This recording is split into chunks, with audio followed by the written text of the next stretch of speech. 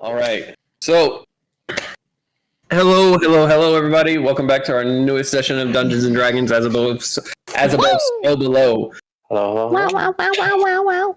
Wow, wow, wow, Wow. Sorry.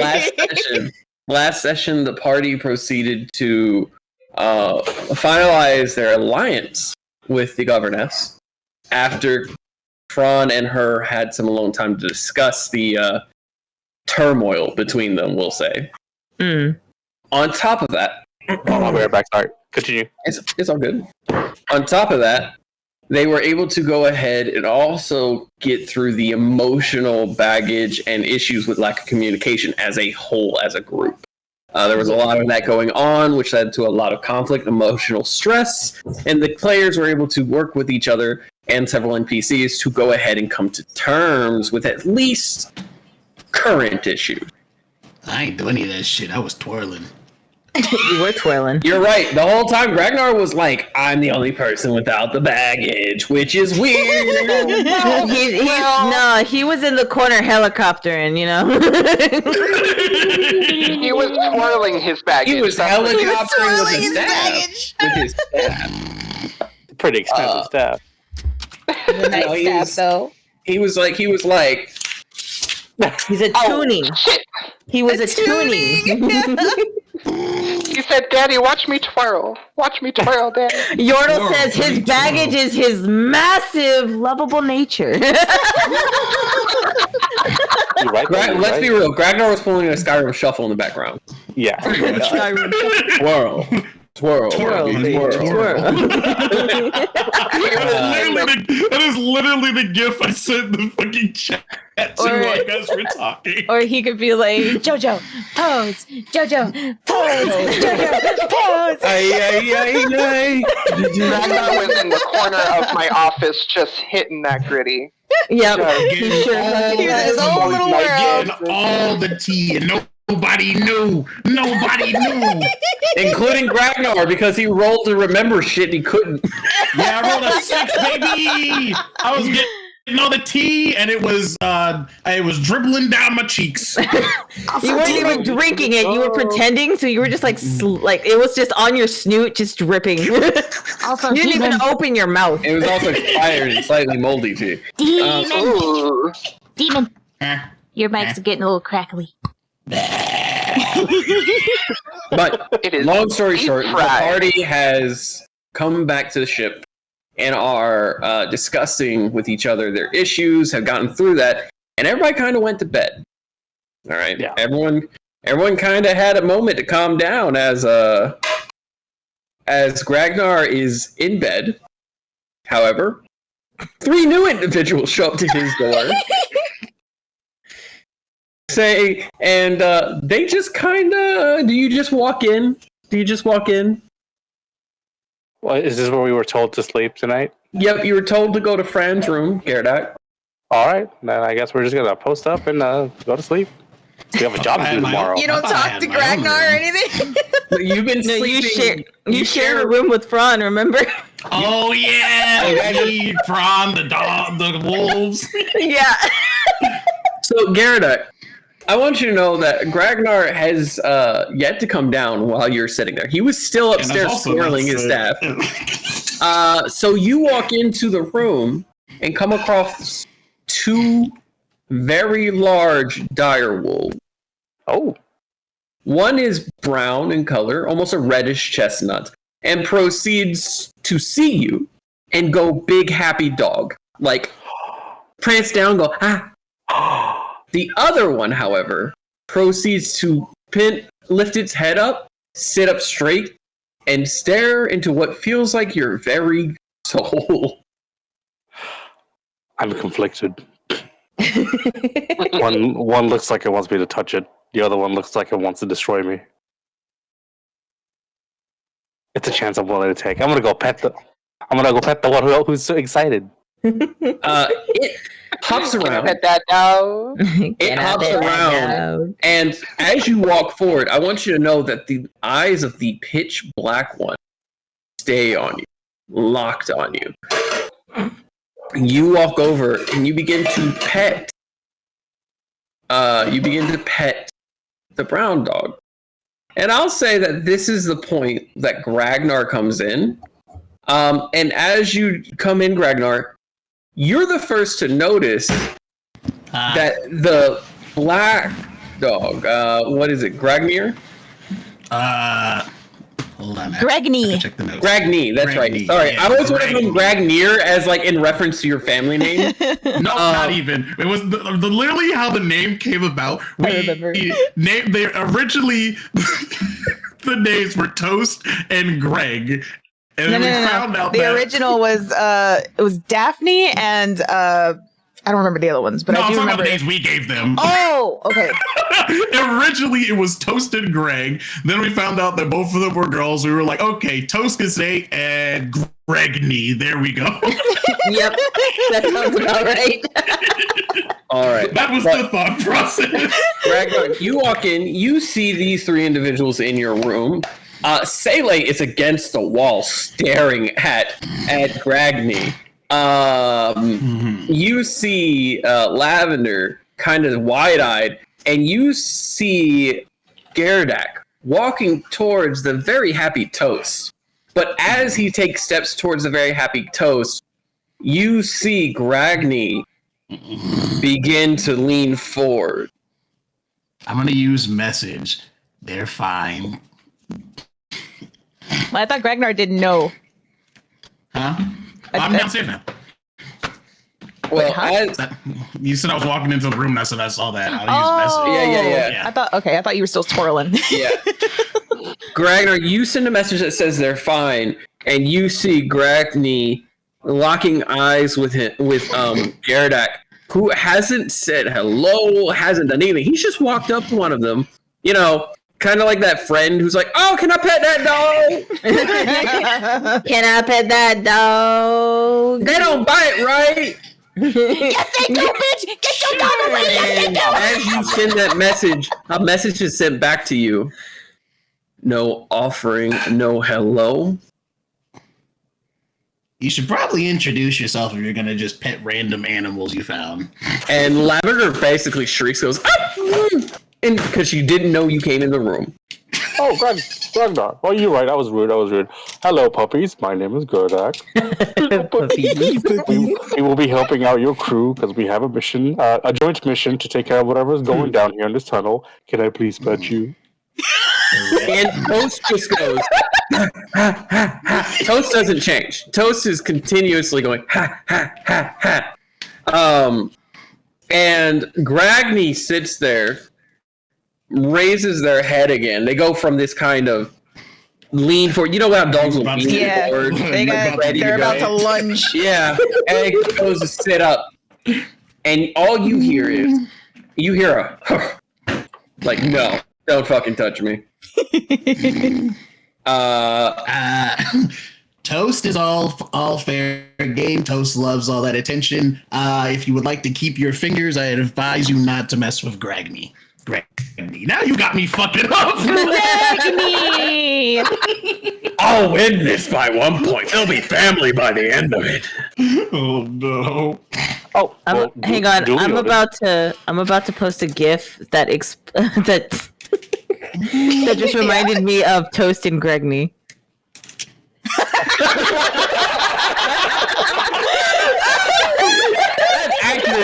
That's So accurate. Anyone wondering? It's the Nicolas Cage and Pedro Pascal. yeah, looking at each other in the car. The thing that makes it funnier is I have another one that is also accurate. I have to find it though. Same energy. It's the same exact energy. I have to find it though. Fucking Gregny is like, get this bitch out of my face. Toast is like, yeah, It's like touch my face. This disrespectful motherfucker. Oh my god. Oh yeah. Perfection. Oh my god. Can I pet that dog?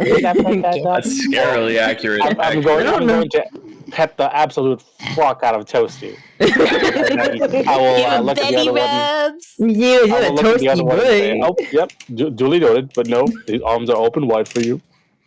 Oh. Toast. Final, final. Let's see.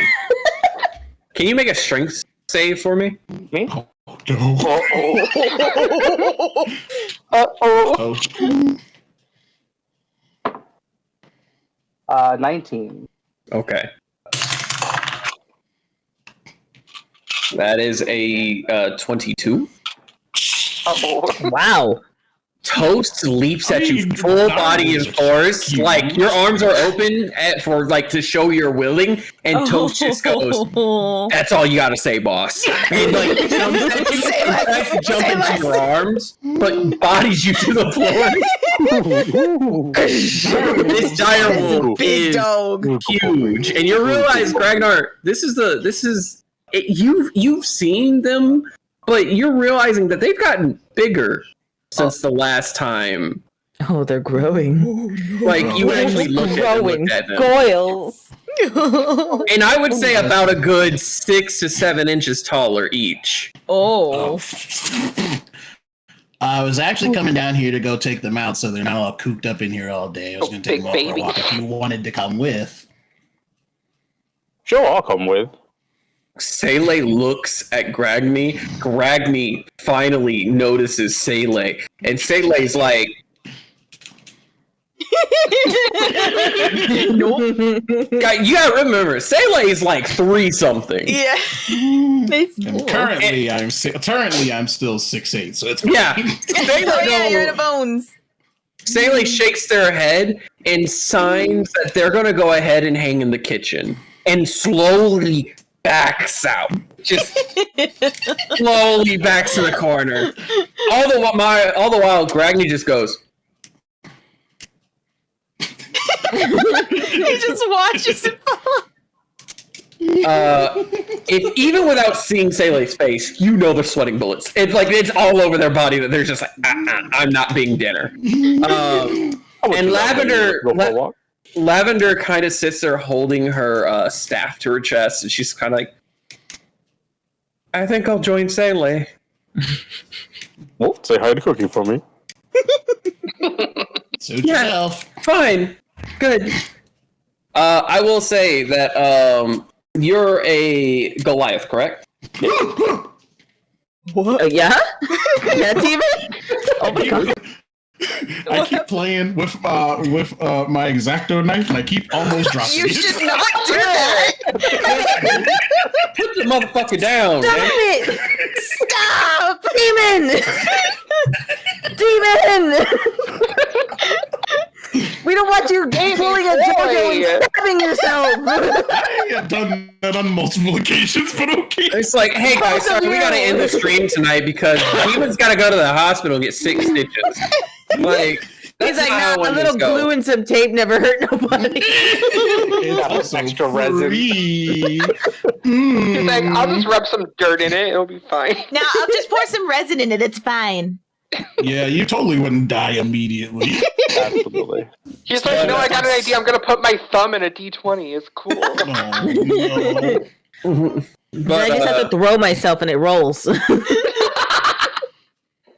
but you proceed to see them slowly leave. Lavender a little less scared, but still timid. Again, she walked in the room. They didn't know that these direwolves were going to be in here, so it's just kind of like, oh. So yeah, I thought that whoever told you to come in here would have told you about the direwolves, but shit happens, I guess. I mean, a puppy's a puppy. Sure. Do you have the ability to lift things as if they're one size? Yes, I do. I also have Both of powerful us do. Okay, you stand up. You're able to carry Toast, and Toast is loving it. You ready for a walk? You ready for a walk? Fucking Gragny sits there, looks at Toast, looks at Gardak, looks at you, and is just like, Disapproving. they stand up and they immediately walk past and go out the door. Like, they're just like, I'm not dealing with this. I love the direwolves so much. They real cute, They're amazing. They're great. special babies.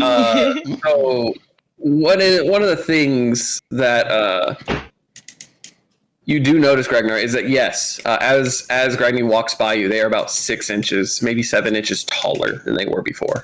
God damn. And you remember the last time you checked on them was earlier today. What? Uh-oh. I should probably talk to Doc. That seems like a good idea. He's not a vet. Gragnar doesn't know that. Gragnar has been told That's fair. Ragnar's understanding is Doc is a health man. That is He's a health man. And always accept health. But as you all begin to head out for a walk,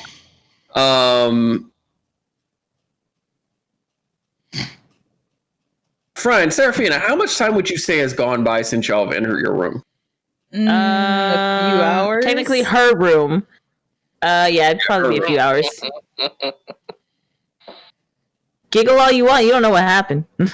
yeah, got him.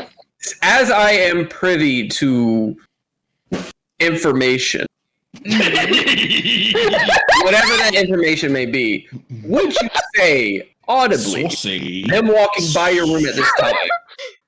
Saucy. It depends at what time are they coming by. Yeah. Is it like right after come or? in. Well, no, this is before they went I to would sleep. say, like, hang on. Because there was a moment where Fran went to sleep, and then that happened.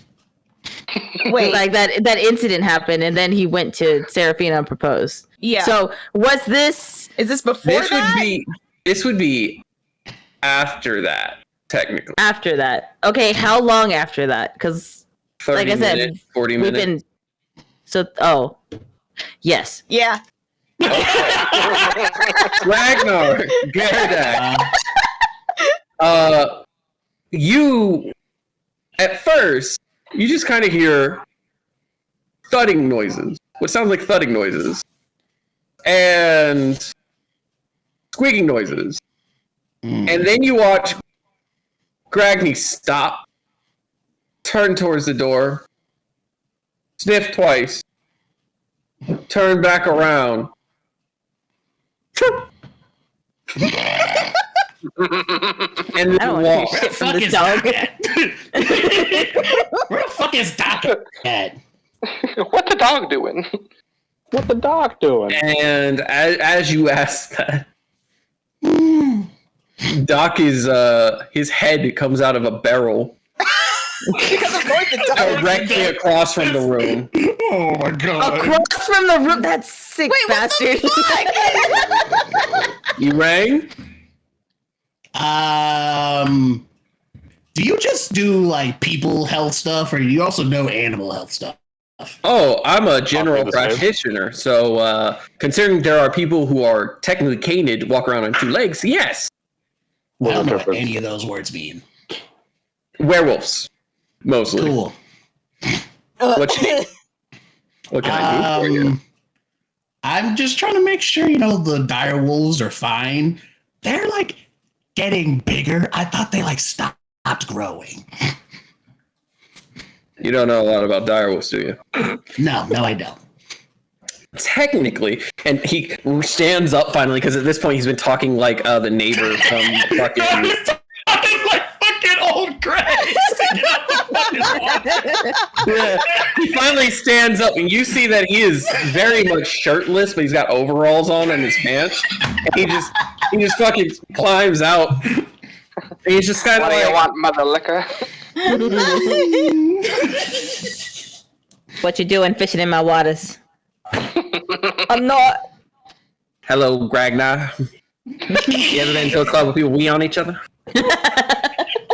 I'm sure Gragnar would be like, yeah, probably. yeah, no, without a doubt, Gragnar was saying, yeah. I'm gonna hurt you. Please don't. Doc climbs out of the barrel. He's wearing his boots. He's got his pants on, and he's got his suspenders on. Not overalls, I'm sorry, suspenders on. But no shirt. And he's just kind of like, you realize that like he was soaking in something. and you realize that it was very much like a drum full of like overrun water, like water collection that like he just comes out of, straight comes out of it. Oh well, Gragnar is not concerned, considering the party pretty much fought him for like the first 2 months that they were getting to wear clothes. So Yeah. And he gets out. He goes, direwolves continue to grow, and the better you take care of them, the faster they grow. Oh, well, that's nice. Aw. Oh. You must Yeah, be so- I'm not. You must be Me a- personally, I'm not concerned with how big they're going to get. That just sounds fucking cool as shit. But how big are they gonna get? How long will they live? I don't know. I should probably learn more things about direwolves. So Yeah. there's two main breeds of direwolves. Mm-hmm. Ghost is the first, in which they're just a direwolf. They're mixed with other forms of wolves as well. So they have a hard limit at probably about 15 feet. God damn. Gragny's Toast is right now at like 7-8 feet. What? on all fours or on fucking like. On all fours. What? Damn. They're direwolves! Yeah, Taller direwolves are than fucking. Fron. Yes, direwolves are fucking huge. I knew they were huge. I didn't know they were that fucking huge. Well, considering They large pulled ghosts your from- cart! large ghosts are 8 feet tall up to 16. So This is an extra large. Wait, it's gonna become extra large? Is that what you're telling me? Like, huge. Oh. The more you take care of wild direwolves have a hard setting because they can only get so much food. But just like any species that you take care of and take pamper, they're going to be healthier and more Yeah. able to grow. So in this case, direwolves are very much like sea crustaceans. They just keep growing. fucking Gerdax over here holding one like a puppy. Yeah. And he looks at, and Doc looks at Gragny and looks at you and says, "That one's special. I don't think she's going to stop growing." Oh. Oh, we're gonna get a me. thing. And he I'm walks not over. worried about it. He walks over to Gragny and he goes, "May I?" And Gragny looks at him. He looks at Gragny. And there's a split second where it feels like an intimidation contest. I'm just gonna let this play out. I'm not gonna say anything. Gragnar, I want you to know I'm going to spoil the That shit out of is this one. two very drastic rolls. I already for the spoiled the shit out first of time- the luck. And of course, it's Doc. For the first time, Gragny is not intimidating someone, but is intimidating. Bragny is intimidated. So Gragny has a +4 to their intimidation, and they rolled a 3. F. Oh. Doc has a +4 to intimidation, and he rolled a 16. So it's a A dirty 20? dirty 20. So Doc leans in to guys? Greg. Yes. What? I hate to interrupt, but this was just funny timing on my part. So somebody just followed me, and I forgot to put I forgot to turn my alerts off, right? So whenever you said for the first time, Gregny is intimidated by somebody, we got the anime.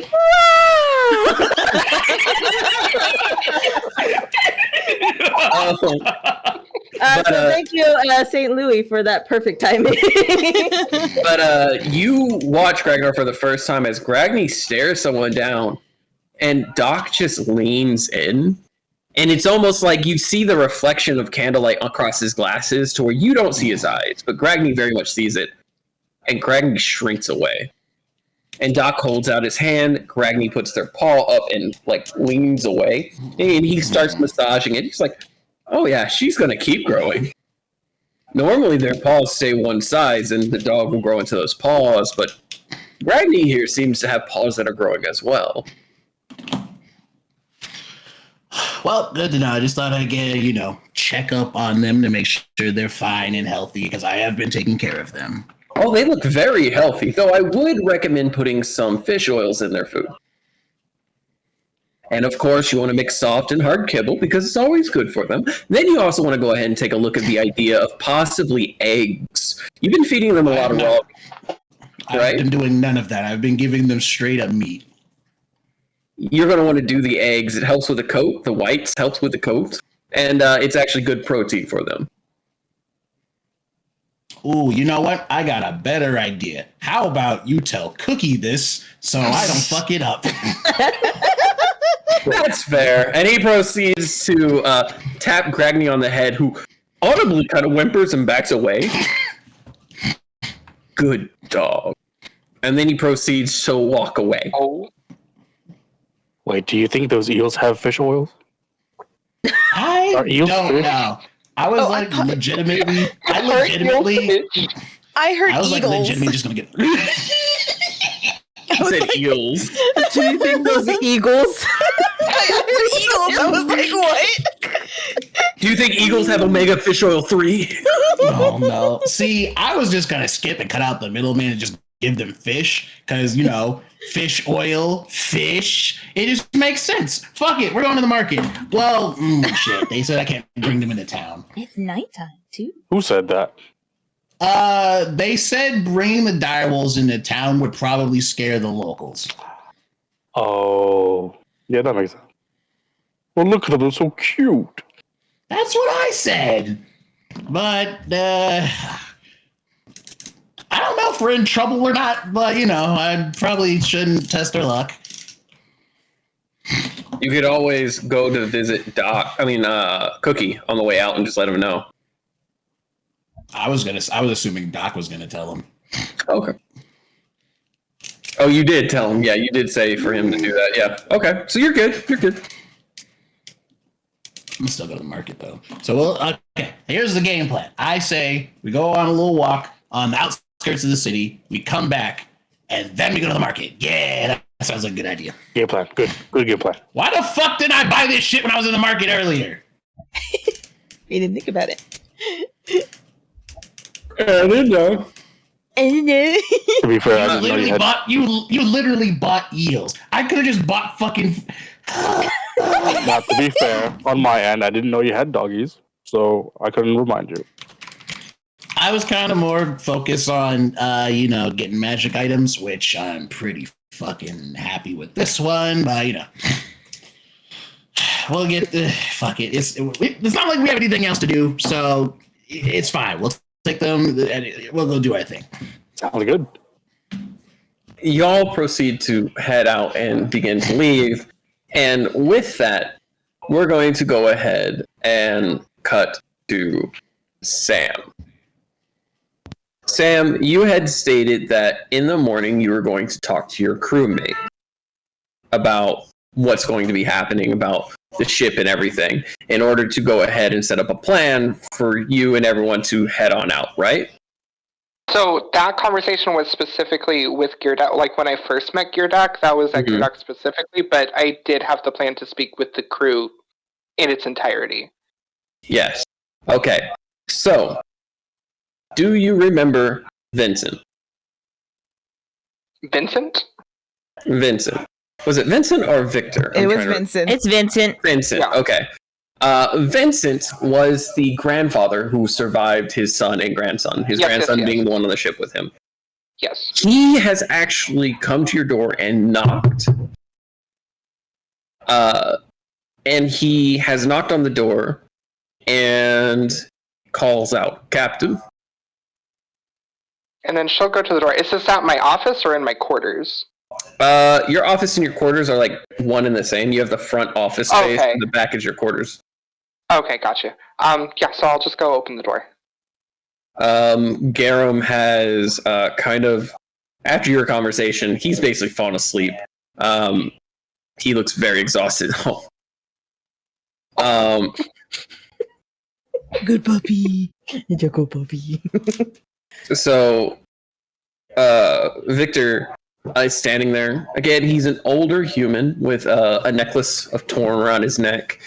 He is in a basic getup, like a peasant shirt. His hair is actually fairly long, and he's pulled it back into a short, like little tuft of hair. It's not long enough to be like a pigtail or a ponytail or anything like that, but it's like it's pulled back enough to where he's got this little tuft on the back end, showing his receding hairline. Mm-hmm. Captain, I would like to talk to you, if possible. Of course. Yeah, come on in, Vincent. And he walks in, and he proceeds to kind of stand around. This is his only his second or third time being in the captain's quarters. He looks in the back, and you can see that your door is cracked open. You see Garum laying there, arm hanging over, And I'm gonna casually just walk over and close the door behind my back. I would have thrown a blanket over him. I'm sorry if I'm interrupting. No. I was just waking up. Please have a seat. Can I offer you a drink, a brandy, anything? Drink, nice. Yeah, brandy will do. You got it. And then she'll go over to her little dry bar and go ahead and pour him and her a drink. There you go. He sits and he's kind of tapping his hands together. I have a question for you, Captain. What's on your mind? I know you have your inner circle, and I apologize for overhearing when everyone was in here, your inner circle and you, communicating. I'm kind of glad it was me who heard the arguing, which an inner circle does. That's the whole point of having people around, right? You bicker, you argue, and you come to a good decision. Mm-hmm. I wanted to let you know that I did hear, but I ain't saying nothing. Okay. And I only want you to know that because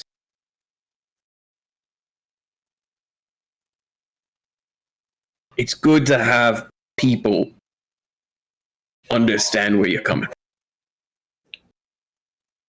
Even if we're not in that inner circle. You're our captain. You poured out one for my grandson. And your inner circle, your friends, Fran, and everyone, they celebrated my grandson. I know you're a new captain. And I don't hold nothing against you. If you ever need someone to lend an ear, or someone to talk to the crew on your behalf that isn't someone in the seat of power, you know how people can look at management. I'm here. I appreciate that. A lot more than you know. I'm not going to lie to you and say that that this has been easy sailing from the beginning, because it hasn't, and I can only imagine what you're going through right now. But I appreciate you coming to me directly. I can't necessarily abide by eavesdropping, but from you specifically. Hey, it wasn't my intent. Y'all were just loud. It's a joke, Vincent. All right. We're a spirited bunch. But I appreciate your candor. I've seen you around the crew, and you've always held good rapport, and I really respect. I respect your input. Anytime, above most. Again. Anytime. As a matter of fact, did you get a chance to meet my father before we set sail? Yeah, I did. Wow. You remind me a lot of him. I don't know if you've heard. I don't know if he drunkenly told you all any of the stories that he had. He was good at that. Believe it or not, he's a fairly sober man. Well, I later didn't get to know him when he was sober. I tend to believe that's a while. Yeah. You clean up your life trying to make sure that when you do run into him again, you're not necessarily as much of a fuck up as you were. Me, on the other hand, I started drinking more. I can relate. It's stressing me out. But the reason I bring all this up to you, I think it would be good to have an officer specifically to manage the crew directly. And Fran's been holding on a lot with the position that he's in as the first mate. And Yeah. I think, and you know that, and the crew knows that. And I think we need to alleviate a little bit off of him. So if you're up for the challenge, would you consider filling that role for me? Being Fran's right hand, sure. I could do that. Okay. I can help with the physical labor. I can read most things. Writing, it's not pretty, but I can write. So, yeah, I can do that. As long as you can just help him manage the logs, that would be the best help for him. I'm down for that. Okay. And then she'll hold out her hand in for his. And shake on it. he proceeds to shake your hand. And he kind of stands there for a second with his glass. There's something else I want to bring up. Go ahead. You were talking with the new mate. Tall one, Goliath. Yes. I didn't hear it.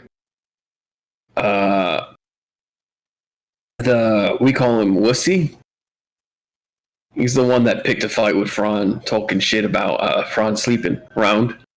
Heard you talking about heading in deeper into the Underdark by yourself. Leaving the crew here to party and relax.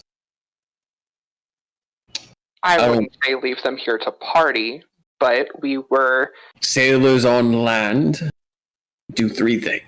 Drink. I understand. I know. I know.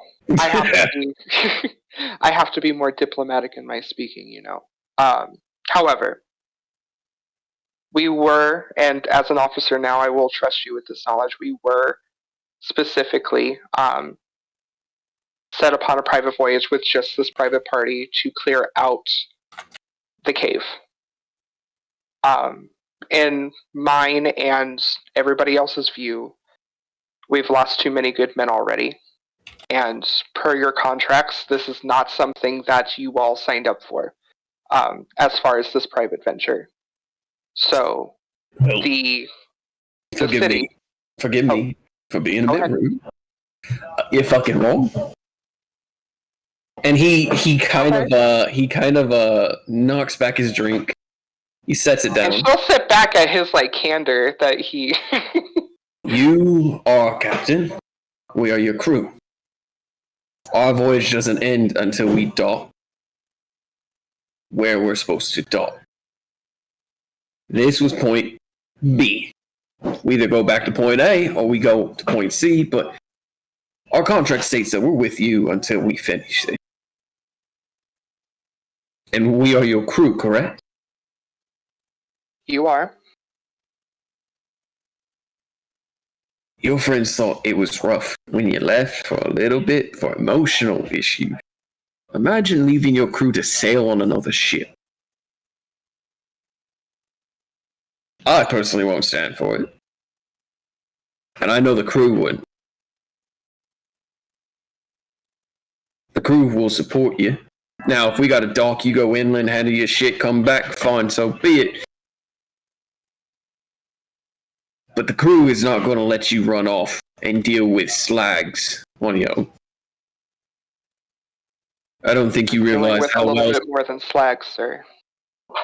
I mean, what are we talking about, if you don't mind me asking? This stays between me and you and does not leave this room. As an officer, I'm trusting you with this information. We have intel of possible demonic nature. Alright. Multiple demonic encounters. And thus far, any that have ventured in to take care of this problem have not returned. Okay. The city has specifically provided us extra hands to be able to handle this in hopes that we can handle this situation ourselves. Being the 3 that have recently joined the ship.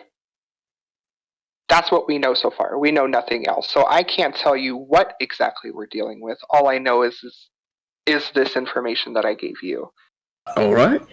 Now, I understand what you're saying, and as any other sailor, I would be inclined to agree with you. However, and she's going to sit and think for a second. How about this? We talk with the other officers. I think we should set this with a vote amongst the crew. Now you're talking like a captain. And he slaps the table. That's what I was waiting for.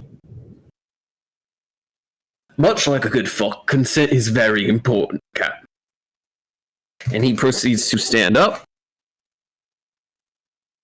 I'll get the lily livers together by the morning. Most of them are still dribbling in from town. Considering it is... God knows what the fuck time it is.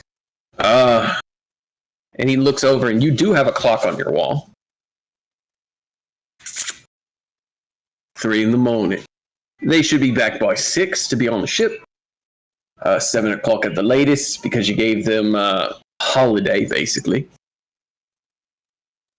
If the crew votes to go with Cap, you gotta understand that we all signed up for this. I've outlived my son, and I've outlived my grandson. What the fuck the point of that if I'm not fighting demons? And she's going to smirk at him. And just know I'll be on the ship either way. Just have the crew ready by 8, okay? All right. Also, William may or may not wake up with a severe burning of his crotch. Nothing bad. We're just tired of him running around whispering in shit's ears, you know? Thank God somebody Fuck did it. that guy. Fuck that guy. Fucking William. You're the officer now. I'm going to let you handle this the best way you see fit. You should have let Fran handle it. He would have thrown him overboard. Ron and Sarah. They should then hold each leg and throw him. Ma'am, Captain, with all due respect, don't give me that power. And he proceeds to walk out the door and nod. Yeah, he's going to do good. And you immediately hear him going down the stairs. Now,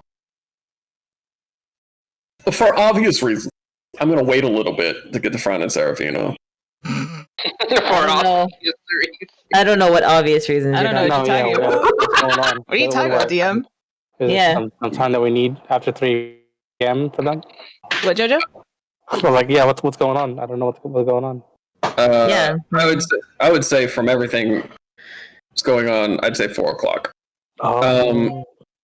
It's 4 a.m. It's EP time. What are you talking Yeah, Maybe it's we're gonna jump to 4 o'clock, and we're going to we're gonna say that Gragnar and Gerdak are walking. That's me. The direwolves.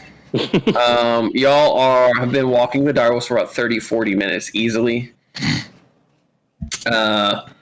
And they're good. And by walking, I mean Toast has been carried this entire time, probably. Yeah, baby. Yeah. And Ragni is just walking in silence the entire time, just like they normally would. Very much just staring into the abyss. Until finally you come to those docks that were like further away. Remember that fisherman that like got spooked by y'all doing a bunch of shit repetitively? It's the same guy.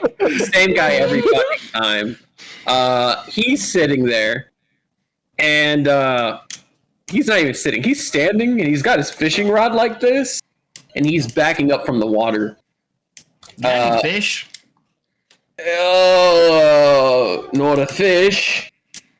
And he proceeds to back up. He turns around, he sees y'all, and he still decides to back up to y'all as you see a large arm come out of the water. Oh. Another large arm. And a large creature of some sort comes out of the water. I'm going to stop hanging at these docks. I'm going to sleep through the night. He proceeds to get the fuck out of the way. Does it look hostile? What does it look like? This entity is about 10 and a half, almost 11 feet tall. And they proceed to stand up, and you realize that they are 14 feet tall. So their body seems to be made of stone, almost jagged stone that seems to stick out from the sides, almost like horns around its head. And as it stands up, it pulls a shield off of its back that stands at nearly the same height. I'm going to use message real quick on Gregny. I'm going to try something real. I'm going to try something. Gregny is growling. I'm going to cast a spell on you, and we're going to fight this fucker. I'm going to use message again, tell Gerdak, put Toast down and take a couple of steps back.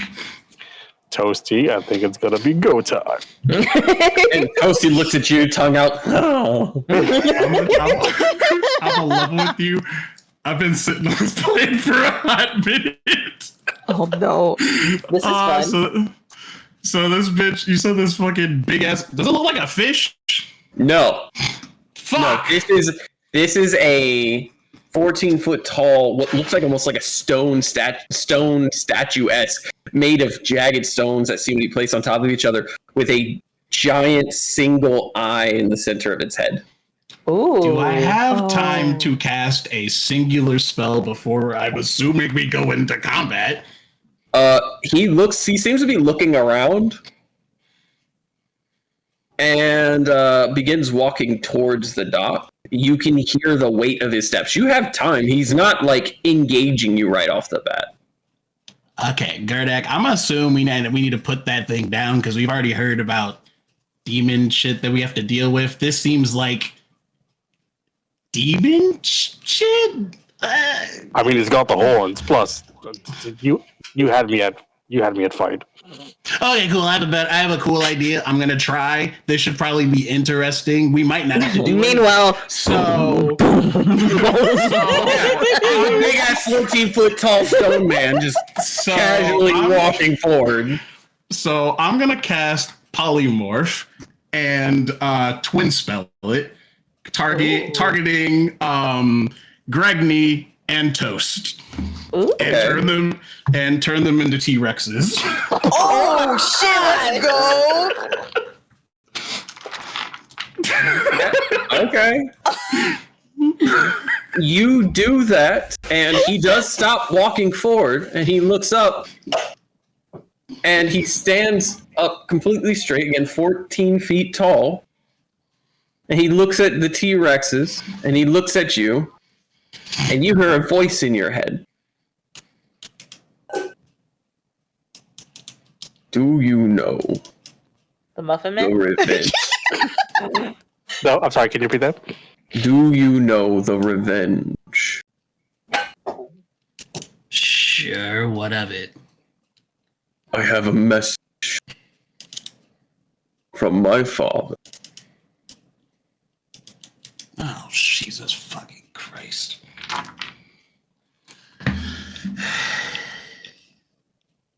What's the message? Stop my brother. He has overstepped his bounds.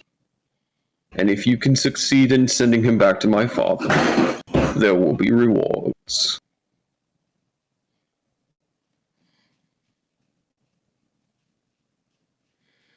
Ragnar, is it go time? No, we're not gonna fight him. God damn, it's a fucking message to pass along. And he proceeds to walk up to you, a now T-Rex, and he looks up at you.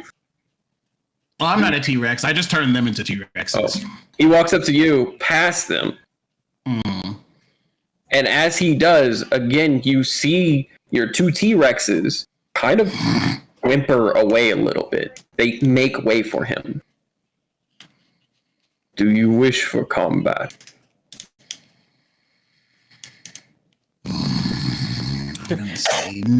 I'm currently A little. going to say no. Gerdak, shut your mouth. Since it doesn't seem like we need to fight, since you're bringing a message and not destroying stuff like I assumed was about to happen. May I see your hand? Can I just get like a general vibe check from this dude? Yeah, roll a d20, add a d4, vibe check. Yeah, I need a vibe check. If I'm gonna do this. Is this like my cousin? If he, Roughly speaking? Is he speaking out loud? No, he's your uncle. Is he speaking out loud, or is he just tough? This is all being said to Ragnar in his head. Okay. You're not aware. You just watch this dude walk up. You see two T-Rexes step to the side. And, I just have axe in hand, just waiting. I'll I'll at least You said, give me the word, boss. I'll at least Also, whisper back Sam, to Gerdak, there's no fighting. Sam, you're a tiefling. Any demon is your relative. I just want you to know pretty that. much. Great granduncle? Relative. is that you? No, you're related to mostly all demons right now. I If- just want to if know Big how Daddy many fucking Osmodeus family is your reunions. dad, then yeah. I just want to know how many more fucking family reunions I'm gonna have. That's what I Yes, want to know. now that we know Osmodeus is your dad, yes. I just want you to know that demons don't really Yes. care for family lineage. It's just No. that Osmodeus uses that as a way to like keep track of people. But is this the Osmodeus family lineage, or is this my fish family lineage? Every demon is Osmodeus' lineage. Is this a demon? We don't know. if this is a I don't know. Y'all are assuming it's a demon. He said, Okay, hey, stop look, my brother. he's asking for and this is just player knowledge. I'm just going off of what I know from lore of Osmodeus. Yeah. Okay, so if somebody says somebody needs to stop my brothers, okay, gotcha. My father says you need to stop my brothers. He is stepping out of line. Gotcha. Okay, we're going after demons. Okay, if his father is a demon, that must mean Osmodeus. So if Osmodeus is a demon, then it looks like we're gonna go fight one of your relatives, Sam. On top of that, he kind of said he was looking for your ship directly. Yeah. Okay. On top of that, what, Aaron? That vibe check's a 15, by the way. Okay. This is the most neutral person you've ever met in your life. That's good. More than Gragnar? Neutral. More than Ragnar, more than anyone you've ever met in your life. This is a I don't know. I think Hey, Ragnar's more well, chaotic neutral. Yeah. this is a true literally my neutral word. individual. I will extend my hand and hope that I am not going to get fucking destroyed. Puny god. No. If he takes the rune off, I swear to God, we gonna have words. He proceeds to hold your hand. You put your hand in his, and he proceeds to take your hand. And two things happen. Uh-huh. First, you are short of breath. There is weight across the entirety of your body. And Gerdak, it suddenly becomes so heavy that you need to take a knee. It's almost as if gravity itself has been impressed upon you from above. And it is a type of pressure that makes you sweat. It is a type of pressure that makes you pant. It is a type of pressure that makes you feel like something is physically pressing down upon you. There is no malice. There is no ill intent. There's no joy. There's no anger. It is truly empty. A weight upon you. Secondly, you watch as this entity's single large eye closes. And you see the shield that they have, its eye opens. And its mouth begins to speak. Ooh. We are the shield of Osmodeus. Ah, shit. Oh no! Don't act surprised. We have come on behalf of our father. The blade of Osmodeus has stepped out of life. When you kill him, grasp his blade with your hand. You will be saved from its effect.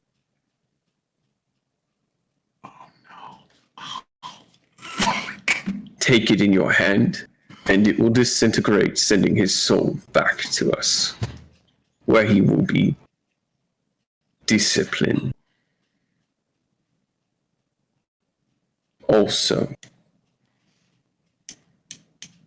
Dreamer.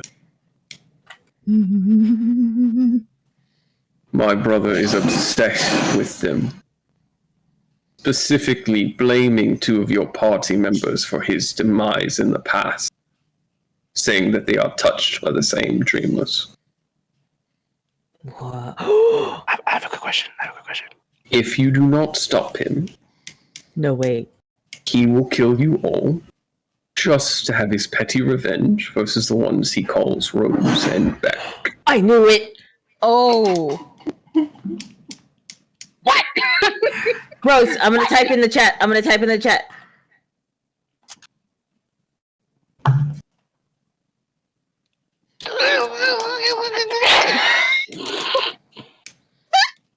No spoilers! Don't spoil!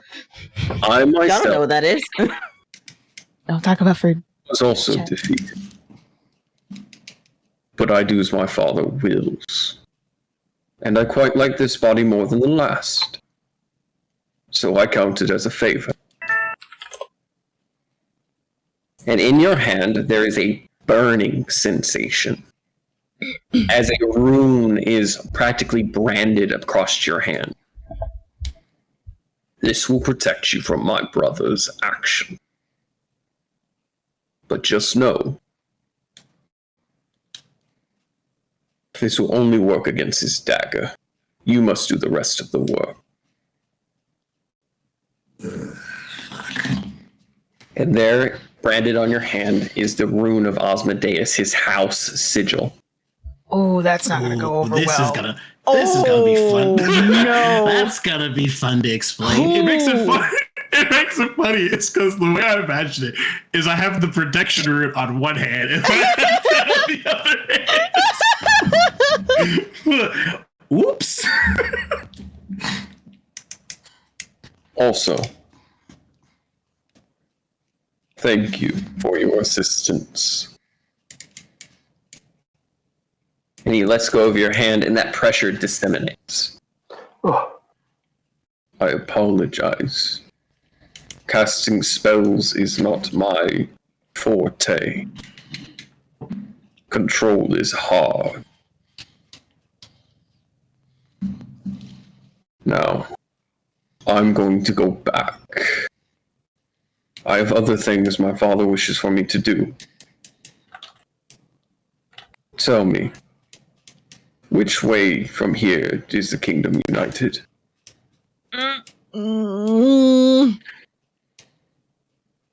I would actually know that. Only Yes, you would. Only because of an Outlander Cross- feat that I have. Across the ocean. Over there. I'll point him in the direction of the Kingdom United. Fuck it. Yeah. And Yes, that way. also Ashen God. If I remember correctly, Kingdom United's like, I'm trying to think where at like wise. It's like, Isn't it past Ashen God? yeah, it's past Ash. Aren't they like directly in line if you're like going to like the east, I believe? Yeah. They're Yeah. like right next to each other. If you go straight which Yeah, if you go if you go straight that way, you'll hit Ashengard, and then directly behind it's the Kingdom United on the other side. Good. Like the country line, whatever the fuck they're called. Single trip. And you watch him as he turns to face that way, which is not he doesn't turn to walk down the port. He just turns that direction and takes a single step off into the water. Bloop. And you watch him sink into the water as he just proceeds to watch. You watch as the face on the shield closes, and his eye opens, and he just proceeds to keep walking until he's in the water. Immediately, I'm using Identify on this fucking house mark. Immediately. We want to know what the hell's going on. So you're using you're using Identify. Yeah, my once per long resting. I think it takes a minute. Hold on, let me double check. Greg not gonna tell Geardeck anything. I'm going to explain the stuff.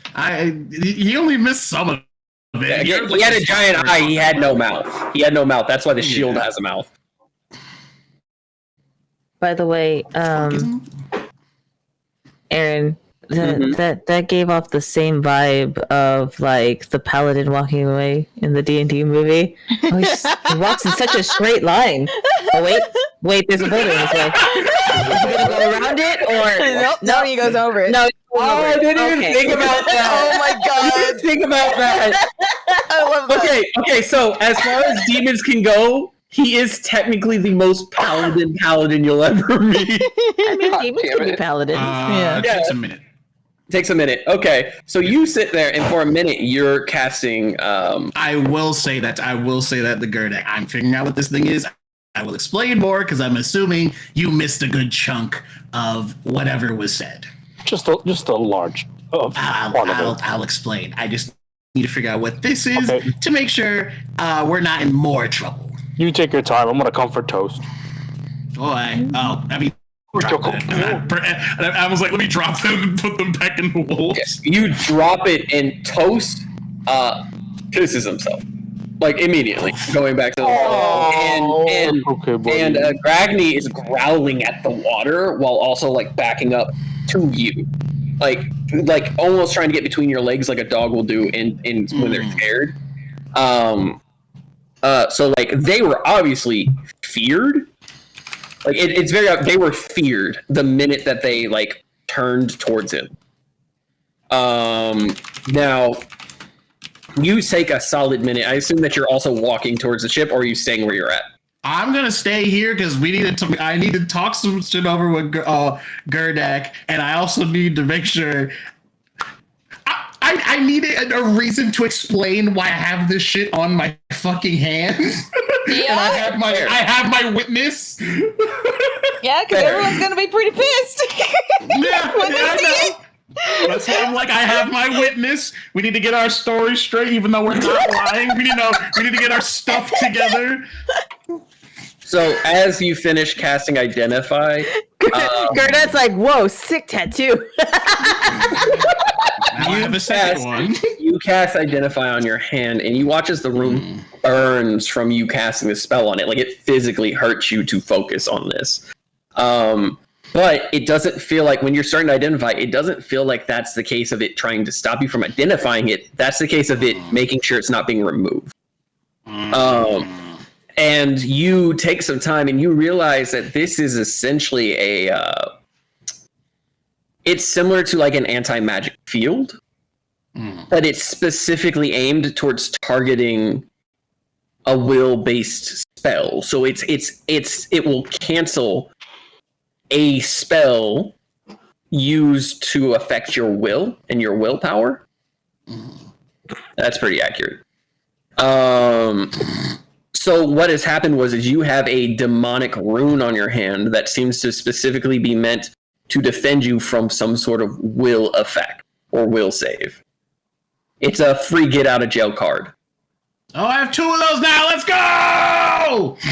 Yeah, but this one has a constant burning and itching, as if it's a scab that never heals. And it's on the palm of your hand, the part that you're going to bend the most. Fun. Yeah. Also, identify, what kind of magic is that? What kind of spell is identify? Hold on. Identifying magic. Yeah, Erin. It is divination. Divination? Okay, divination is not necessarily holy magic, but it's used a lot by holy magic. Just because it's used a lot doesn't mean that it is. That's true. It's not divine magic. It doesn't deal with divinity. No, it would state that it does divine. Yeah, that it's tied to divinity in some way, but it's used to like. Divination's just weird. It's a neutral term, but like, yeah, well, you're good for now. It's kind of like a scrying spell. In Yeah, a it's a way. scrying spell in a way. A clarification tool. Yeah. Yeah. So you feel a burning sensation. There's no physical, like you don't got to roll for damage or anything, but like it hurts enough to be uncomfortable when you're casting that spell for a solid minute. That when you stop, it's almost like it's itchy now. Like you could scratch at it for a hot minute, and that would probably be bad. You know, again, it's like a scab that won't heal. So yeah. But that's on your hand now.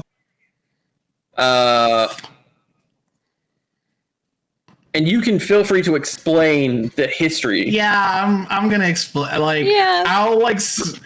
We'll put it this way. I'll turn to Gerdak like, okay, let me think of like the easiest way to put this. So our group kind of like has this. I think prickly would be an understatement. We don't have like the best rep with Big A, leader of hell, homie. Yeah, we don't have like the best. We're not on the best terms with him.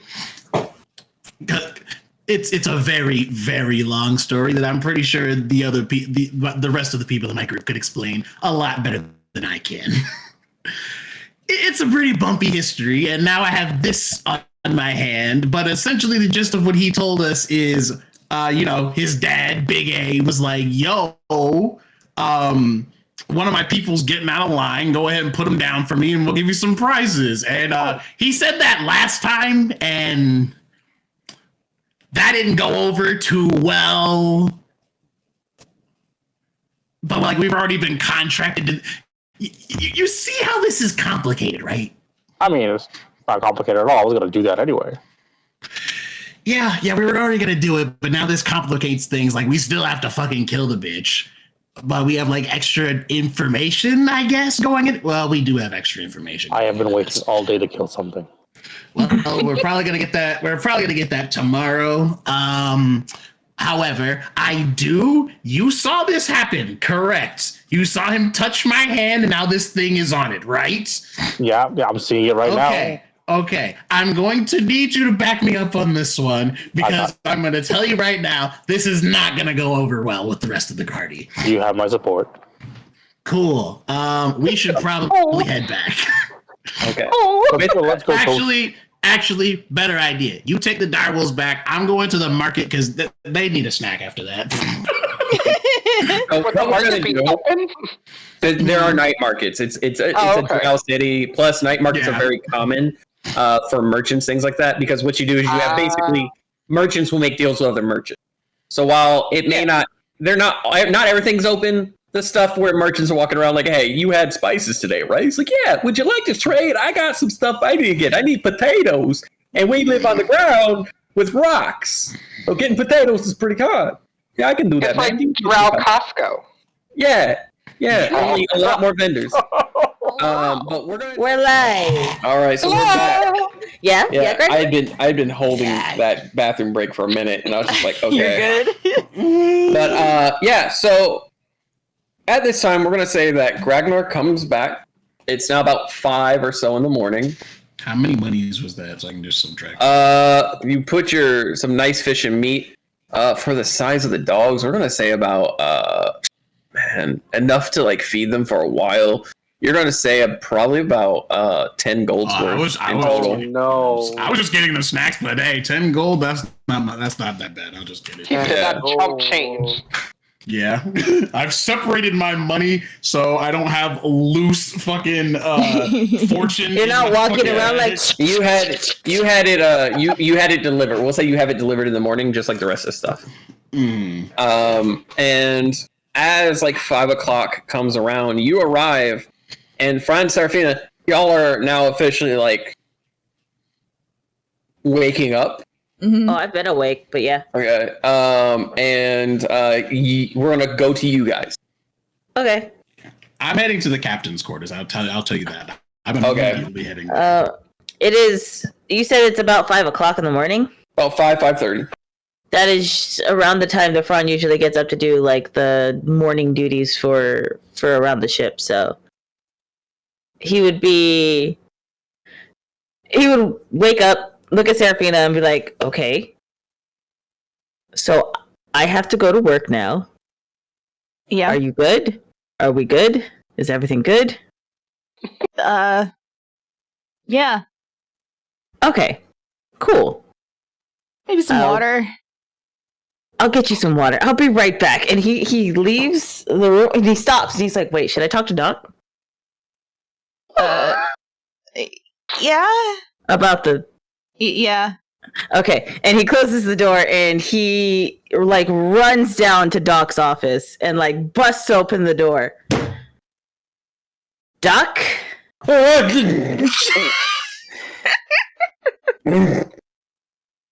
Twice in 2 days, Fran. I'm gonna start thinking you like me.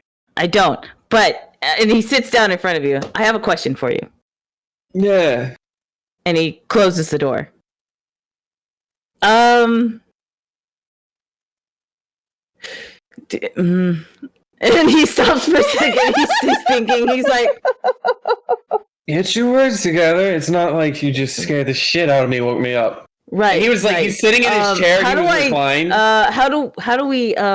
So we didn't. And how do we avoid her getting pregnant? Did you use the condoms I gave you? No. Oh. You didn't use the condoms I gave you. Don't remember you giving me those. Yeah, they were a part of the medical. She doesn't really like them anyway. But do you have anything for like an after the things, all the stuff?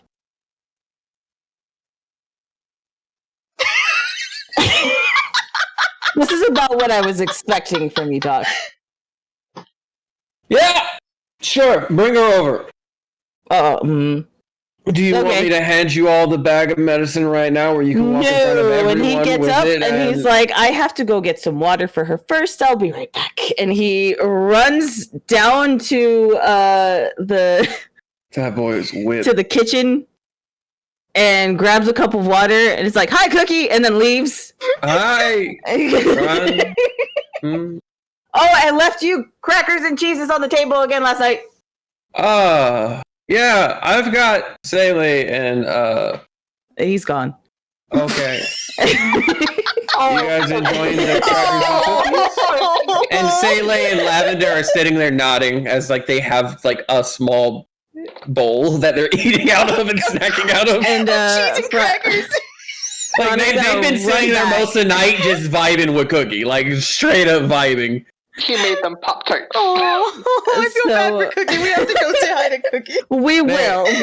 Actually, what he did was he took the crackers and he baked them with the cheese on top and then added like little bits of meat. So like He made homemade like Lunchables. yeah, basically like really nice homemade Lunchables. He is a gourmet chef. He doesn't make Lunchables. He made Lunchables, Fred. I don't think I think Cookie would find calling them Lunchables would be cute. But you run back to Serafina. Okay, continue. And then I open up the door and I hand her the water and be like, "So Doc wants to talk to you now." Okay, and she's gonna start getting up. It's sorely getting dressed. Understandable. Do you want me to go with you? You don't mind? Okay, yeah, I can do that. Okay, so she She gets dressed. And He's just like he's like awkwardly like his shirt isn't even fully buttoned yet, and like his hair is a mess, and he's just like yeah, same. It's just she's just disheveled and just okay. This doesn't scream like teenagers trying to like get shit done behind their parents' back. I don't know what does. Oh, we're not doing it behind people's back. No. I'm just saying. Like this sounds just like a teen movie where it's like, oh my god, I can't believe we gotta go ahead and get to the plan B. No, it's more of a. We're just fucking great. tired. Yeah. Oh fuck. I just realized. Oh fuck. So did I. Yeah, that too. As y'all arrive, are you busting into fucking Doc's room again? Yes. Wait, so Doc Fran busts into the door, but I'm just sitting there so tired with my glass of water, and I just kind of wave at him. And as you bust in and wave at Doc, he goes, "Boy, you're quick." As he stands there butt-ass naked, getting ready to change into his clothes. Oh. And Fran, you'll notice that he has scars from head to toe, very similar to you. And some of them look deep, like deep shit. And he also has like burn marks and other things. And normally when you see Doc, he's wearing a long sleeve button shirt that's like rolled down. Like even when he's doing things, he doesn't roll up his sleeves.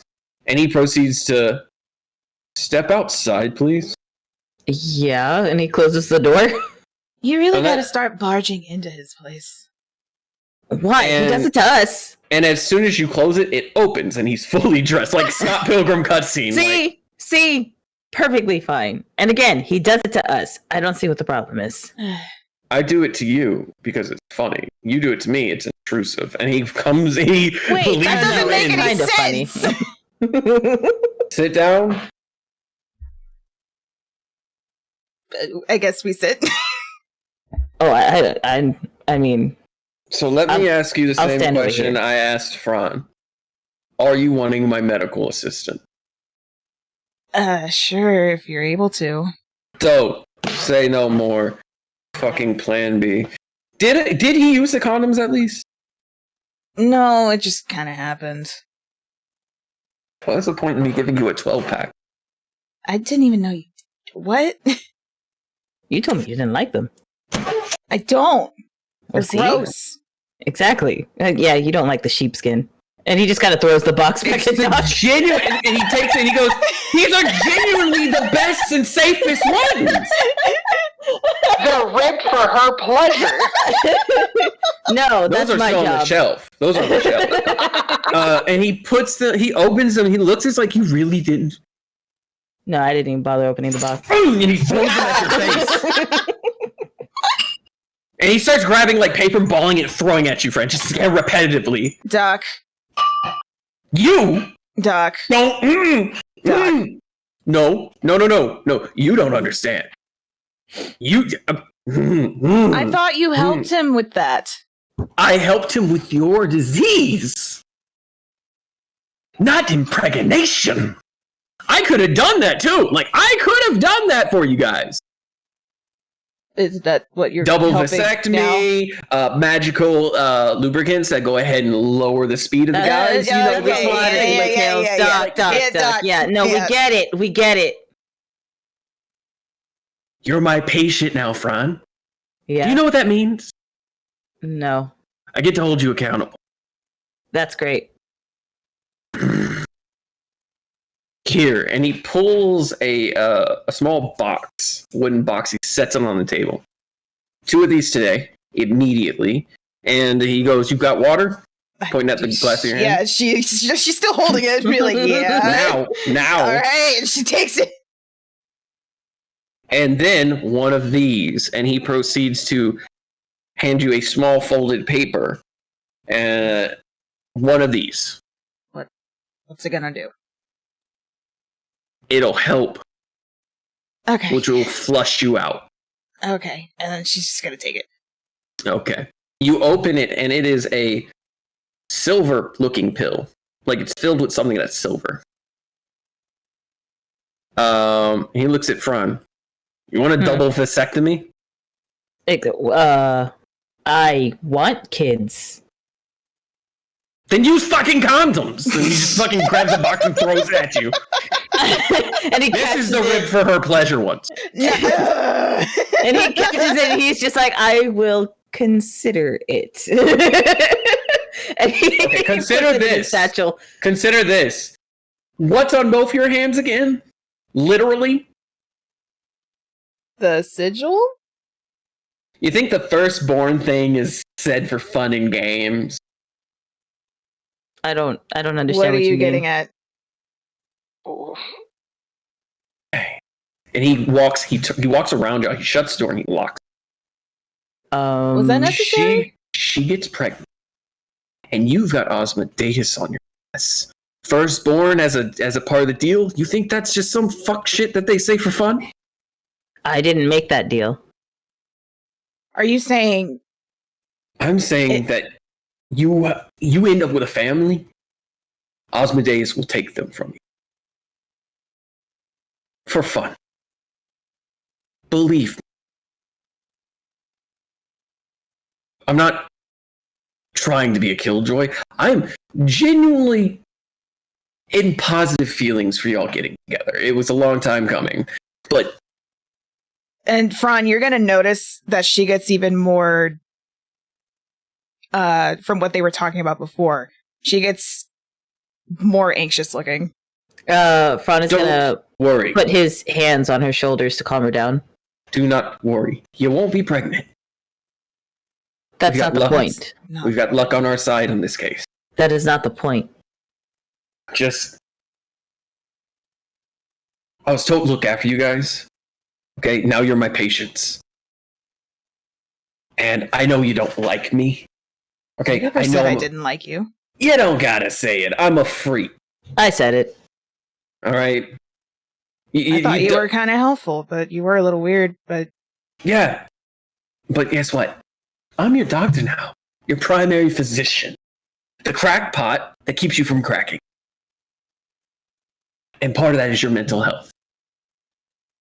And I know you've both having to deal with a lot, having lost a lot, having gained new things, you're worried about it. Anxiety is fucking real. That's what I'm saying. Do everything you can to be prepared. Fran, come on, man. That's your whole shtick. I wasn't aware of this, otherwise I would have been more careful, don't you think? I know that. Fran, you are glowing. I almost think literally, hold on, and he changes the lines a little bit. and the light flash on the face. Fran's gonna have like a what the fuck and like look in the mirror over for a second. He just sees his hair's like sticking out in different like directions and like his shirt is like unbuttoned and buttoned in wrong places. He's like, they're covered You in got fucking. hickeys and bite marks and all Yeah, sorts of shit both just of kind of them. hanging out, mate. Like, it's very obvious what happened. And don't think you look any better, bedhead. And he's pointing at Serafina. I'm not oh, trying I to thought look it was better more right of now. the. Never mind. What? But look, I'm glad for y'all. Really, I am. But also, you bring a kid on this ship that is literally being hunted by like 3 different groups. I'll babysit if you want me to babysit. Why do you think we came to you immediately? I don't know. I would assume. No. Let me rephrase. And he like gets down to eye level with Doc. Why do you think I came to you immediately? Underhill was busy. No. Because we didn't know. We didn't know the risks. It literally just happened. Okay. 2 days from now, you get your next pill.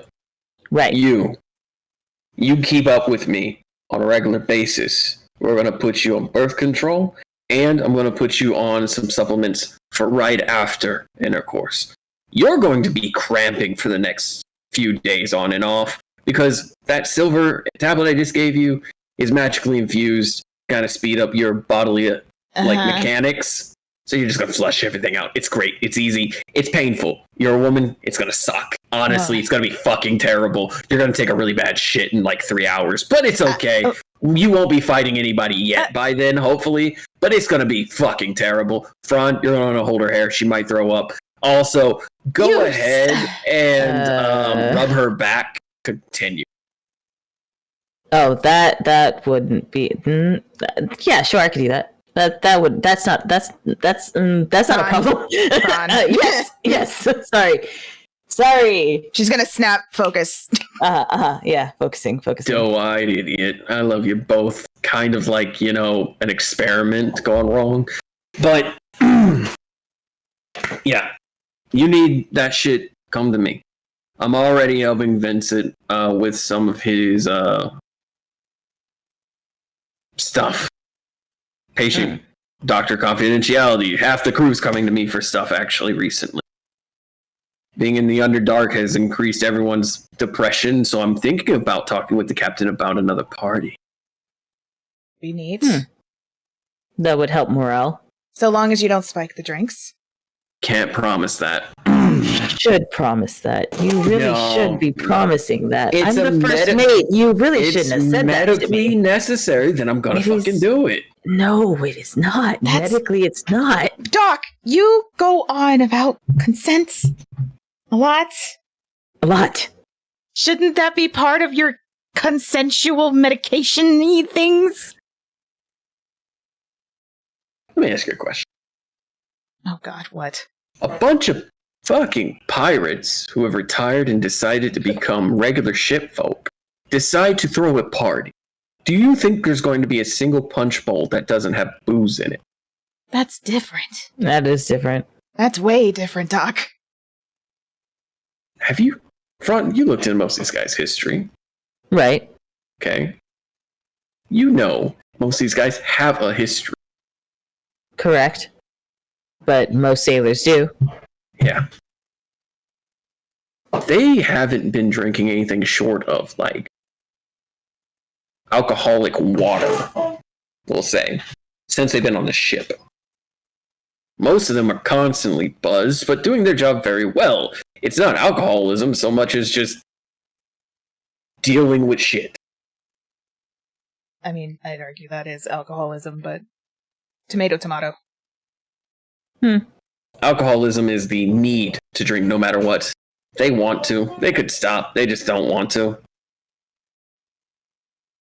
Believe me, I would classify it as alcoholism if I saw it. But, yeah. Please, next time, use the fucking condoms. Okay. Fine. I mean, She's it's gonna- your bodies. You do what you want, but I'm just trying to give you advice so you don't end up having a little kid and their new uncle, Ozzy, running around. Mm-hmm. She's gonna glare at Dog. She's like, do not say anything. Why would I? Patient confidentiality. You tend to run your mouth sometimes. Yeah. When I'm fucking with you. But now he's doing it more literally. I don't have to. So anyway, I have work to do. That's great. I'm going to go back to sleep because I was up all night dealing with a bunch of shit. Okay. When do we have to be ready? 4. It's 5:30. I mean, Underhill said the captain might be running a thing. Then Vincent came around telling me that everyone needs to be like tip top by 7:30 at the latest. Okay. Okay. Oh, also, I think Vincent got a promotion. Okay. Talk to your captain. I will. I have to go see her anyway, so. Have fun. She's gonna start getting up. And It's just like no comment. Just like leaves. He's gonna be fixing his shirt the entire time. Like I really rushed this. I'm sorry. Hang on. at The this good of point, living if I can't look beautiful. he Fran, he at does this take point, his hair down though. Fran, at this point, she's just gonna keep going. And as you're walking away, Doc sticks his head out. Hey, real quick, last thing. What? Yeah. Giggity. And he slams the door. What the fuck does that mean? I'm gonna punch him. You should. I would pay to watch that, actually. I don't know. It's just fuck.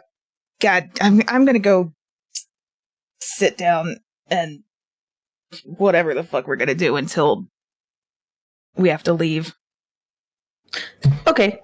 And he's gonna give her a quick peck on the cheek and be like, "I will see you in a little bit," and walks away to go do his work.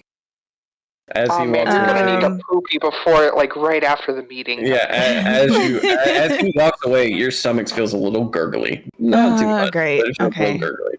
So I'm gonna go back into my room and start. I remember Garum gave her a book for Bahamut.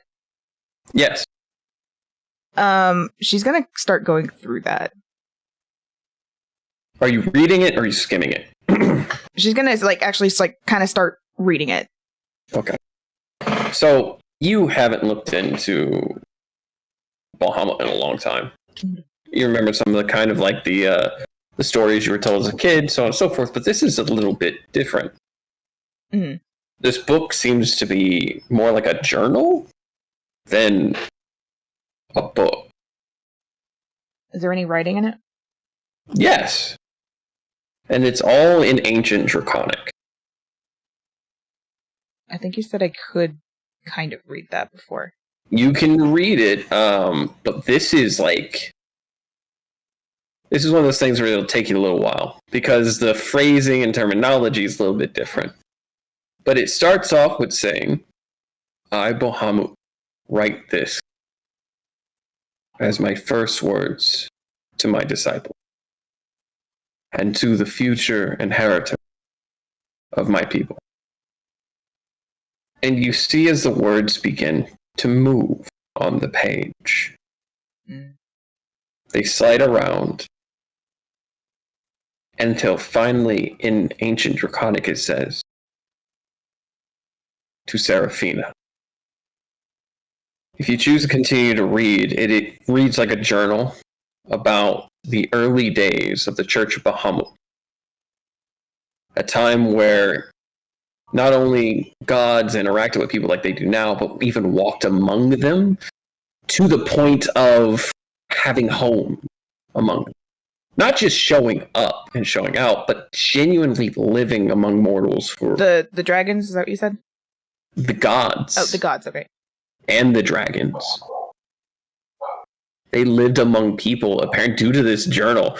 It says that they lived among people in homes, houses even. Is this Caves sometimes. something she would have known from her teachings at the castle, or no? Is this No. completely new? This is new. This is all Okay. new.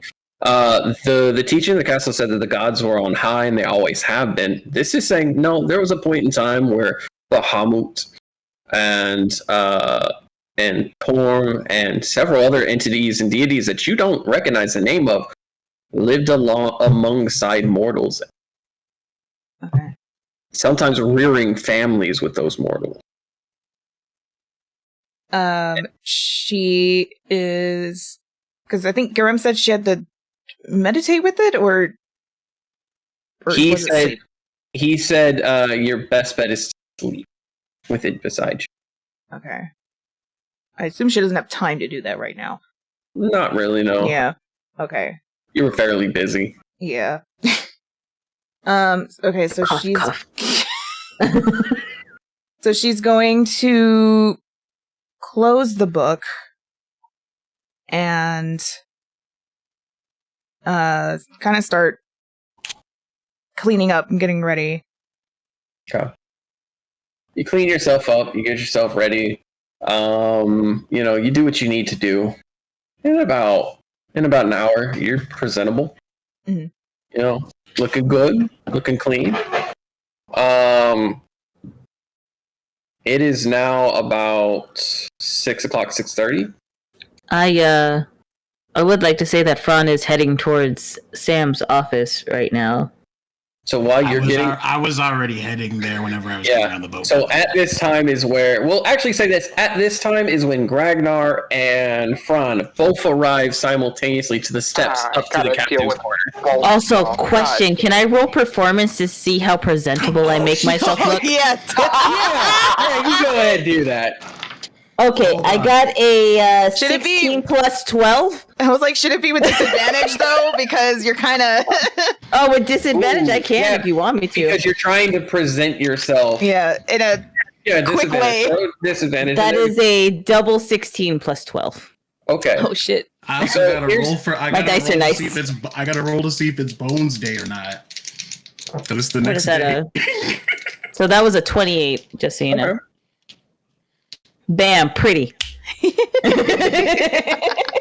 You've put on your shirt, you've buttoned it up to like hide all your stuff. Normally you have like a couple buttons loose, but you're buttoned them all the way up to the top. I thought he would have just left it all open. Oh, he's showing off. It's fine. Is he showing off? He's got the let's say 3 buttons unbuttoned. He's got a few bite marks, scratch marks, hickeys, and bruises. Okay, all right. I was like, why are you rolling performance then? Like you're willingly failing your own performance. No. I am willingly showing them off like trophies. But my hair looks immaculate right now. I look Purely for your amazing. hair and nothing else. Truly. If I really wanted to look my absolute best, I would only have to use prestidigitation on myself. Yeah, pretty much. That wouldn't take care of hickeys and bite marks. No. For my clothes. That's it. Okay. I'm like, that's not how prestidigitation works. In other words, I was making that performance roll to see how I could present myself, how I'm purposely presenting myself. Okay. Ragnar, bones or no bones day? Let's find out on this episode of Bones or Not. Da-da-da-da-da, da-da-da-da-da, da-da-da. Oh, this is funny as shit. I feel like exactly what happens is, like you said, we meet up at the top of the stairs, and then Ragnar immediately shrinks. God fucking damn it! Wait, Fuck, now my clothes are too small. My Is this clothes the are too first time big. Gerdak's seen that? Gerdak's not here. Yeah, I told Gerdak to take. I went to the that's market right. and Yeah. I told Gerdak to bring the wolves back. Okay, so Fran's just gonna get to the top of the stairs with Ragnar, and then whew, Pretty much. Oh fuck. Oh. Whatever. He literally just takes all his clothes off and pulls out. He starts digging through his fucking bag of holding and puts on the smaller clothes. and Fran's gonna be like, "Didn't you also tell me to carry backup clothes for you?" Oh, I forgot about that. Well, oh well. I mean, it's too late. You look great, buddy. Honestly, and he like opens the door. He's after you. I don't think you're gonna be thinking that in a second. Why wouldn't I? Ragnar, there's nothing you could possibly say or do right now to make me feel any negative way. I'm picturing in my head. I'm picturing Fran saying that, and it zooms by, and it just shows like the eye of Ragnar with a single sweat bead going down his face. His eye is shaking. There's nothing you could possibly do to make me upset with you, buddy.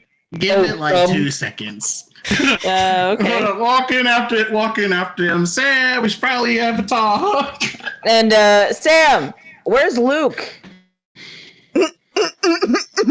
I haven't seen him like the past day. And Sam's sitting in her chair with like her legs like folded like on the desk and stuff, just like kicked back. And I'm like, that's a really good question. I keep forgetting to tell them. I know, we literally spent the whole fucking night together, not one mention. Well, okay, the only one she's told is Garum. Because Garum actually asked. And then other shit has happened, and she kept forgetting.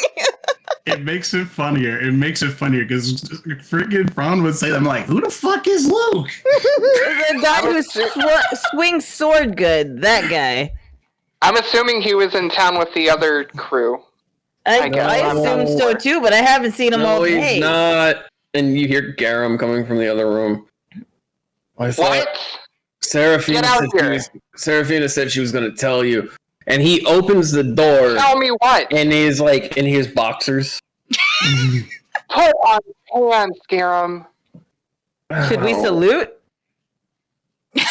Yeah, he likes that. And he looks at Fran. He looks at Gragnar. He looks at Sam. Seraphina said she was going to tell you guys, but Luke got sent home by Ellie. Oh, that would have been good to know. That would have Yeah, been really good to know. Seraphina said she was going to tell you guys. Yeah, safely. Okay. Well, okay. To be fair, we've had a lot going on, so That's very true. In the past 2 days, we've had too much going on. You know, I did notice more glitter on the deck of the ship. I noticed. That would guess that's what explain it. That would explain it. And it's not coming out. It never does. It's not. Yeah. Yeah, Seraphina said she was Okay. going to tell you guys, and considering you spent like most of the time with her, Fran, I thought she had already told you. No. I never came up. And he looks at you, and he squints a little bit, and he walks right up to you, grabs your shirt, and just goes, Oh, come on, man. And then Sam's gonna sit up and be like, Garum, what the fuck are... Oh. and as you say, what the fuck, he steps aside so you get a clear view. Oh. Oh no! And then she's gonna start cackling. She's like, Can I say that Seraphina walks in at this point? Wait, with him Yeah. And shirt open for Sam to see. Yeah, and she's just staring. Front like morning. tilts his head back So you're a biter. and a Garum, scratcher. I don't know on what my any of that back, means. though. I don't know what any of that means. Hold on, I need to get Nice. Well done. What? Garrett, you hear someone yelling your name, like Ragnar at the top of his lungs is yelling, Garrett! All right, Gragnar. Shit. I didn't even hear what he said. stay here, puppy. Do you set down Toast? Do you carry Toast with you? No, I set him down. Okay, I you forgot set to Toast back up. down, and they kind of whimper a little bit being set down. Like, Oh, my baby. No! Oh, we're back. I forgot to support Gragnar. You gotta give you- those kisses. You better give them. you run up to where Ragnar is calling you. You get to the steps, and as you get to the steps, you see Vincent, who has a cup of coffee with him, and you see some of the crew start collecting as well. Obviously, they're a little bit early because you said 7 o'clock, 8 o'clock. You said 8 o'clock, Oh, but like Finger. I did say 8 o'clock. Finger on nose. Would it be more appropriate for them to come right in the office or stay on the deck? Because On the I- deck, I there's a think it was lot of customary. people. I was gonna say, I was gonna say, because I would think it would be customary that the officers meet first and then we meet the crew second. yeah. So Vincent's standing down there. He's like, Garrett. Vincent. Good morning. Morning. Where's Gragnar? I heard him yell for me. Up there in the captain's quarters. Thank you. And you run up and you hear Vincent yelling, "Get your liver asses out here before I go ahead and castrate you, you dumb fuck!" That's a good man. Yeah, I'll close the door behind him as he can hear. We really should get some sound. We should really get some soundproofing for this room. Yeah. You would think that, yeah. Is the door closed or open? I closed it. The door will open again. Gerdak, that is Reporter how for duty. doors work. I heard my name. Where's Gragnar? I was supposed to support him. Oh, I was talking about I closed it behind you as you came in. Oh, Get down here. He just opens and closes it like, I mean, I provide support for- I waited for you to Gragnar. come in and then close the door. Yeah. Why would Ragnar need support? Okay, I'm gonna level with you. I'm about to tell you guys some really upsetting news. Okay. Oh, what else? Wait, what wait, else hang on, could hang there on, hang be? Before Who's the you new say guy? anything, do I need to sit? What? Who's the new guy? The little one. That's Ragnar. Gragnar. Hey, what's up? Yeah, he's only What? seen me in other. He's No, only seen no, me but in my for other real. form. That's Gragnar. Ragnar. It's the same. I'm the same person. Sometimes I'm big, sometimes I'm small. It just depends on the day. Gerdak, do you know what magic is? Yes, Lavender Okay. does it. Magical bullshit is why he's not tall right now. I will leave it at that. Good. Okay. I'm So do I need to sorry. sit down for this information you're about to Yeah, give? what? I'm not even gonna say anything. I'm just gonna hold up the hand. Is Vincent in the room? No, Vincent is gathering everyone down below, getting them all together. He's basically making sure they're getting organized. Okay. Can I do an insight so- check on this symbol on his hand that he's showing us? Arcana check, actually. Yeah, I'm not even gonna say anything. I'm also going to don't roll. say anything. I just hold up the hand. And I will say, I can confirm that happened. I got a 13.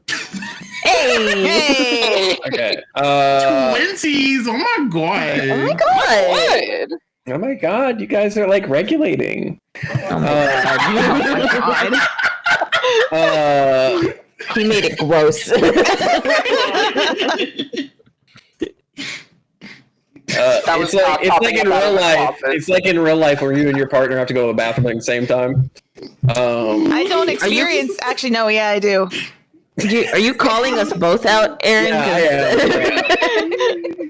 Yeah, but at 13, you're sitting there. You're both looking at it, and it's that moment where it clicks just a bit that that's the symbol of Osmodeus. Gragnar. And at 13, that's all you get. Gragnar. Franz, Why? I was just going I to stare at told him you it was flabbergasted. Do you have that? I was told you it was upsetting news. There is context.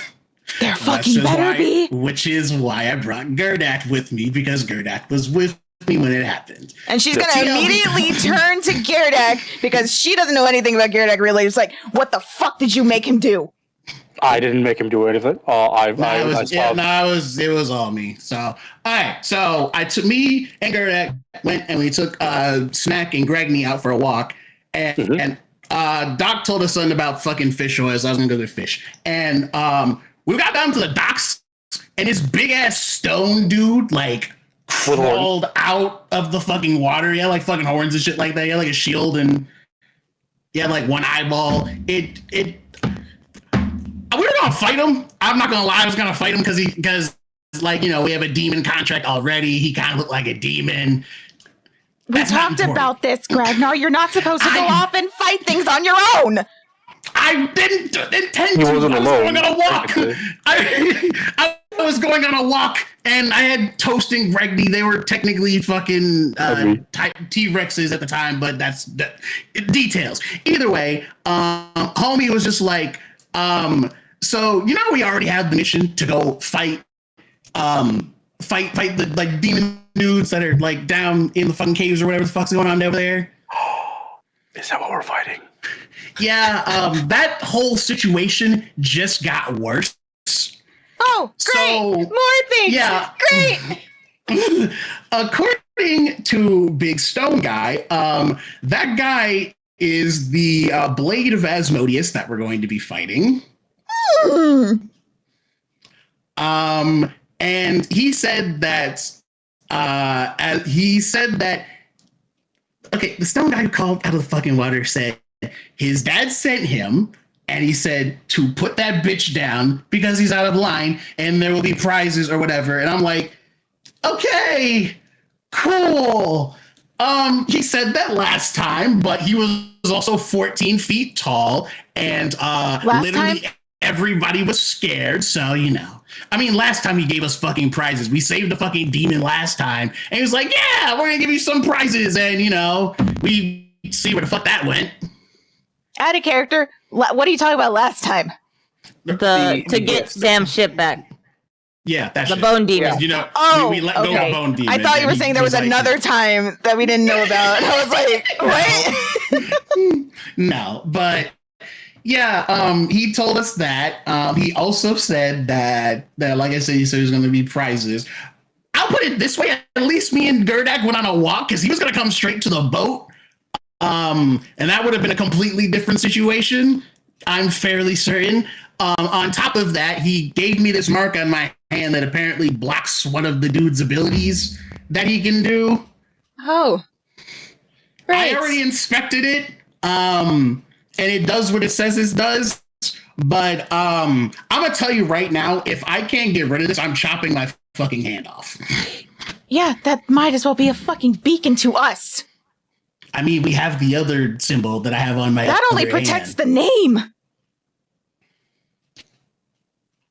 I mean, I investigated it, so it doesn't seem like it's a tracking thing. It's literally like, I think the easiest way I can explain it, it's like a fucking anti-magic zone, but specifically for a certain ability.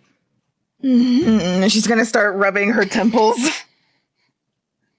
I want you to know. I mean, I asked for this shit. I would have. Every image of Dean that I posted in the chat is Ron's face. He is dead silent, listening to every fucking second of this. It's like I was going to fight him, but it's the fact that he, one, not only said the dude we're going to fight is the sword of Asmodeus, he introduced himself as the shield of Asmodeus, and she's gonna fight that by myself. Seraphina is going to kneel down and take Gragnar by the shoulders. I need you to listen to me right now. Mm-hmm. Don't do things without talking to us first. I went on a walk. I know. To run into fucking right-hand man from hell on a walk. Gragnar, you could have brought him back to us. Okay. We all could have talked. We're gonna paint this situation. Say, me and Gerdak went out on a walk, and we just come back with this 14-foot tall dude that says, "Hey, look, I'm friends with Asmodeus." And tell me that would have went over fine. And we wouldn't have immediately Gragnar, we have had weirder... boat would have got ripped in half. The fucking... probably most of the crew would have... I don't fucking know. We have had weirder conversations, Gragnar, with weirder things. I'm just saying. Okay. I see it as this, right? And Sam's gonna stand up. I see it as this, right?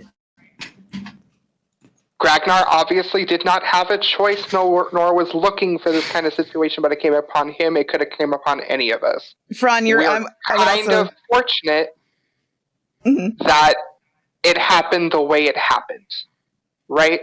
We know what we're getting into. The job's still going to be the same, right? We're going after what we're going after anyway. That's correct. We just have some more stipulations here.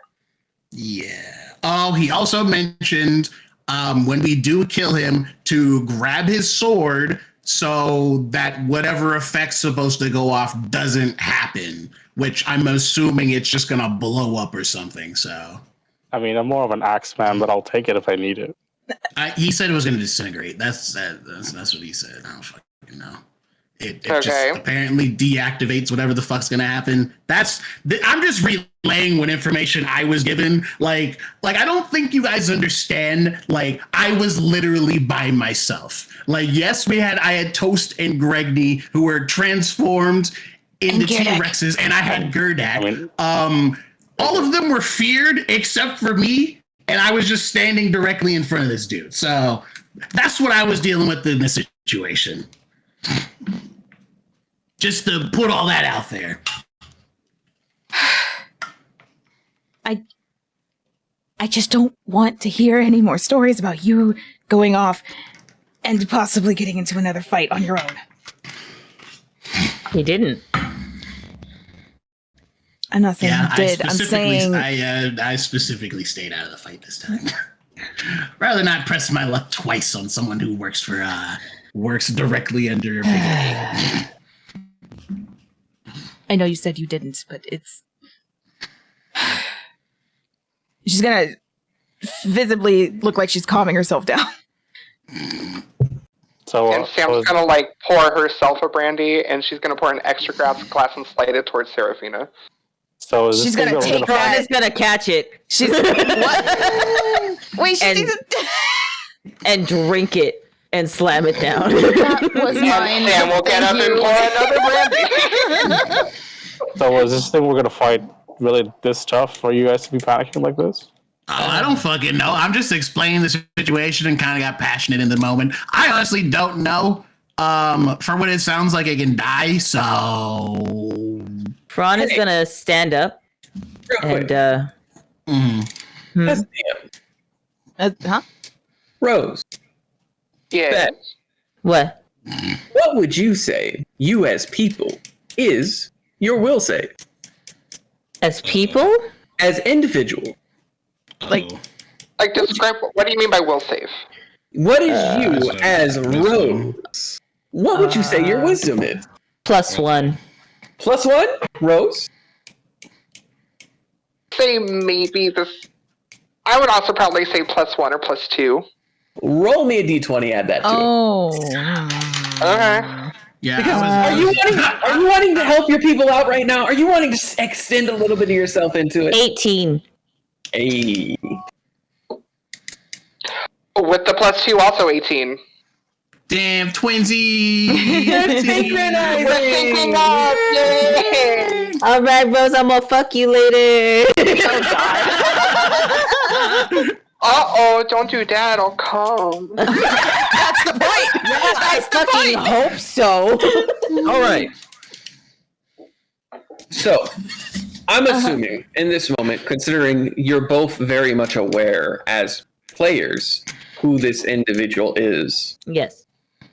you would want to help your character. Sure, yeah. Uh-huh. Oh. Fran, Sam, Uh-huh. with help comes consequence. Well, I wouldn't accept the help if I knew there were consequences. Too bad. Chump don't want the help, Chump don't get the help. We didn't even get the option. I know. Sam, Yeah. Fran, you get a splitting headache for a split second. You Oh, both get a crippling, splitting Mm. headache. Your ears are ringing, and your noses begin to bleed a bit. oh, Fran's gonna grip his head and cover his ears and like step back from his chair. She's going to notice, or I'm going to notice and go over to Sam's gonna like Fran. stick her hook in her chair, Oh, grasping it. There's a audible ringing sensation, like really bad tinnitus, which is echoing, ringing at high-pitched noises. Beck, yeah. what is a single sentence you will say to help Fran?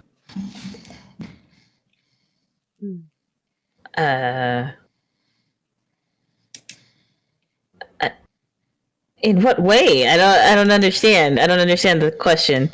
You have 5 seconds to say a single sentence that you think will help Fran. 5, Go for the arm. 4, 3, 2, 1.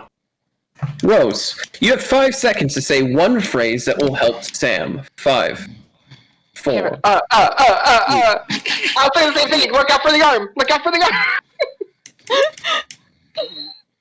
Sam, Fran, you both, in different voices and slightly different ways here, go for the arm. An image flashes from you, the sign and shape of a blade, crimson, jagged, in the hands of a beaked entity, one wrapped in clothing like a plague doctor, but contorting themselves. You're seeing through the eyes of someone else fighting them. Fran, you are throwing punches in ways that you've never thrown punches before, and you proceed to blast a hole out the side of this entity as their body contorts and comes back, landing a dagger in your shoulder, ripping it out. Then you're back. Sam, you were flying up in the air before a shield-like entity jumped up and slammed you down knocking you out, and then suddenly you're before this entity who sees you down a hallway as you cast a spell towards him. A spell you don't know. It hits him and blows out his leg, only for black tendrils to wrap around and heal it as he dashes at you, slashing your chest. Stinging sensation like fire. And you see the blade in the same hand, and you hear, "Go for the hand." And then you're back. Now we start having fun. Dreamers, players, your knowledge, due to how this game will continue on, will become invaluable. And depending on how dire a situation is, I may allow for you to roll to influence the fates Okay. with equal weighted consequence. Oh. Fron, Hmm? take 2d6 damage. You Oh! throw up blood.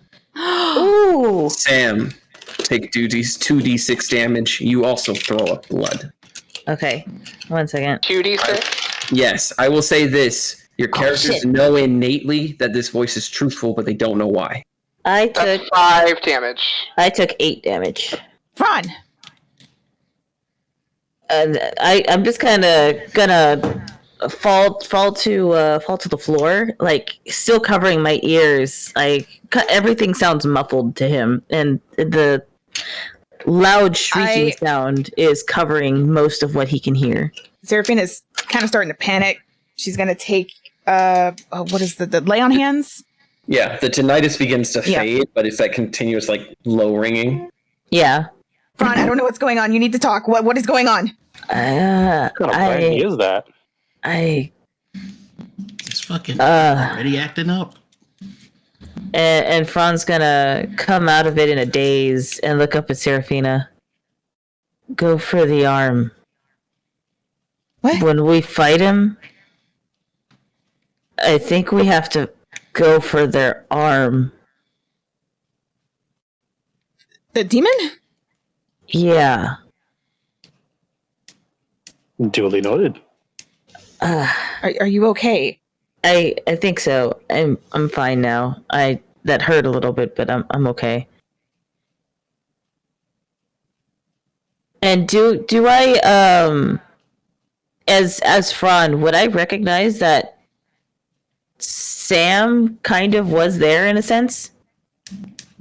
That Sam same was- feeling? Sam is obviously suffering the same side effects you are. You wouldn't spiritually feel anything or mechanically feel anything, but you see that Sam is also suffering from the same side effects you are. Go check on Sam. Go check on Sam. Okay, I'm fine. She's gonna go over to Sam's. Hey, what's going on? And Sam's like Garum is slowly at, breathing and wide-eyed and like Yeah. just looking down like in her lap. Garum is at your side. He's patting your back. He's trying to like help you keep your hair out of your face. Like he's helping wipe the blood from your chin. The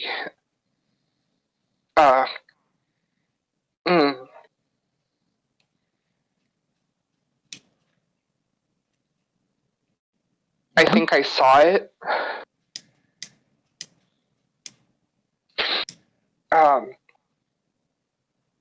And she's gonna like keep just like trying to catch her breath, and her nails and her hook are like digging into like the arms of her chair. I was kind of Did getting to another thing. I feel like. Did you see that? Did you Yeah. all see that? No. See what? I did. And she's gonna look up at you, Fran. And then she's just gonna say, "The arm." Yeah.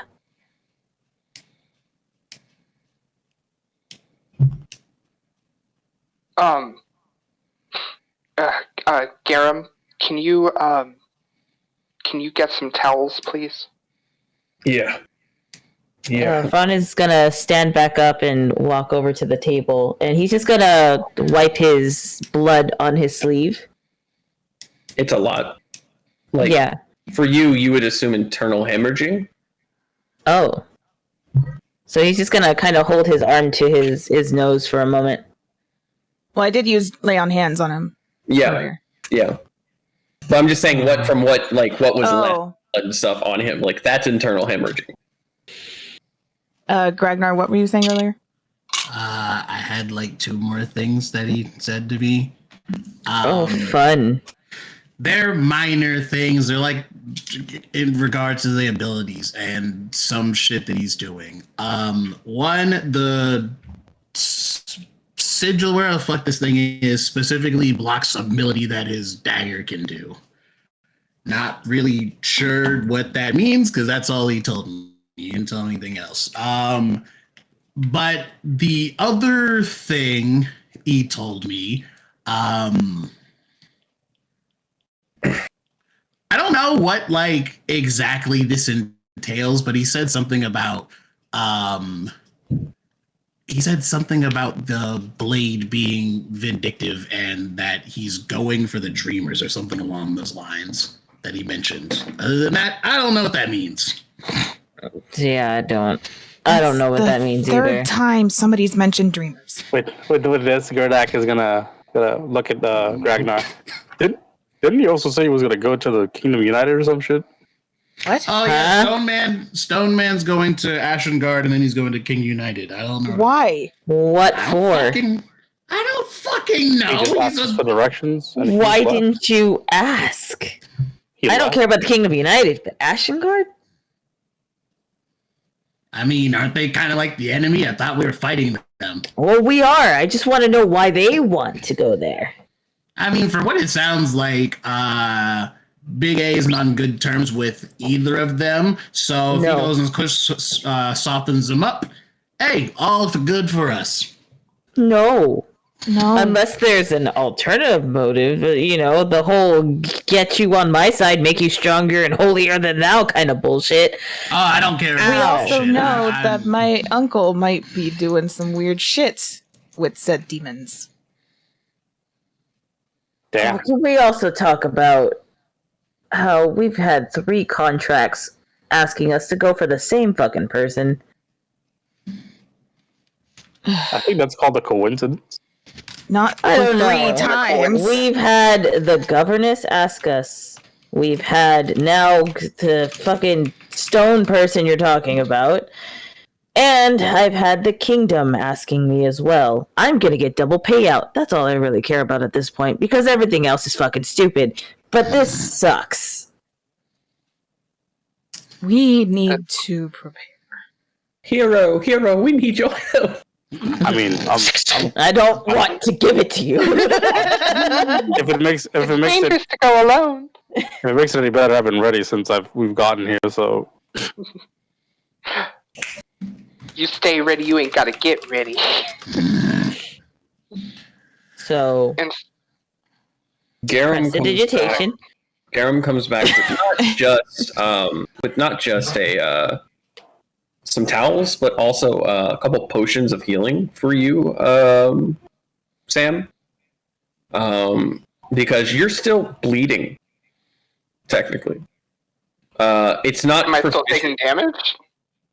You're suffering bleed, so you're not necessarily Okay. taking damage right now. You took the max I was going to have you take, but you've got internal hemorrhaging, so it'd be good to knock back those potions. You can feel that your internals hurt.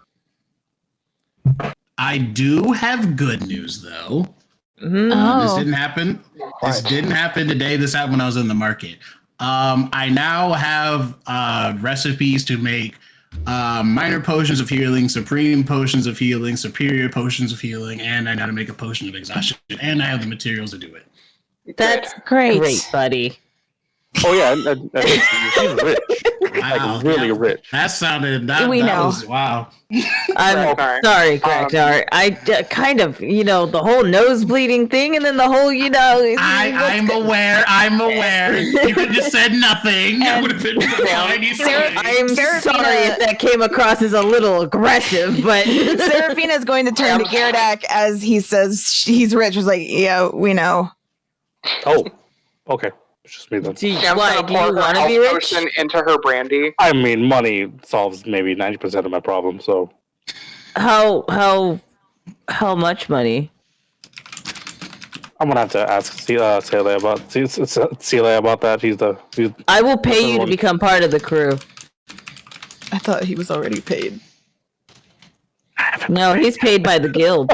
Oh. And Fran reaches into his satchel and pulls out 2 platinum and puts it in front of him. I will pay you right now. Well, as this has been put up in front of me, I shall speak with my associates and we will reconvene. How many associates do you have? Well, I have Lavender and I have Celia. And he puts one more on the table. I'm not paying for eels.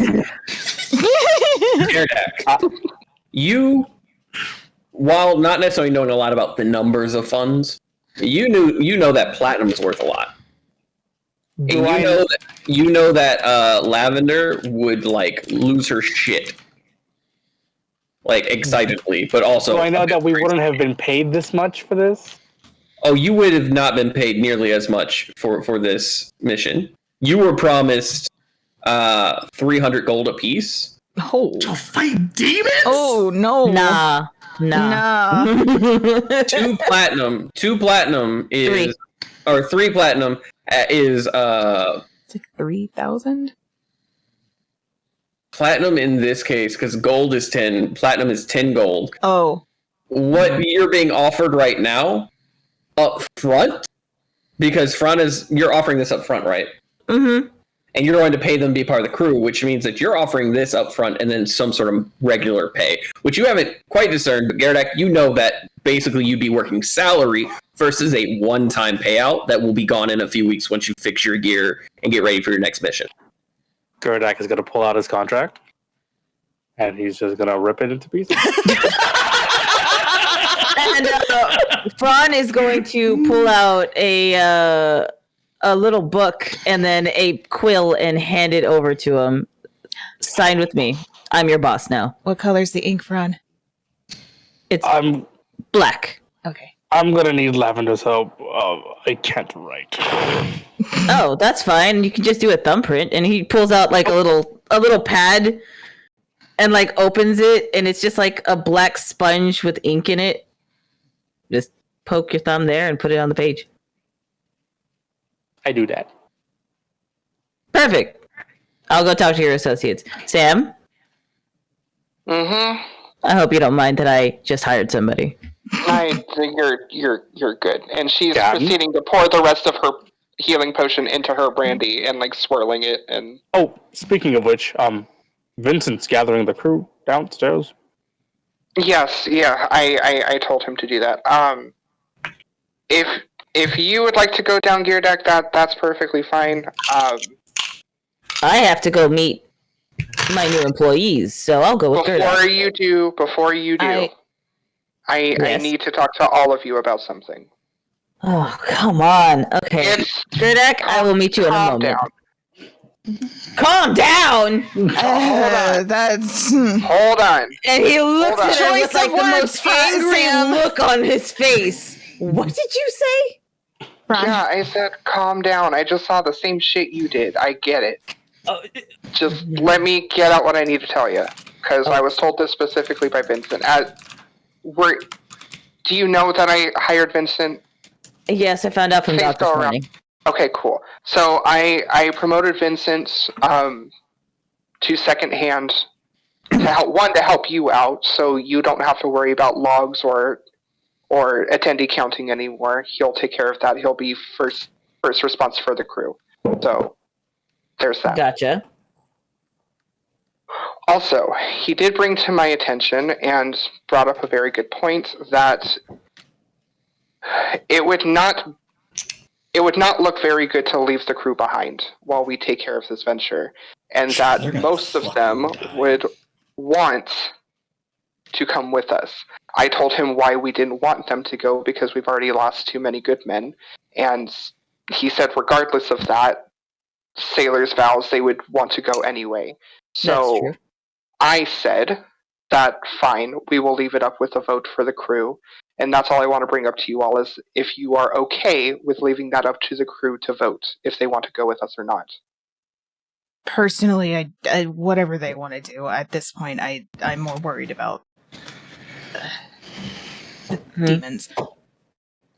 Agreed. Yeah, I just like I don't know, like leave it up to them, but we should probably be pretty upfront that we're literally fighting demons. Like I feel like it's one thing to be like loyal to whatever Your the fuck's captain. going on. Yeah, that shit. We will tell and them it's what like- we know. Yeah, it's like Which is another thing still, to, like, even at that, not a lot, but we will tell them exactly what we know. Personally, at I'm this very point we know. excited. At this point we know exactly what we're walking into. We have that extra bit of information. No, you're good, mate. Okay, so I want to clarify real quick. So what happened in this moment was this is where meta gets real. In a situation that your character is in a dire straits, a situation where they could die, I'm giving you essentially the freedom to try to help them, but the cost for which will increase each time it happens. If you want to give your character a hint on information you know or you think you know, I'm willing to work it out with you, but a cost will be made. Because we're getting to the point in the game where gods and dreamers become very important to the story. In this case, it was 2d6 damage. You took the damage, you gained information. In the future, depending on your scenario, you might survive to help your friends, but take so much damage you're rendered useless. That is completely a possibility. Okay. If y'all are okay with this mechanic, I will move forward with it. Because what it is you as the dreamers who are canon to this world reaching out to give a blessing of sorts to the player and the character. You're not the crunchies. I'm sorry, that's my dice. She's eating the dice! Dreamer of Crunch! Dreamer of Crunch! Stop that right there! No! Yeah! I mean, I'm fine with proceeding as it is. I think it's a cool concept. Yeah, it's a real Yeah. cool concept. Okay. And that also goes towards stat. Stats?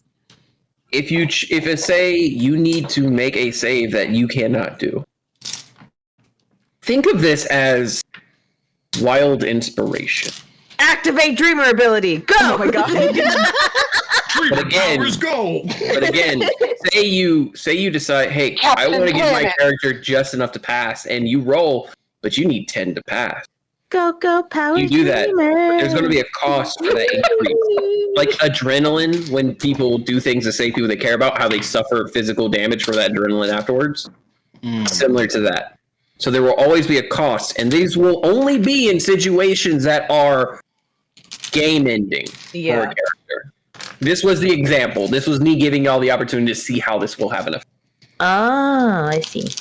Which is why it's 2d6 in a moment outside of combat. Gotcha. Outside of combat. Basically, you're doing everything you can to bend the will of the world to your whim. We're becoming what we hate.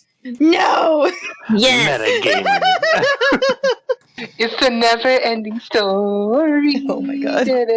That's a pretty good example, actually. Because there were times that he was screaming at the story and the character could hear him or could gain information from him.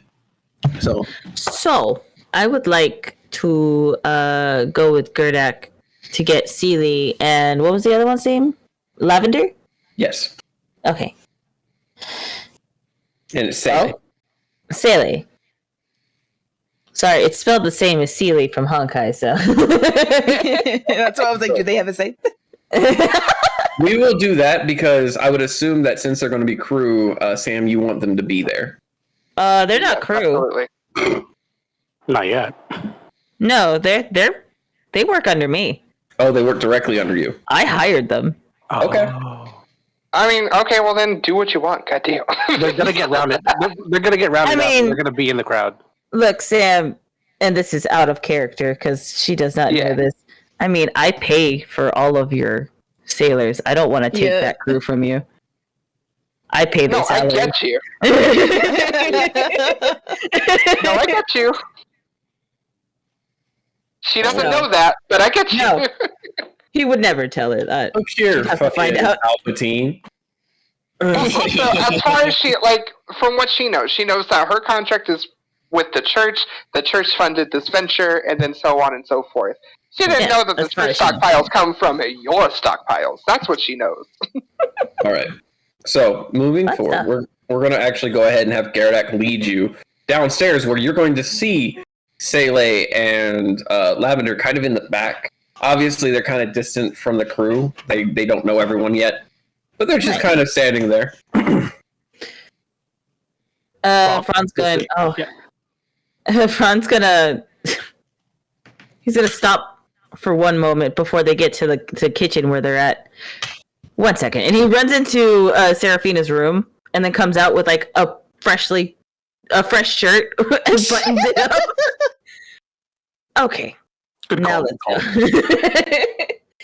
go. So they go to the kitchen where they're hanging out with Cookie. They're not in the kitchen. They're actually outside. They've been rounded up with the crew. Everyone's there, including Cookie. Cookie's actually standing there with them. Oh, okay. Well, then I want to go to them directly. Oh, Gardak, you were inside? This is Yes. Lavender. Oh yes, I went for a walk and some shit happened. I'll fill you in later. Cookie, thank you for taking care of them. Yeah. They eat a lot of the cheese and crackers, and I keep warning them they'll end up constipated, but they keep saying it's really good, so. They love Hi, food. Cookie. I'm so sorry about this morning. I was in a rush. It's fine. I understand. I mean, I'm trying to get cooking done, and you're running around trying to handle what you gotta do as first mate. I don't hold it against you. It was more of a personal matter, but thank you. I appreciate it. And he's gonna turn to. Are we calling them Sele or Seele? Sele. Sele. I presume y'all are Sele and Lavender. Sele sits and looks at Gardak, looks at you, looks at Lavender. No. Shakes his head no. And Lavender nudges him. He jests. Yes, that's Sele, and that's Lavender. Yes, I'm Lavender. It's a pleasure to meet you. I am now offering a job to you, all three of you. Me. Gerdak has already accepted. I put my hand out with the 3 platinum. This is just onboarding. What job are you offering? It's the same. It's the same job. Same job. You would be doing the same job. You would be traveling with us, and that will be your regular payment. Weekly? Monthly? Monthly. Yearly? I don't want to overwhelm you. She sits there for a second. And Sele like tugs on her arm. She goes and he pulls her down to kneel and he whispers into her ear. Okay.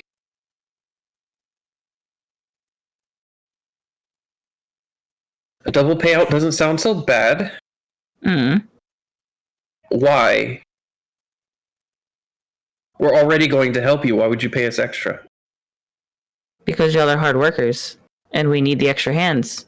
We're going to need the extra hands for a lot more fights.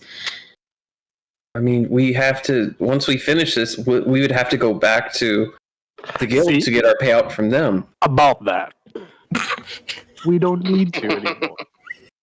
What do you mean we don't need to? We took a contract with the guild. I mean, we don't have to go back to the guild. We took a contract. If we don't go back, they'll presume us dead. Which that means we can take more jobs for Fron. Get more money out of it. There's that. Gardak, I know that you don't have that much attachment, but the guild raised me and Sele. I like to think I did a little bit of part of that. Yeah, but it wasn't just... I'll tell you what. You have time to think it over. If, for any reason, you decide you do not want to stay, I will not keep you, but you can keep the coin. This is extremely dangerous, and it is worth... Y'all's lives are worth more than this. I'm not saying there is a price to put on it, but they are not paying you enough for what they are sending you into. It's because they didn't know, obviously, that we would be dealing with this much, I guess. I don't know. Why is everyone gathering here? The captain is going to tell you exactly what y'all are going in for.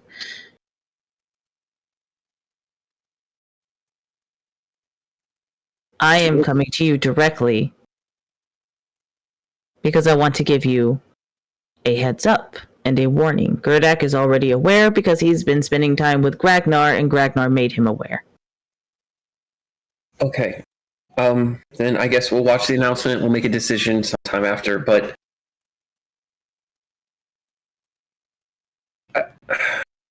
Gerdak, I am not trying to come between you and your family. No, I understand that. I'm just...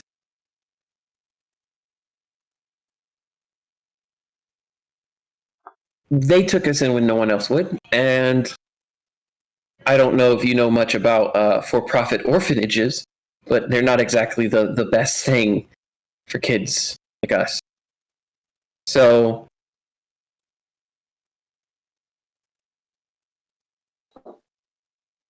I'll get... Yeah, let's go ahead and just hear what everything has to be said. Very well. I will see you after the announcement then. Thank you, Brock. Yeah. Absolutely. And Fran is going to go back up with Sam so that they can make the announcement. All right. So it is now 7:35 on the dot. The entire crew is here, and you even see a few guys kind of running on from land, where like obviously like messages were sent out to get the whole crew here. And 7:06 comes around. One guy comes running up, and Vincent just takes a stick and slaps him in the fucking back of the knee. Ow! I said get here no later than 7:05. It's 7:35. 7:36 now, actually. Pretty good with time. You're going to be swabbing the deck for the next month. And anyone else who comes after you will be cleaning the latrines with their bare hand. Get your ass up here. And he gets up there, and you can see like the guy who's right behind him is like, oh no. Oh no, that's me. And he goes, Vincent, I'm sorry. And Vincent goes, it's okay, buddy. He places a hand on him and then takes it to the side of his knee.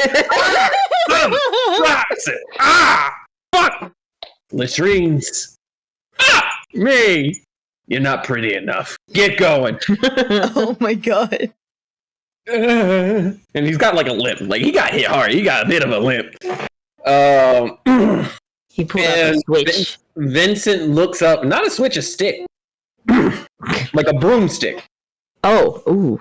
And Vincent looks up to Captain. That's everyone. And she'll nod at him. Is Fran here already? Or is Yeah, I'm next to you. Okay. Are we all up there with you guys, or are we the rest of us down with the crew? You can stand where you want to. I don't care. Oh, okay. I don't know how this is working. Before we start, so finger on nose to DM. About how long will it take us to get to the point where we need to take care of what we're take care of? Like how long would the voyage there be? The voyage, based on your understanding, will be about a week. Okay. A week You have to go through dangerous waters to do so. If you guys want to go ahead and pop open the map page. No! Fucking do it! No! Okay, you have a disadvantage for the next month. No! Alright, so you guys are currently at Knight's Valley, alright? Yes. in order to get to what is essentially on the map that was given to you, it had a name on there that was scribbled out, and it's now written in red ink that it is called the Devil's Den. It is a city that has been held off and locked away, and no one has been able to communicate with it for over 2 months. But now there's signs that there's movement coming from the outskirts of the city. There were a couple survivors who finally made it to Fort Bellstill, and then eventually sent notice to Night Valley that slags have come to attack the city on a regular basis. But that was a month or so ago. You don't know what's happened, what the city's like now, if it's still standing or not. You just know it's known as the Devil's Den. And also, there have been a increase, and these are all notes from the governess, an increase in monster attacks and giant spider attacks in the Black Spring and the Devil's Pass. 2 areas that were originally completely safe, so long as you had a heavily armed crew travel. In this case, you would have to go through the Black Spring, as that would actually be the better of the 2. And that's what the note says. It doesn't declare why. It says Black Spring is better of the 2, quicker, from what you can see on the map. It would be about a week to get to the Black Spring and another 2 days to get to Devil's Den. Meaning that you're looking at about 9 days voyage. I just realized Okay. if we don't So about a week and a half. Yeah. Roughly. Okay. We're gonna what, Greg? I said, depending on if we don't die in Devil's Den, we went the exact opposite direction of Tara Kifon going up there. Yeah. Well, if you look, there's also notes saying that whatever's going on at Devil's Den has spread to the Pormas River, Criminalia, White Braille, Fever Pass. All the things that are red are said to be having issues with slags and are dangerous to pass through. But the Devil's Den seems to be where they're coming from and where they're going in high mass. Basically, go for the heart of the beast. Ick. Tis the nest. Look at all those spiders on the map. Wow. Spider boys. No, That's thank only, you. that's only partially decoration. Don't worry No, about thank it. you. Nah, Yeah, those don't are worry about it. spiders. No, thank Those you. spiders that watch over us. Seraphina They just loves look spiders. I don't like All I spiders. can think about is the one time Kitty saw a spider and ate it. Oh yeah, she fucking hopped on that poor little shit. Dude was That was the first legit. time she killed a bug. Yeah, dude was legit minding his own business, had a couple gnats in his nest. I was leaving him be. I was like, you're cool, man. And fucking Kitty was like, nah, bitch, he's Absolutely mine. not. That's Din. She saw him and like it was almost a split second. Like her paw went to, she doesn't have front claws, unfortunately. So she went to paw Ash. at the web. Yeah. Oh. She went to paw at the web and it got stuck to her paw and she got pissed off at it and she ate it. And I She was was like, like, live and let live. She was like, live and let live. What the fuck is that? Is that But, as weird as when I saw Bubby snatch a fly out of the air and didn't even fucking move? Yeah, he just sat there and he was like, He opened his mouth within a second when it flew in front of him and he went, Yeah, my dog did that I was too. like, oh my And god. he was even surprised that he did that. Oh, He yeah. was even Them shocked that sky he did raisins. all right, but this is all information that as a captain you know because you've gone over the notes, and Fran, you've gone over the map as well, I assume, with the captain. Yes.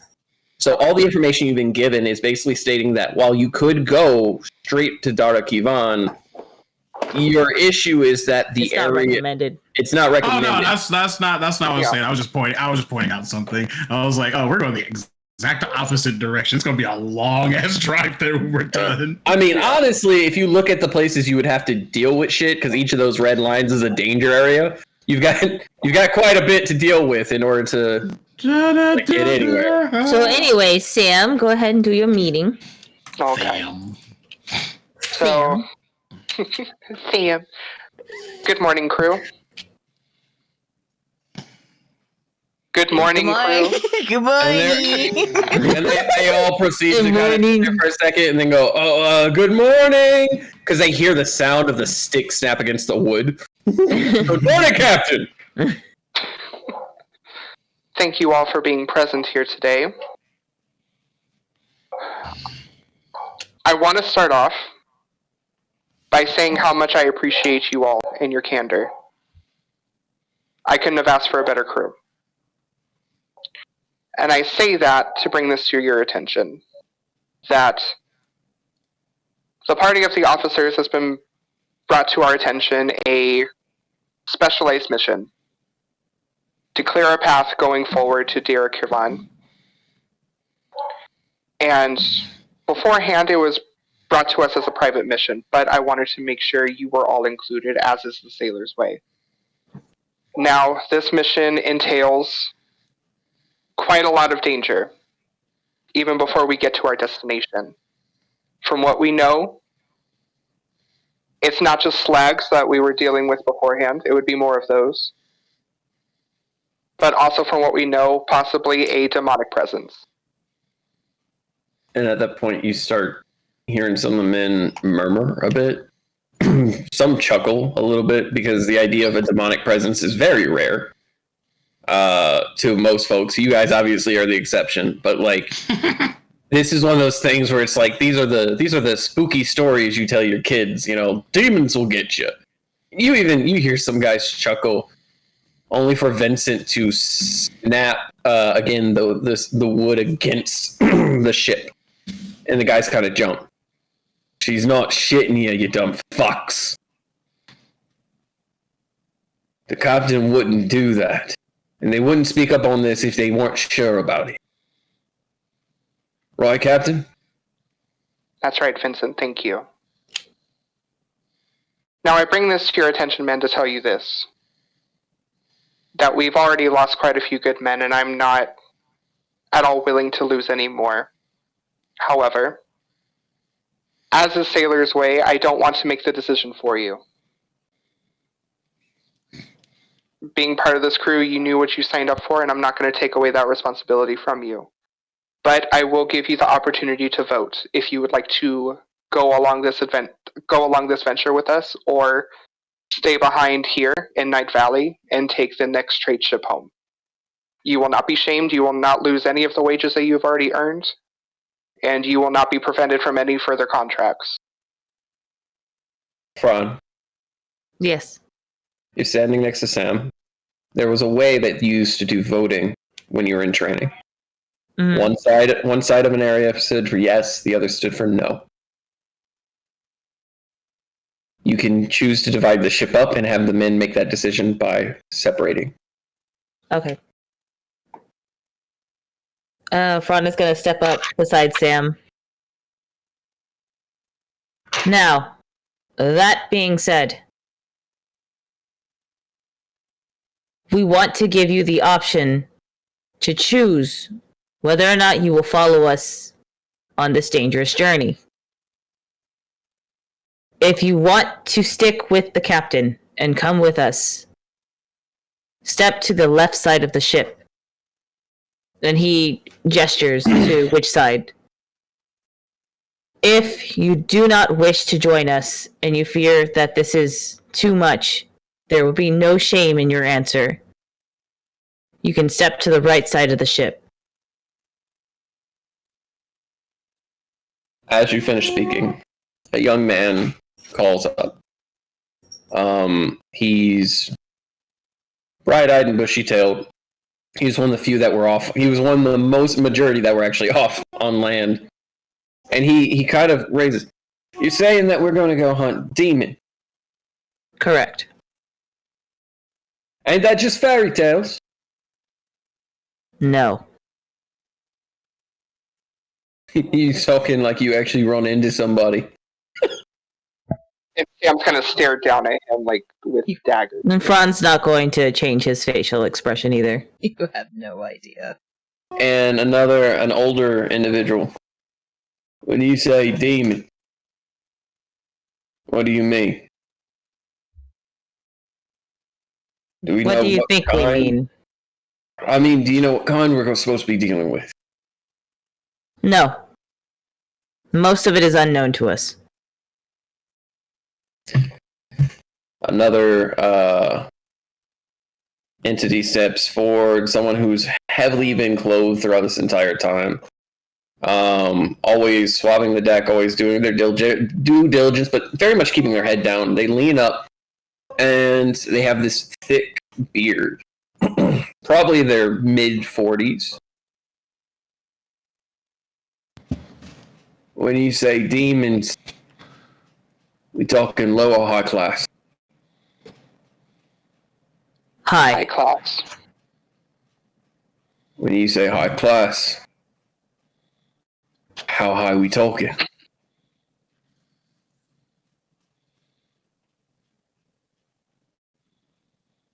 And Fran's gonna look at Sam. And she'll look at you.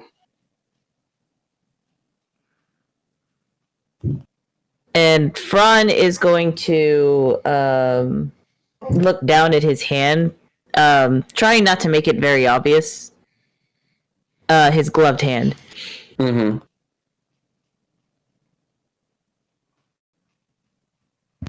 High enough that it affects not just us, but our lineage.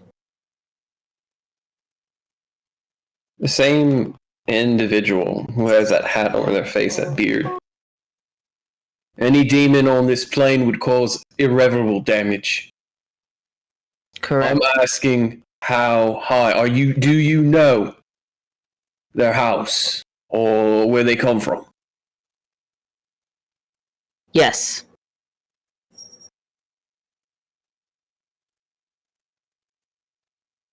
And a younger voice, well, come on then. We can't be informed if we don't know.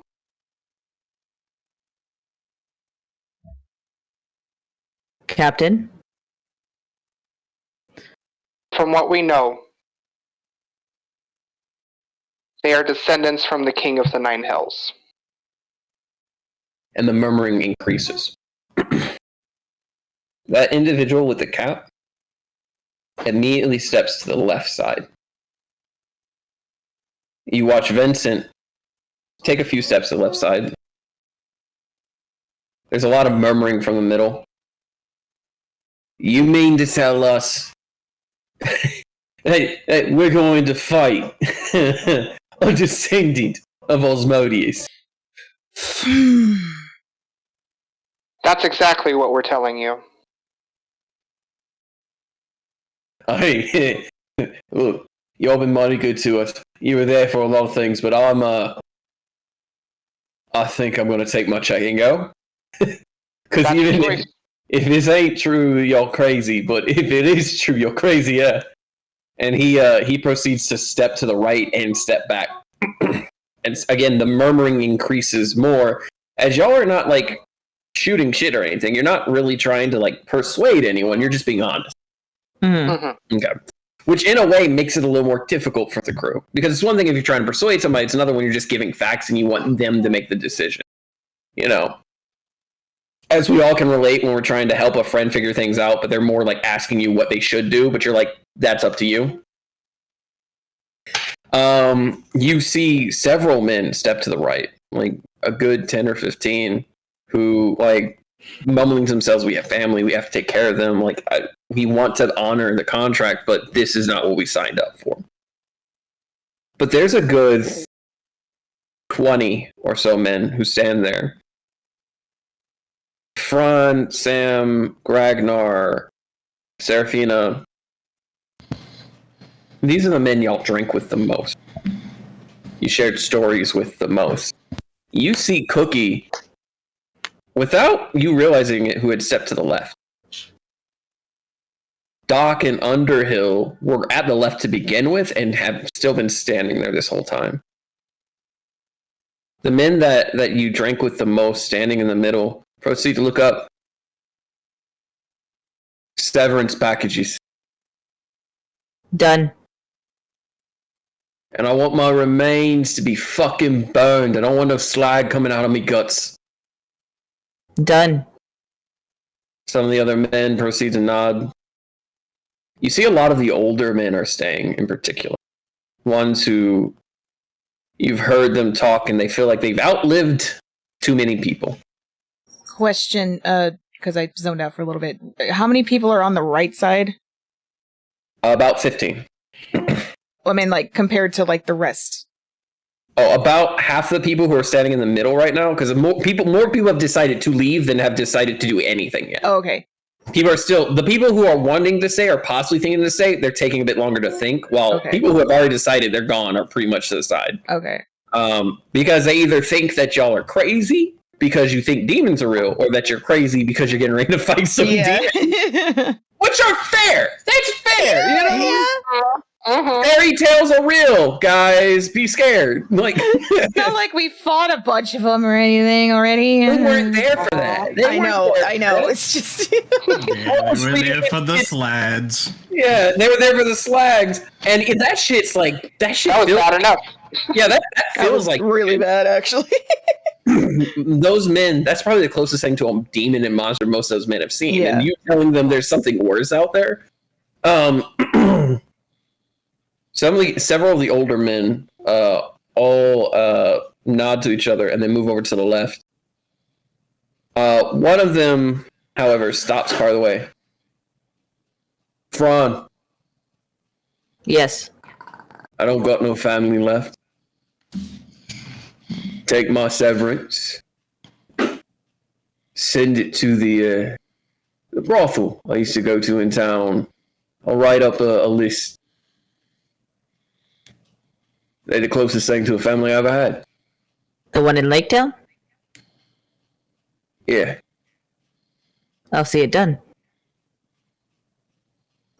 Several of the other men hearing that then proceed to nod. And by the end of it, you have 25 men who decide to stay and 20 who decide to leave. The ones who decide to leave, some of them are kind of wagging their heads like this is crazy. Others, they look kind of like they don't want to leave, but like they've got people to take care of. Then there's other people who are kind of like just kind of like they're holding their head down. They feel a bit shamed that they're giving up on this contract, but they also just don't want to deal with that. You know what I mean? And Fran is going to lean over to Sam. Sam, do you mind if I say something really quick? Go ahead. To those who decided not to join us, do not feel shame. In fact, we do not wish for you to break the contract. That is not what we are asking you. In order for us to go down this narrow passage, we will have to travel by a different, much smaller ship. Someone will need to be here to protect ours. Someone will need to be here to defend, to take care of, for when we come back. You may not have to come with us, but please, at least take care of the ship. Our captain's ship. Roll persuasion. Oh, gladly. And also a plus 12. Yeah, it's a plus 12. 18 plus 12. Jesus Christ. Nah, shit. That's 30. You see several of the men nod. A lot of the men are nodding. There's 4 or 5, however, who kind of just shake their head. They're just like, oh, this is getting a little wild. They'll let us stay now, but what happens the next time they find some weird shit to deal with? We're supposed to just take our chances? I don't know about that. And again, the way that perception works, persuasion works, is that you have 3 sides. You have negative, neutral, positive view. These men hold y'all in positive view. They really do. But it's self-preservation that you're combating with. And that's different than how they perceive your request. Right. Which is why, like, You ask the king to give you their crown. You roll persuasion. You get really high. They don't give you the crown, but they enjoy that you told a joke, is what they'll see it as. But if you roll it low, they're like, ah, yeah, off with his head. And that's kind of the scenario here. These 4 or 5 guys who are thinking about leaving, it's not that they don't trust you. Right. Will I make it to see my family? Will I make it to see tomorrow? Because it's not always about family. Some of these guys are single as fuck. But, they kind of like living and breathing while being single as fuck. So, the 15 who decide to not go with do decide to stay, while 5 will decide to leave. Okay. And then you have 20, I believe I said. Correct, 20, or was it 25? You said 25. 25 decided to go with. So half your crew is going with you on this smaller ship, which is fine. It's a smaller ship. It'll help a lot to not have a full crew for a larger ship. May I make a mention of something? Sorry. Oh, no, you're good. Go ahead. Gerdak will look. We'll look at Sele and Lavender now that they know. Technically, the job was to investigate what it is. They know what it is. Sele simply holds Lavender's hand. Lavender is pale in the face. Gerdak, you know that Lavender came to the guild at a very young age, about 5 or 6. And that she spent half her time in the guild, half her time at the local church, which is where she learned her cleric practice. She is a follower of Lathander. Praise Lathander. as well as a follower of Ilmater, which is an odd combination in a weird way. Ilmater is the god of taking on other people's pain. It is said that if he could, he would bear the wounds and cuts and bruises of all creatures so that they may live blissfully without pain. He is also known to be one of the primary deities that slaves or people who are living in less than prominent scenarios will often pray to for any form of release from their pain. Whereas Lathander is all about bettering oneself, all about reaching that peak. All right? Whether that be you working towards a perfect body, working towards a perfect mind, or working towards a perfect heart. That's what they go for. And you see her holding her necklaces that she has of these 2 deities very tight to her chest. Gerdak,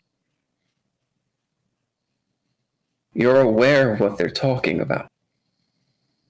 Of course I'm aware. They're talking about demons, Gerdak. Devils. She looks like she's on the brink of tears. And again, you don't know why, but this seems to have struck a nerve with her in a very disturbed way.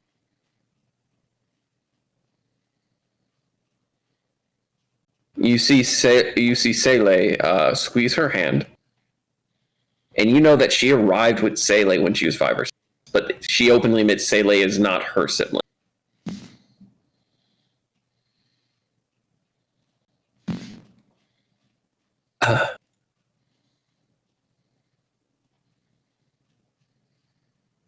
You're going to go with them. Yes, I'm going to go with them. Why? Just so you can find a fight.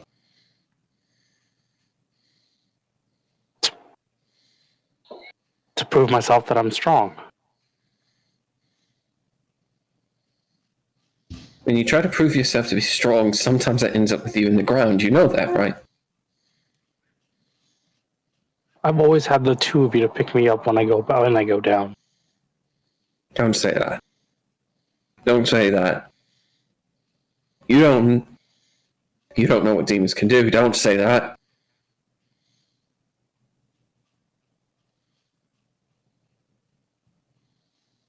I don't think this is any different than anything we've been through with the guild. This is completely different. And you hear her voice raise, and everyone kind of turns around.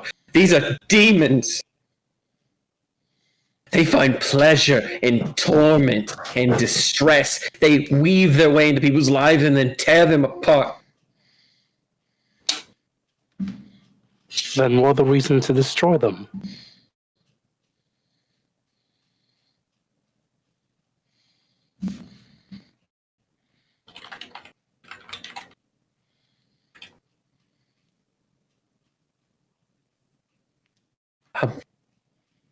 I can't do that. I can't do that. Pulls the necklaces from her. Drops them on the floor. I can't do that. Not again. I can't do that. You don't know what you're talking about. Osmodeus, his house, his people. They're not like other demons either. Some demons are just monsters, but they've got wisdom and they've got cunning. They are monsters. And if you think I'm going to let Seele go there? And Seele looks up at her confused. No. No, I pulled him from the grass once. I'm not doing it again. And she literally picks him up. And she runs. Leaving her 2 necklaces on the ground. I'll pick them up.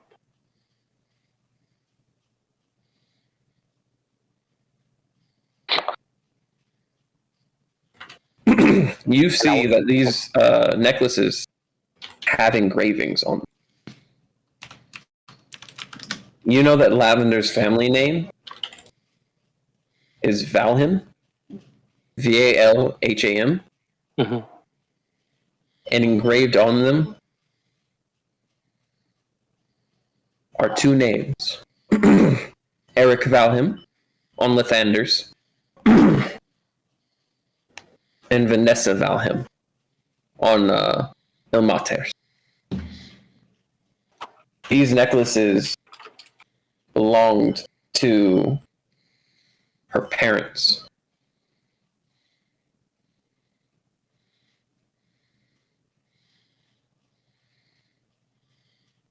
Roll an insight check for me.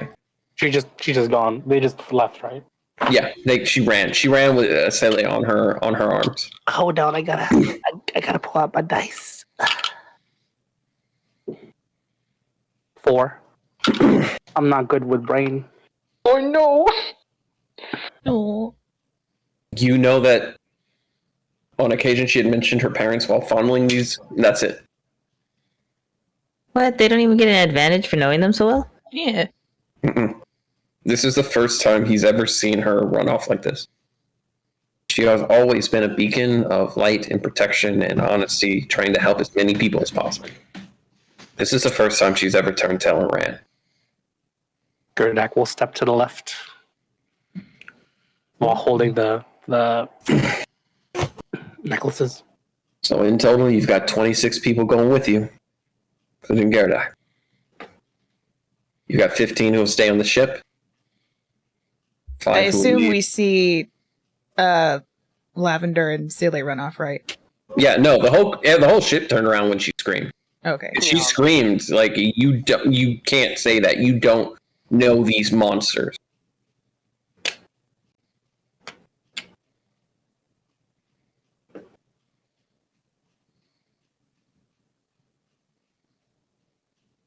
And was that everybody who chose a side? That is everybody who chose a side.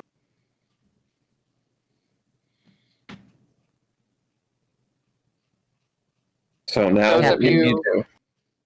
Those of you who will not be continuing with the crew, please meet me in my office. I will sign your leave paperwork, and stamp your insignia to board the next incoming ship. And she'll step down and go into her office. Fran is going to immediately head over to Gerdak. I'm also gonna go over there. I'm sorry about that, Gerdak.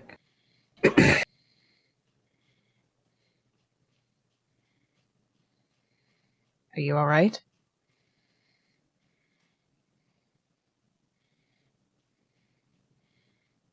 Gerdak? Gerdak?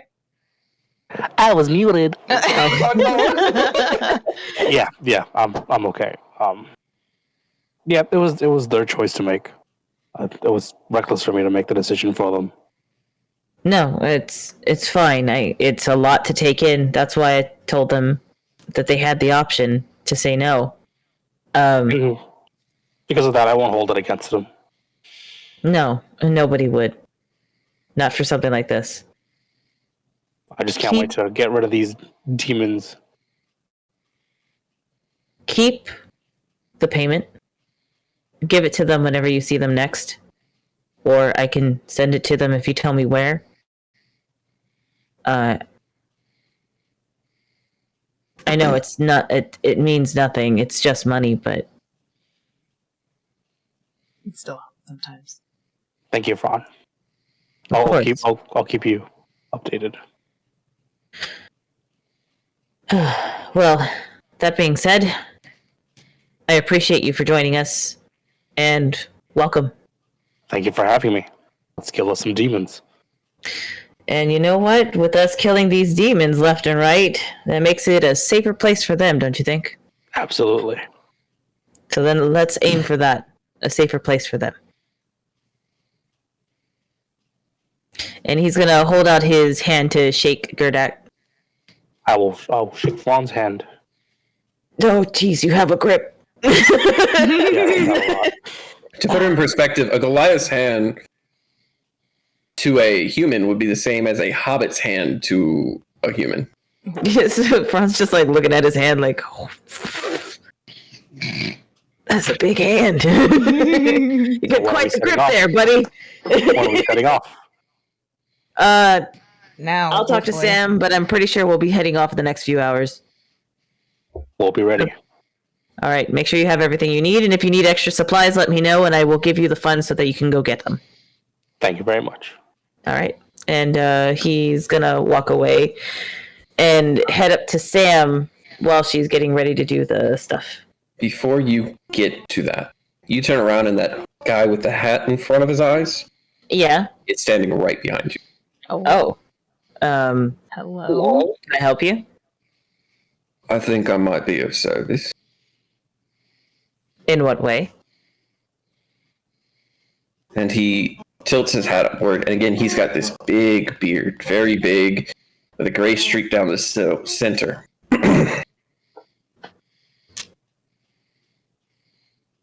My name is Vince Williams Braun, follower of Sanoa. My Oh. church has dealt with demons and undead before. Our head priest used to be kind of silly as a necromancer. It's a long story, I'd love to hear it. but I specialize in the possession kind. And if a demon who works directly under Asmodeus is there, I think I might be of a bit of service. Question. Yes. Do you know anything about breaking contracts? You talking demonic contracts? More or less. I've got a few friends who might know a thing or two, but me not so much. There aren't many of our churches on this side of the sea, you see. I'm not much of a missionary, I'm more, go forth and smash shit, stab shit, and gut shit. I could respect that.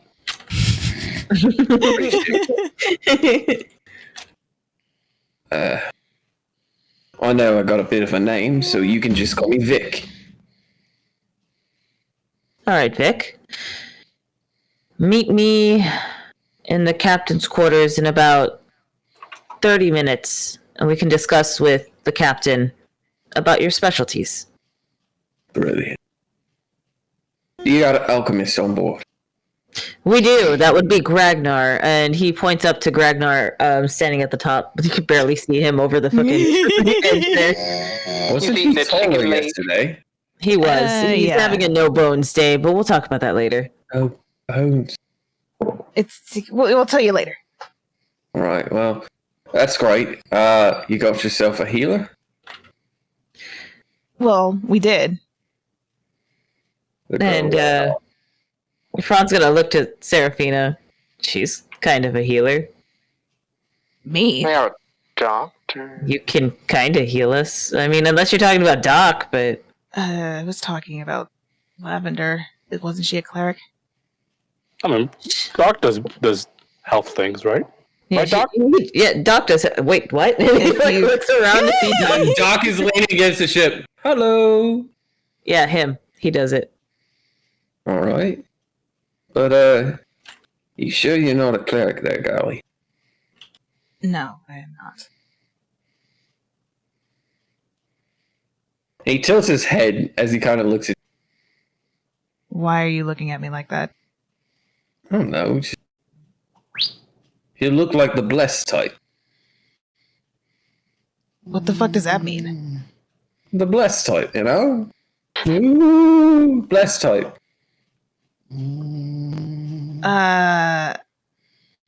I mean, What the fuck did he say?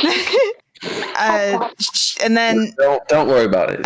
Don't fret it, man. I could be wrong. I have wings, if that's what you're talking about. I mean, For dope. real? Yeah, he does. Yeah. I'm more referring to. Don't worry about it. And Fran's gonna like nudge a Gerdak. They're really fucking cool. I'll go ahead and meet you up in the captain's quarter. 30 minutes. Pulls out a bucket of chicken wings. Yeah, if you could have Doc up there and your alchemist Ragnar up there, that'd be great. And he turns to Doc. Did you hear that? 30 minutes, captain's quarters. And Doc is sitting there with like it's a big wooden cup with a little straw in it, and he's obviously like sipping something this whole time. What you got there, Doc? IV. Oh. I was expecting a smoothie. No. Okay, and so thank you so much. Vince, was it Aaron? Vic. Vic. You don't gotta remember my whole name. Ain't nothing worth remembering. And he Thank you. proceeds to at this time pulls out his necklace, which has a rose on the front. Mm-hmm. But the rose lacks thorns and is on a shield. Oh, wait, is he a paladin?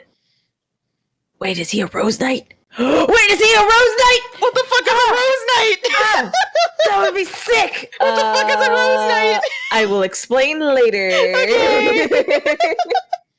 World building! If he's a rose knight, then we're fucking set. That's if he is. If you're getting yourself real up there, happy about Listen. anything. Middle of combat, the fuck's a rose knight? And he dies immediately. You know what it is? It's the A team from Deadpool 2. Oh yeah. Oh my god. God. Everyone fucking dies. Oh, God Frank. damn it. God damn it. Visible man, fucking hell.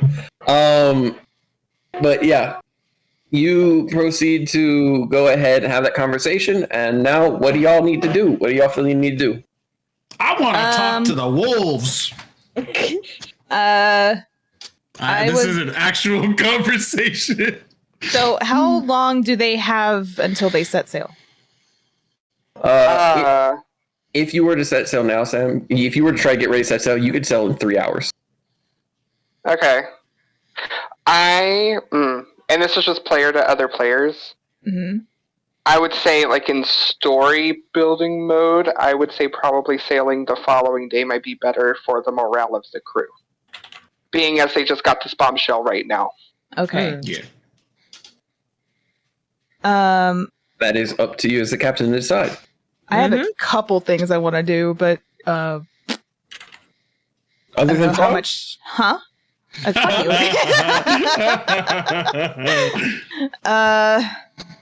I have a couple things I want to do. Let's see. Break out them wings. I did want to discuss something with Fran when we get a moment. Yeah. Okay, Yeah. we'll jump to that then. Yeah. Moving forward. Okay. What we will do is we will start with Fran and Sam having your conversation because that's going to happen right off the back. Yeah. Okay. Well, we say that we did all the the paperwork and shit for the. Yeah, you've for done all the paperwork okay, for them. Vic is standing outside waiting because you said you needed to have a meeting. He's just waiting there. Doc and Ragnar, you're waiting outside as well. Jesus fucking I was Christ. gonna go talk to I was gonna go talk to the wolves. No one said anything. To me. Oh, okay. So you're going to talk to wolves, and then you'll be going up to them. So what we'll do is we'll have the Fran conversation. We'll have you talk to the wolves, and we'll come back to have the conversation with them going. Serafina, you said you're going to bed to sleep with that underneath your head, right? Well, before that, I wanted to talk to Underhill about something. Okay, so we'll have Underhill in that next, and then Gardak. What you doing, buddy? Nothing, just sticking with the party. Putting the necklaces around his great axe. I would. Oh, that's Aw. cute, actually. I would actually say that Fran would want Gerdak with him. Okay. Because if he's I mean, going I to am be the his. bodyguard. He's paying him to be his bodyguard at this point, so Okay. he would want him to be his close confidant. Okay. So Gardak, you're going to be there with Fran while he's having the conversation with Yep. Sam. Standing around. Dante. Oh man, this might be a little embarrassing for Sam then, but okay. So, and she'll turn to Fran after like she puts the paperwork away or whatever. Fran will walk in with Gerdak. Hello. Hi. Please sit down. Sure. If you wanna. So, and she's gonna like scoop by Fran real quick. I was like, so is this guy just like gonna be following you around like the whole time? Yeah, he's my bodyguard. Oh. Yeah, paying him handsomely to protect me, so. That's. Oh, How's and that been Serafina. And he turns to Gerdak. You're going to also be protecting Serafina. If any harm comes to her, it's going to be your ass. Just saying. I'm pretty sure she's the harm. You should have told him that before. I'm not gonna lie. She looks feisty. She is. But that's besides the point. And again, she's gonna like whisper to Fran like, "That's kind of a hot gift. Good job, dude." Now, that being said, is what you need to say to me private? A little. I can leave. No. Gerdak, could you just stand outside? Yeah. Thank you. You walk outside. Vic is there. Doc is there. They're both just leaning on the wall. Everybody has appointments. Oh my god. Doc is still drinking fucking saline solution. Jesus Christ. Just give him like Vic 5 is standing there looking at Doc, kind of worried, like the fuck. Give it like 5 minutes. They'll be done. Okay. So, I wanted to have a private word with you real quick because we haven't really had time to have a private word since everything happened over the past few days. I wanted to personally come to you and tell you how much I appreciate you and how much you do for the crew and the ship and our party and everything else. And I don't think that I personally give you the recognition you deserve half the time. And where is this I don't coming have from? I've had a lot of perspective be brought upon me very quickly over the past few days, and I just want to make sure that above all, everything's fair. And thus far, everything hasn't really been fair. That's why I hired Vincent specifically to take some workload off of you, because I know that I've been expecting a lot from you specifically. You know why now. Mm-hmm. All of that being said, again, I wanted to come to you personally and say that for what it's worth. I appreciate that. And I'm sorry for the confrontation that we had earlier. I do apologize for how I came across. However, please understand where I was coming from. I do. It was not ill intent, and it was not a threat. I know. Also, I would I never didn't- actually take your boat from you. I don't want your boat. No offense. It's a great boat. I don't just want your don't want your boat. It's a pretty good boat. That being said, if we're being open and honest, I do have one other thing to tell you. Shoot. The church is not funding your boat. Can Sam use would it be insider perspective to like see if she had maybe a suspicion? So it's not perspective, that'd be perception, but no, it would be insight. Okay. Can she roll for that to see if like she had an inkling that could have like not that friend would have been Blatant. funding Yeah, it because friends not. specifically, but like wondering where the church would have got all this money. I mean, they're a church of wealth. Yeah, their entire thing. Oh is- yeah, but like Yeah, but there's a lot of circumstances happening also. roll it, but roll it with disadvantage because you completely bought that the church was covering it. So like you roll it with disadvantage because it would make sense for the church to cover it. This is you I'm looking just a doing little it for deeper. flavor text, so if it really doesn't matter, then I won't. But No. Go ahead. okay. Nah, that's not good enough. That was well. Hold on. What was it? What'd you roll? I rolled a 6, but I also don't have my character sheet up. So hold on. Oh, I need to get my. I don't think that's good. I still don't think it'll be enough. You said perception, right? Or would it be Insight. perception or insight? Insight. Sorry. Yeah, I only got a +1 for insight, so that'd be 7. So probably not good. nah. So anyway, so go ahead. So you're sitting there. You're more confused than anything. You're like, what do you mean the church isn't paying us? Like, Yeah. I was like, baby, I already cashed the check. What you mean? Sam, I'm funding your ship. And she's The gonna sit back for entire a second. ship. Her eyes are gonna narrow at you a little bit and be like, you realize that this is a galleon-sized ship. He's gonna pull out his coin purse and pour it out on her table. It is filled to the brim with platinum. his coin purse holds what is called pure platinum. Pure platinum is worth twice the value of regular platinum, meaning Which is one what he pure- gave Gerdat. Yep, one pure platinum. You gave them regular platinum, but pure platinum's worth 20 gold. Mm. He drops what would be essentially 200 pure platinum, meaning 400 gold on your table. Something that he's basically saying is pocket change by doing so. Yeah, you can afford the ship. Sam, How? I come from a line of built assassins. We are paid very handsomely.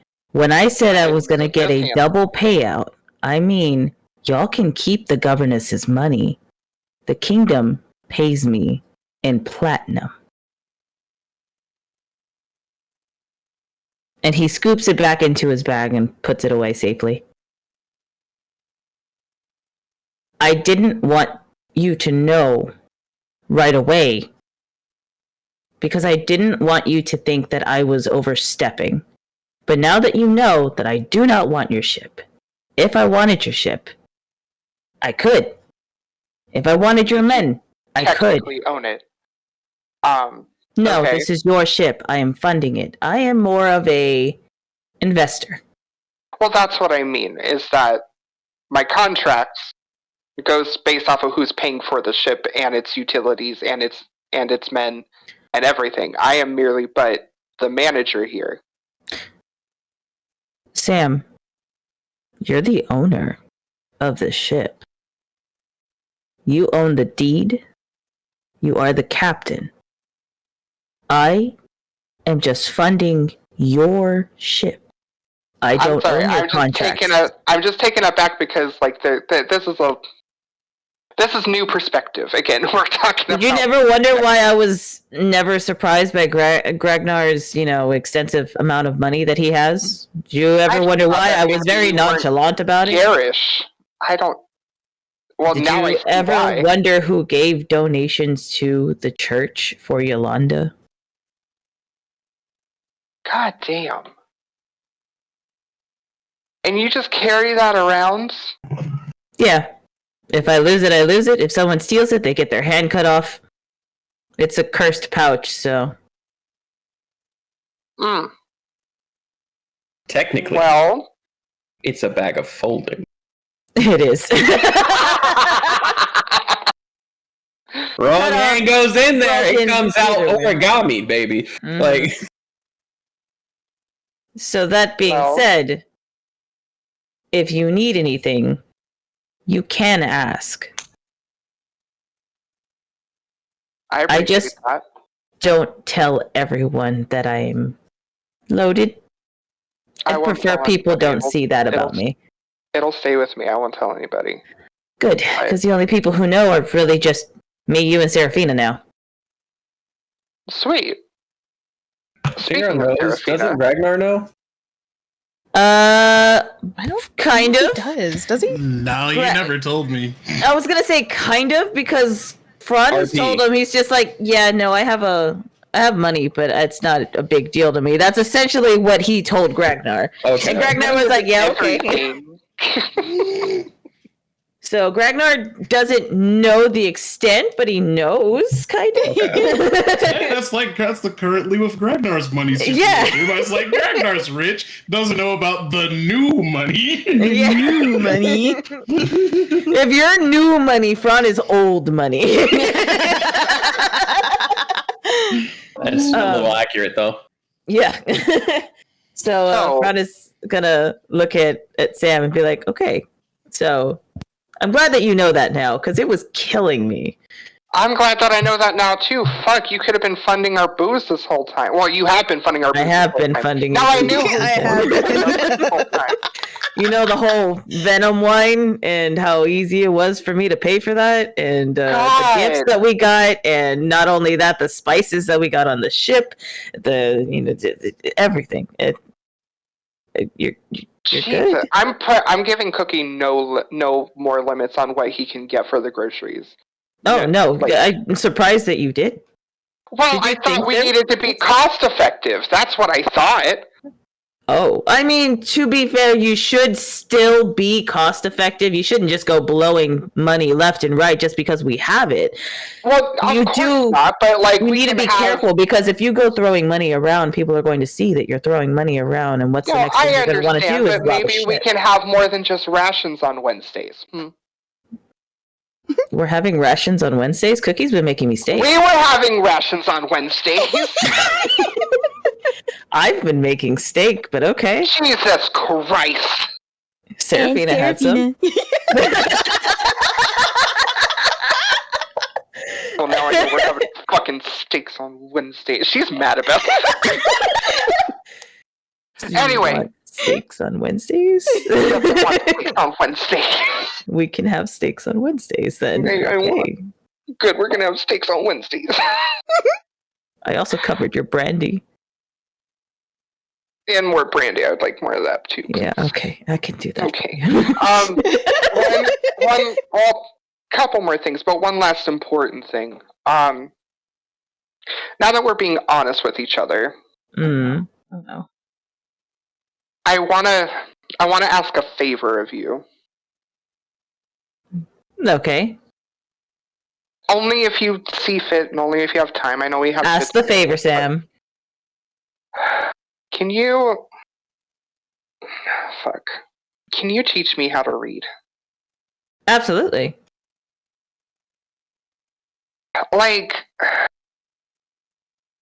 doesn't have to be every day. It doesn't have to be like super intense, but just. I will make time to teach you how to read at least 3 times a week. How does that sound? That sounds good. Just don't tell anybody it's happening, okay? I won't. But Right. in return, Yeah. I ask for one favor. Name it. Every time I do a lesson, I get to sit in the captain's chair.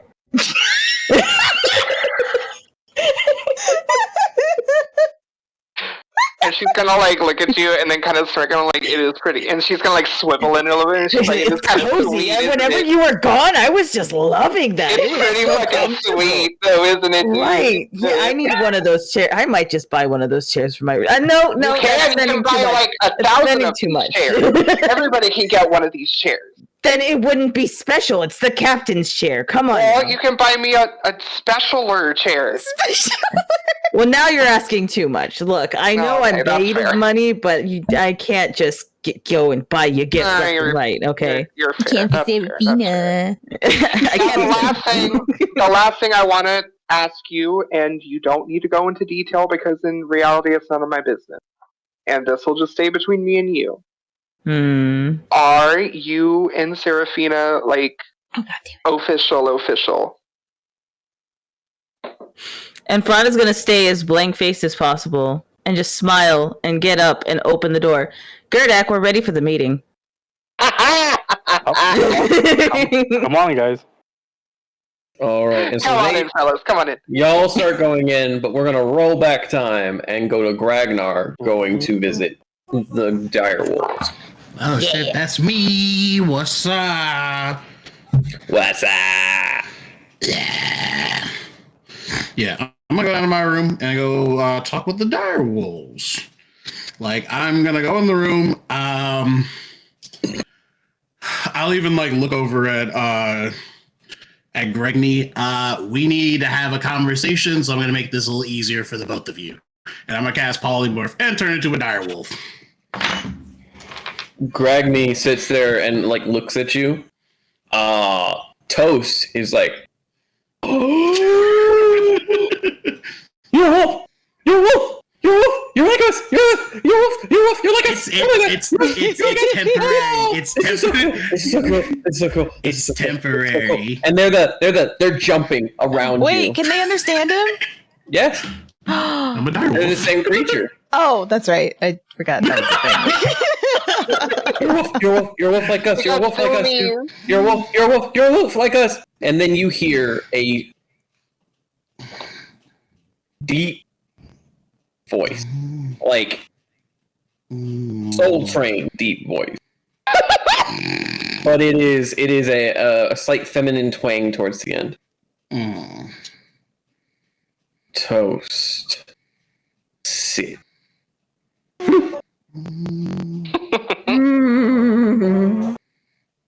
And he sits up straight, but you can tell his tail is wagging. He's like super excited.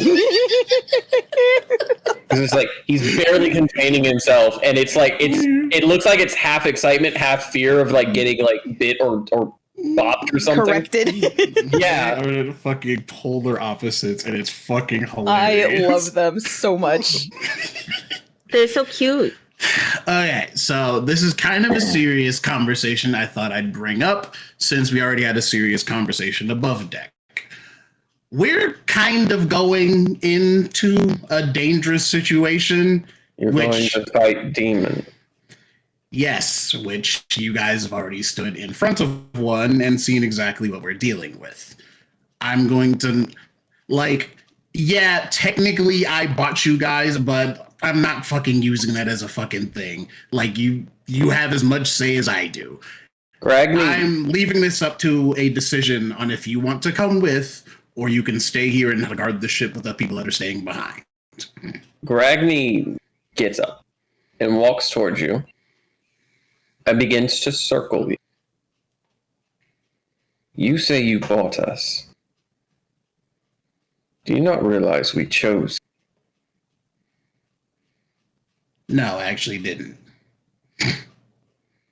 Why would I allow myself to be bought and sold? Why? You realize? You think? I've had the same exact question. Even my grandpa has had the same exact question of how you ended with the fish dude. But I went there because I was told to go there.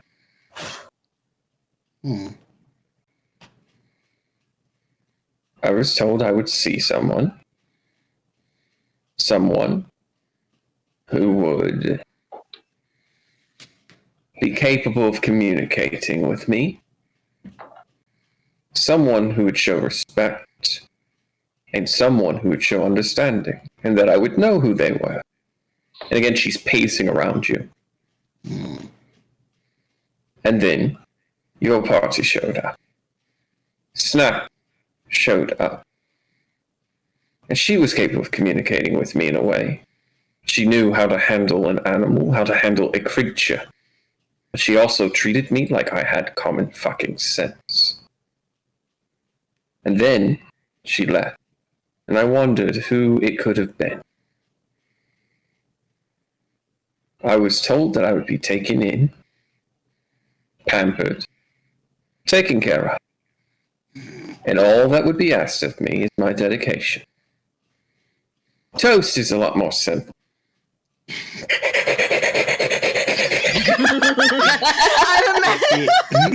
Yeah, I can see that. They are the very definition of a fucking dog. So eager to help their master that they would put their own life in harm's way with no regard. They're a buffoon. You keep feeding me. You keep me taken care of. And I will keep you safe.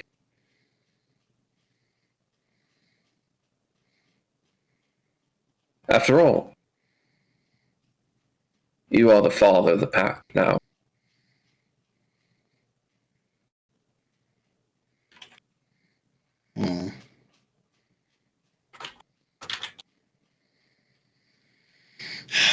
You say that, I still want you guys to have a say, though. So that's where this decision comes down to. Look at Toast and tell me that moron would ever consider their own personal safety over anything. What's that, Toast? You got a hot dog, buddy? And again, you look over at Toast, and Toast is sitting there, barely keeping their excitement, like, you're a wolf, you're a wolf, we can talk, we can hang, we can play, you're a wolf, we can talk. I'm just thinking of the dog from, what was it, the Mitchells versus the Machines? Munchie. Oh my god. Hang on, You look at that dog, you look at that direwolf and tell me there's a god. He made me in his own image. There you go. Yeah. Yeah. You do have a point. I choose my own path, and I choose to sit here comfortably. I choose to watch you, because I was also told to do that.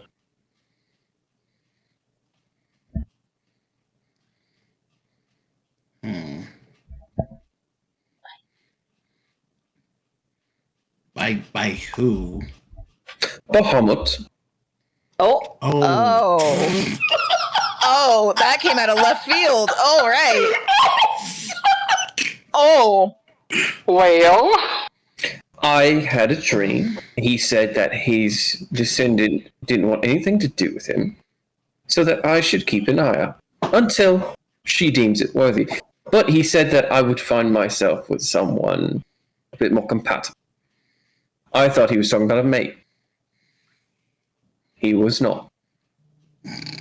I mean, Ragnar can, you know what? No, no, no. Stop it.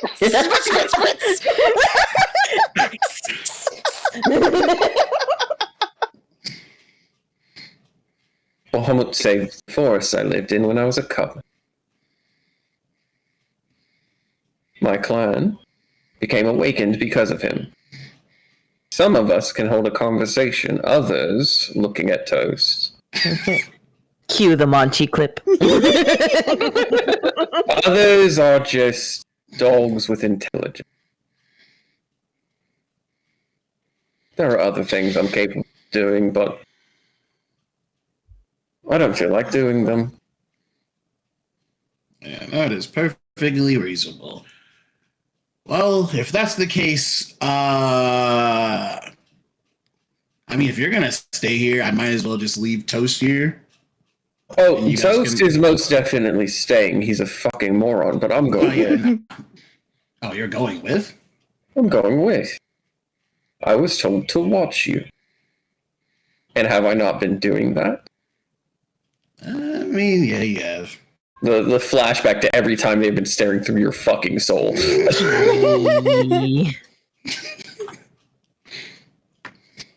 After all, you're going to commit some sort of stupid act by trying to fight demons. And if by any means Miss Seraphina gets her brains right and asks for Bahamut's help, You cut out. if by any means Seraphina gets her brains right and decides to ask Bahamut for help, someone has to be there to send the message. We will certainly see on that one. She does not have the best idea of gods, and I'm not far behind her. I get that. But she has the journal, so that'll be interesting.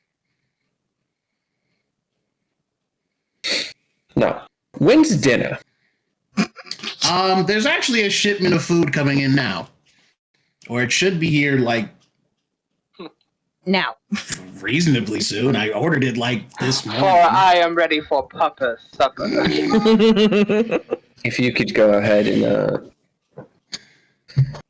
My coat's been feeling a bit dry. I've been wondering about fish oil. I actually got fish. Nice.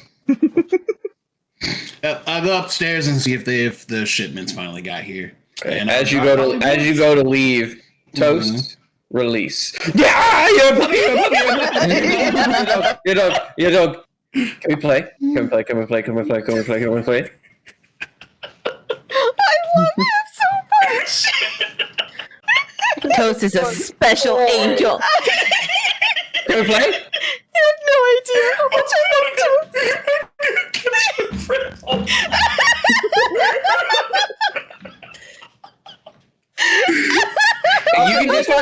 You can picture they're jumping, but they lean in, like their face is down and their nose is inch yours. Like, can we play? Can we play, please? You only see their eyes and their forehead. That's all. We got this. We got these fucking rules from a fucking fish man. I'm still can't get over that shit. For a bargain, might I add. Yeah, the snack bullied him. I sure fucking did. Oh my god. Oh my fucking god. Fucking I'll Wait a play with minute. Toast for a little bit. Didn't we get them for free because the guy was trying to fuck us over and then Snack said no, you're gonna give us these for free. No, we got the Or was that the carriage? It was, yeah. That was the carriage. We got the carriage discounted. Snack Got got the donkey. Snack got her donkey and her cart. Where did you put the donkey? Oh wait, no, she took the donkey. Okay. Yeah. Yeah. That donkey would survive Mordor. I'm just saying, with the rolls. And the donkey's new girlfriend. Oh yeah. Mm-hmm. Mm-hmm. Yeah, I'll play with Toast for a little bit and then go check up on the ship. I'll stay a dire wolf. Damn, I sent you a thing on Telegram. Telegram. I've been asking you about this for about 3 weeks of game time. Telegram. Telegram. Yeah, I told you whenever you want to do it, do it. Oh, okay. Well then, it'll be in a moment then. All right. Uh-oh. I got you. Ragnar oh, you do? Okay. I got you. So this will be fun. Gregor, you play with Toast for a good solid 10, 15 minutes, and then you gotta go because you were told you need to be meeting them and everything. It takes you, the whole conversation takes about 30, 40 minutes, but you need to be up there to talk. and pick the shipment. You did not realize how much energy this dog has. Like, you know that they've been sort of bouncing around, but now it's obvious that Gragny has been holding this bastard back. Like, he is so full of energy. He is doing the zoomies across both beds. I love it. And this room is only like 15 by 15, and this motherfucker's damn near 7 feet, 8 feet long. Like, sweet baby. so he's just Play. playing was more him running around you while you got dizzy. He got so dizzy, he tired himself out. And eventually he's like, after literally running for 15, 20 minutes straight, this dog stops and goes, water. Water. I need water. I need water. Water. And then he goes over and he sees the bowl that you had gotten him, and he just starts. I imagine he'd be one of those dogs who like shoves his face inside the water. In the water. You just hear like bubbles for gasps of air. He does, and he drinks the whole thing, and he turns around. Water? More water? Water? More water? I'll get you some more. Yeah! And you decide to head back. Do you polymorph back? I'm have fun. Oh no! Damn. If you polymorphed into a direwolf, you are a black and gray direwolf.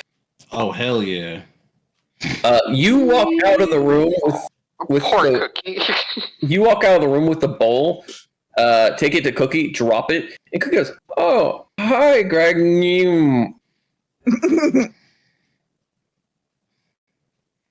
Arf.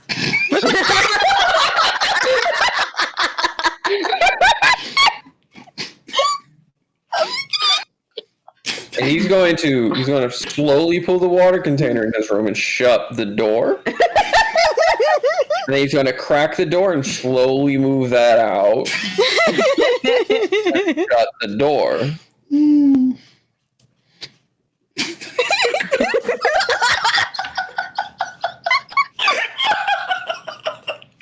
I will take the water back. I'll take the water back in there, and then I'll drop it. I'm imagining. I thought he would have like splashed all the water out by the time he got back to the room. Oh my god, that was so funny. Yeah, Doc, or I'm sorry, Cookie is not coming out of that room. Wait a minute. Was Cookie at the meeting? He was. Yeah. Okay, Cookie good. said he was joining us. Oh. Okay, I didn't know if we got context for that because I didn't know. Yeah. Okay, I just wanted to make sure. Yeah. Aaron made it a point that Cookie said very early on in the conversation that he was staying. Okay, I Yeah. guess I just didn't hear that part, but okay, I'm happier now. Ragnar, you do that, and now you're on your way upstairs. And we're going to say that everyone's in the room. Okay? Everyone is in the room together. Who's supposed to be there? That would be Sam, Fran, Vic, Doc, Gerdak, and... Now Gragnar. Sorry. Trying to list everybody off my head. And still in direwolf form. Oh no, I dropped that. I still needed to go talk to Underhill. Mm-hmm. Okay. Let's do that then first. Let's do the Underhill bit first, because that's going to be the simpler of the two. You go to find Underhill. You saw them on deck, and then when the meeting ended, they were gone. Mm-hmm. So you kind of see Doc up top waiting, and you know Doc knows where Underhill probably is. Hey, Doc. Yes, my patient. Do you know where Underhill is? Yeah. Can you tell me? Oh, that's a completely different question. But yeah, I can do that. Okay, where is Underhill? Oh, you weren't just asking. I need to talk to him. Okay, well, he would be probably downstairs, legitimately trying to take a nap. Okay. Been very exhausting for him. Y'all's luck has been really, really straining people. Yeah. maybe you can answer my question then. Shoot. Well, I have two questions, but first one, do you happen to have any books on gods, concepts, and demons? Like their history, whatever might be helpful. And he looks at you for a second, and there's a shift. He was being joking, playful, and kind of a dick to you, and for a split second, you feel someone burrowing into you, like he's looking directly into you. Why are you looking at me like that? I just think it's an interesting question from somebody who, for lack of a better description, is anti-theist. Well, since we're having to deal with more and more demons and gods and all of that, I thought I might as well start getting my research in. Underhill has a book for you. Go downstairs. He'll be in the storage room, laying across a couple containers of spice that we kept. I thought you said he was trying to nap. He is. This is enough to wake him up, though. With your luck, he'll be awake. He'll just have woken up. Okay. Second question. Shoot. And she's gonna lean in really close and try not to talk loud about it. What do we need to do about the elixir? Which elixir? Pomegranate. Fruit of the gods.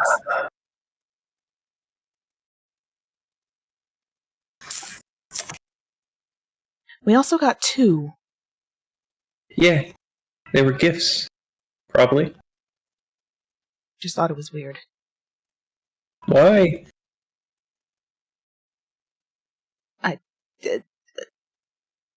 Anyway. Just take a pomegranate or both, mix them together, let it sit. Also, you're going to have to pray. To Whomever.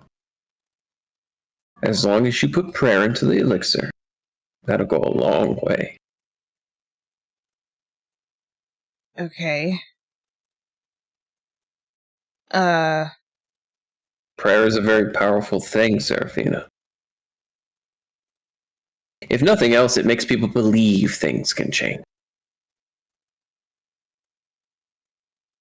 So what exactly makes this elixir so valuable?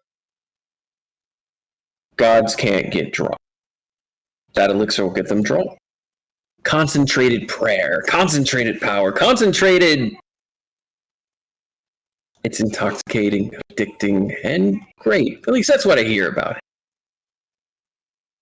Why would I know so much about it anyway? Why do you think I would know anything? Because you're the one that started freaking out when we got it out. Yeah. I'm a doctor. I've seen people go through that quite a few times. You get fucked by God, and then you die. Sometimes a baby comes out of it, which keeps you alive a little bit longer, because it's like a parasite. Other times, you just completely lose yourself. If you had fucked Fran before any of this was dealt with, he would have felt pleasures beyond his wildest dreams, but it would have driven him mad, and he might have strangled you in the middle of it. That's why we came to you when... It's a good thing you did. Because you told me about that, and then I told Fran. Yup. It's a good thing you did. So, put the pomegranates together, pray, and it's set. Let it sit for at least 3 weeks. And don't let anyone know. I would prefer not. Could you imagine if God found out that you had that on you? Something that they covet? Well, it's You not have just a gods. on What your about, hands. it's not just that. What about mortals? What would it do to mortals? Ooh, mortals would get one hell of a buff out of it, but it would have consequences. Like There's 3 options. Nothing happens. Everything happens. Or they corrode. They turn to dust and suffer eternal damnation. They become immortal like a god without any of the benefits. They rot away for it. Second option, where they get everything, means that they become a god. That's rare, very rare, but it happens. First option is nothing happens. And later down the line, in their bloodline, some little spat gets shot into somebody, and then it gets birthed, and they're like a demigod or some shit. You know, that happens quite a bit. You should understand that. With Huh? the wings you got going. What? Wait, what? What? Wait, what? Gift of gab. No!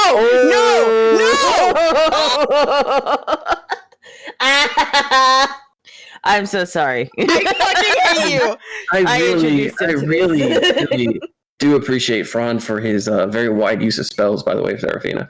It's quite interesting how he goes ahead and has such control over things. He's only ever had to use certain spells a handful of times, despite the absolute urge I have to just blabber on about everything and anything.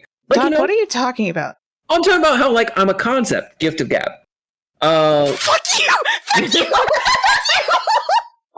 I'm also talking about how, like, I know who your true ancestor is, gift of gab. I'm also talking about the fact that, like, I know how to save your dead husband, gift of gab. Oh, But you'll never find out. That's so fucked up! Fuck you! I also know who the dreamers are and why they want to help you and why they're fucking with you, even though they're not really fucking, gift of gab. oh my god. What is she? Okay, what is this doing to Serafina right now? As far as she knows, he's ranting about why IVs are great for drinks. Oh my god. There's no earthly way of knowing. Man. Serafina, I've really enjoyed this conversation. I did not. I'm gonna. Why don't you I go have a say hi headache. to Underhill? Oh, yeah, sorry about that. Too many spells at once can do that. Spells what? Gift of gab. Fuck you. Aw. Yeah, I'm God is gonna my go. bitch. What are you talking about? I'm gonna go. I'm gonna go talk to Underhill now. Thanks, I guess. Bye. Fuck you, DM. Fuck you. That's God, fun. Leo. That was so fucked. You didn't need to drop all that. You drop all that. She's really fun to talk to as he looks at Gardak standing out there. Wait, when was Gardak there? He's been there the whole fucking time, but everyone's suffering from gift of gab. Wait, what? Gardak's out there, Vic is out there. They were inside, I thought. Nope, No. they were outside. Okay, anyway.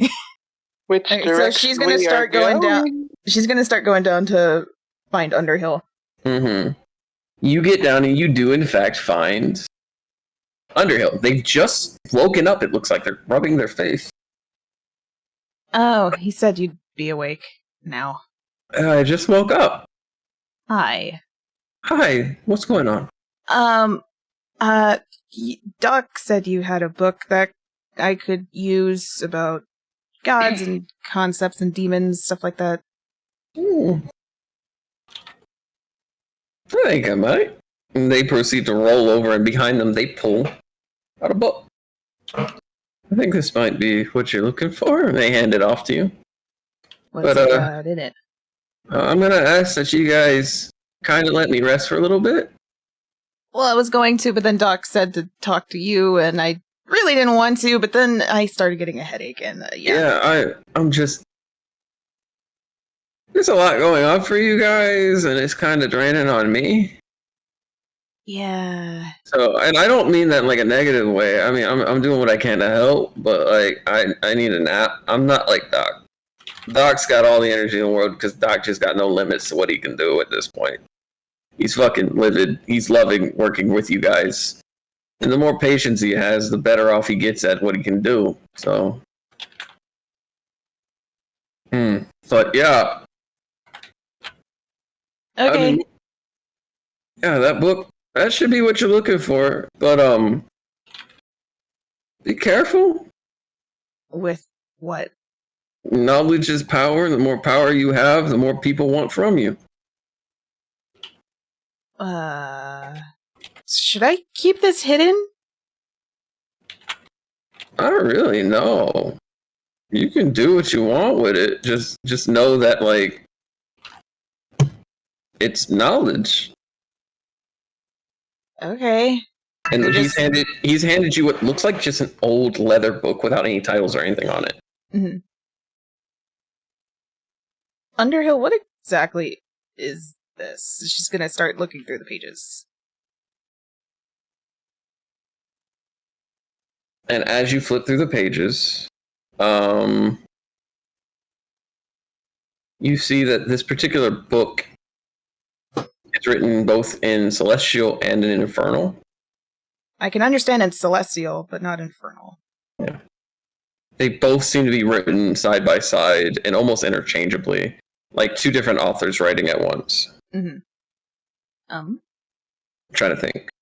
The book itself seems to be old, very old, but it seems to be holding together just fine. The Celestial sections that you skim through, are you skimming or are you actually trying to read it as you walk? I'm actually trying to read it and also figure out what exactly the book is. There's notes and names, description, entities, deities, devils. Nothing about concepts. It just says entities, which may refer to how that person referred to concepts, as the description in Celestial, for one, says emotion, beware, highly influential, capable of completely existing without people noticing, feeds Wait. off of just regular existence. Is it like a Pokedex of gods and stuff? Really? I don't know how else to describe it. It seems to be a journal entry of some sort that lists off different entities in different ways. So yes, if you Okay. need to call it a Pokédex, yeah. I couldn't figure out the encyclopedia. That's the fucking word. An index? Is that... Yeah, it's an index.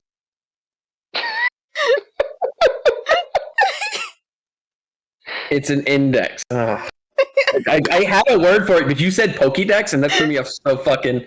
And then I said fucking- encyclopedia because then the word came to me. Yeah. But So yes, it has listings of things, but it's a mix. It's as if like two different authors were writing at the same time. Mhm. And it's also again, it feels odd. There's mentions of deities you've never heard of, and I don't mean like they didn't they exist you never heard of. No, when you read the name in the description and you look away, you forget what it means. Oh, okay. There's other descriptions that show like a small deity in a southern city known for childbirth and protection. There's one that talks about Hermes, deity of messenger and wealth, bound by oath to deliver messages when necessary, worshipped by several different guilds that will keep a promise no matter what. Repeat that last part, sorry. That will worshipped by several different guilds and groups and cults that will keep their promise no matter what. So if they make a promise, they keep it. Okay. Which also makes you think about the fact that Hermes promised to come for you one day. Yeah. She's gonna close the book and just kind of look to Underhill. It's like, I will definitely be reading this later and keeping it under tabs. Okay. Yeah. And like I said, I'm just gonna lay here for a minute Yeah, I can go. Oh yeah, no, you're fine. I'm gonna be going with y'all, but I'll be staying on the ship once we arrive. Okay. So like, I guess should I tell Sam that or it should be fine. It should be fine. We'll get that all handled. I don't think we'll be leaving just yet. all right. Thanks for the book, and I'll start heading out. Okay. Alrighty. Yeah. Thank you. For what? Letting me rest. Oh. Okay, she's gonna start going. Bye. He needs EPs. He's EP and CP. Yeah, like he looks drained. He looks absolutely drained. Which I'm sure as players y'all can figure out why. But Yeah. it's not that. It's not that. Somebody got lucky. Like, it's hard not to think that, DM, whenever you're constantly telling us how they fuck. I mean, yeah, that's true. But it's not that. I was thinking about all the times we almost died, because that happens more than anything. Yeah, that too. But So yeah, now she's gonna start going back up into her room. all right. So you go up in your room and you said you're going to sleep with your book underneath your pillow, correct? Mm-hmm. What are you doing with the other book? I'm going to, I guess, also put it near me somewhere, but like where it's not. She's gonna kind of hide it a little bit Okay. because she's worried that because Underhill said be careful with it, so that. As you go to hide it, you go to put it like somewhere to hide it, and it falls over, and the back end opens, and you see, if found, please return to the library of Yanti. Oh, that's not good. Yanti? You know that name. I do. That's really not Oh. There Really it not is. good. Can I make an Arcana check on that to see if I know what that is? That would be a history check because Yanti does not keep himself quiet. Okay. Yeah, the man talks about himself 24/7. And his wife. Mostly And himself. I got a 12. You know the name scratches a bit of your brain in the back, and like you sat there for a little bit, you close it, you put it away. You go to fall asleep on your pillow, and then you go, "Oh my God, Yanti, Yanti the lovable, Yanti the lich, No. Yanti like Not Yanti." lovable. Yeah. All the while, like for a split second, the He-Man like meme goes off in the back of your no. brain for some reason. Oh, Nah. It's nothing. Yeah, it's the He-Man singing. yeah. Oh. Oh.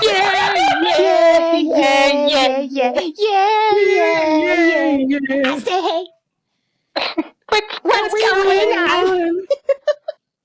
That goes off in the back of your brain. Because fun fact, whenever one of his books is taken and someone remembers that it's his, that is the small little curse that goes off. Oh. That'll be on the back of your brain every now and then until it's returned to him. Oh no. Ah, God damn it. No. Congratulations. It's nothing that'll bother you like in game. It's not going to be a sudden distraction. Oh, okay. It's just a little bit of flavor for you to know that in the back of your head, Okay. there's this idea of some blonde, muscular man singing with Under rainbows quiet around cells. him. Okay. For no better reason than why not? So yeah, she's gonna hide the book again, and then try and go to sleep with this fucking He-Man meme going off in the back of her head. All right. And we will pick up with what you dream about next session. Oh, We're going to go up to everyone. We're going to go up to everyone who is upstairs. Because it's 12 o'clock, so we're going to try to finish this bit and call it. So everyone who's upstairs right now, you're all in a room together. Gragnar showed up last. Everyone's in there. All right. So what do y'all want to discuss? Well, Captain, this is Vic. Thank you. Hi. Well, I would have hired him, right? So. Yep. Okay. But he wasn't called Vic when you hired him. And I would remember that. Mm-hmm. Most definitely. Okay. You said Vic? Yep, Vic. Have you always gone by Vic? I don't recall you always I going lied by to you Vic. when I was hired. Don't appreciate that, but I understand an alias. But okay. What's he doing in my office? Actually, you go ahead and explain. I hunt demon. And specifically vampiric descendants of demon. Well, please have a seat, and then she's gonna go and get brandies and stuff. Do you want a drink? No. Well, alcohol is a really good way to keep vampires off your ass. It also makes you just a little lethargic. I'm good. Okay, cool. And then she's gonna look to Fran like, Fran, you want a little? You know I do. And then she'll look to Geardak too and be like, Geardak, you want a little? Don't think you can. And I'm like, apple juice, perhaps. No, I'm good. I've been staying hydrated. I do, however. I was asking Geardak, but okay. Oh, my bad. Don't think you can. I'm sorry, Geardak. And then she's gonna bring Fran and her brandies over. That's on me. That's my bad. I'm sorry. Look, I'll just pull out my book, and he pulls out a book, and it is just. You ever seen a journal that looks like somebody just like fucked it over? Like all the pages and stuff are scribbled across. It's got extra pages like taped in and shit, and like hanging out, and like it looks like some. Cheetah Girl lyrics like across the top. Yeah, I've been there. As a storytelling bard, yes. Yeah. You, Fran, looking at this book, know that this book is fucking old. Like, this book is like a few hundred years worth of notes old. And the spine is being held together by glue and prayers. And you watch as he lays it out and he opens it. And he proceeds to open it and he starts pulling out papers out of it, starts laying them out. So, do we know the name of the demon or like what their title is? Demons? Talking about the one we're dealing with on the job currently, correct? Correct. The Sword of Asmodeus. Sword of Asmodeus. Do you mean Blade of Asmodeus? That, whatever the fuck, I don't give a fuck. There's a weapon. And he proceeds to flip through. And finally, you see like sketches in this book. Sketches of what appear to be demonic entities that range from like fairly humanoid to just straight out horror filled, like damn, like stuff that like if you were trapped in a room with it, you would definitely not be okay. There's these giant tendrilled entities that have hooves like sheep and mouths all around their bodies. There's others that seem to be split down the center with pure gashing mouths and tongues. Others seem to be very human in appearance, but have like insect-like mouths that seem to be dripping something. And then finally, there's a face that not even a mother could love.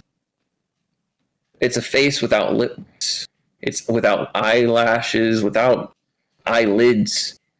Ears seem to have been sliced off, and there seems to be stitching of flesh across it. The skin seems to be pulled taut back, with blood drawn to be dripping from all orifices, as if this entity is in eternal torment. And then next to it is another picture, which looks like a black plague doctor's beat. But it Fran is seems, gonna stand up the moment he sees that. Sam, you and Fran recognize the beak That. from your vision. That's it. Yeah, fucking hell. He was active across the pond. So Laya, not but 10 years ago. And he fucked some shit up. There's an entire clan of orcs, and I mean a few hundred that he wiped out himself, all to torment one person. He's also the type of person that does not, well, I say person, he's not a person, he's a fucking monster. Demons possess people. That's how they get to the material plane. It's the easiest way. Getting a physical body over here is not easy shit. But if they find somebody either willing or dumb enough to summon them, they possess them. Vampires, werewolves, zombies, all that shit is just kind of side effect. You know? My goddess, she fought beside some people a while back. And let's just say demons do not just affect the body they take. The longer a demon exists on this material plane in a specific place, the more that place begins to shift and twist and mutilate itself. Think walls start bleeding and the ground turns to flesh and people start eating themselves type shit. How long has the demon supposedly been active? Do you guys even know that? Well, from the reports that they've been getting in the city, this has been going on for weeks, if not months now.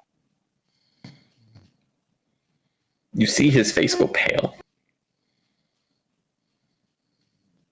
Weeks is really fucking bad, but months is okay.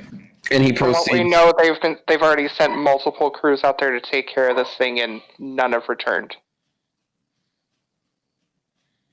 The slag you guys dealt with was a black slag, correct? Correct.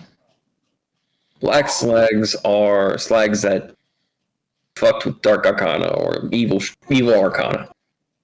And they mutate. They become demonic entities. It's the type of thing that is a side effect of a demon's existence. They don't exist naturally. They are twisted, mutilated forms of an already existing creature. They get better intelligence, they get better magic, they get better. They also learn to plane shift. So I recommend not getting grabbed.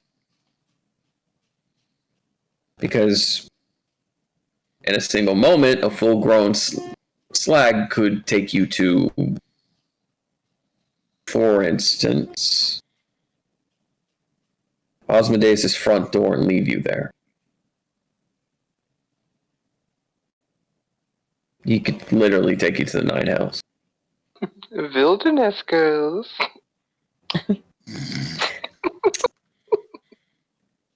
I recommend dealing with them from a distance if possible. If there's any people who are still surviving, I'd be surprised. But also, slags are known for shapeshifting. Which means anyone we find could or may in fact be slag. Now, I don't normally have a scorched earth method that I would like to recommend, but in this case, I would kind of recommend. Now, are you saying scorched earth literally or, metaphorically? They have fire resistance, so it's more metaphorical. God fucking damn it. If it's magical fire, that's different. It's like, that's like my one thing! It's like my thing! But yeah, no, I came this way by chance. I fucking needed to get on a ship that would take me out of town. And yeah, so I got on your guys' ship. But this is my life's work. This is my father's life work. This is my grandfather's life's work. Given your expertise, what are our chances here? There's a handful of them. Decent. There's 5 to 10 of them. Screwed. Talking about the slads or demons, because I think Slad. from okay, cool. Because Slads. at the very least, I think from the information we have, we are only dealing with 2. The blade of Asmodeus does not work well with others. He's We're told there's a second one. second one. There's something else with them, if I'm remembering correctly. Finger on nose. There was they had mentioned to you that the blade of Asmodeus had been seen with a giant stone-like entity. It's not a demon. It is a demon. It's the one that asked you to take care of him. Yep. They were seen together, and I'll tell you, they were seen together because he was trying to convince his brother to stop being a dumbass. Okay, cool. At least we don't have to fight both of them. Dad said you had to come inside. No, I don't wanna. What was the Keenan Pill skit? No. Negan, your Negan. jacket. No, I'm over it. I'm sorry, I'm just picturing this motherfucker. You're enormous. Dad said you had to stop. No, I'm over it.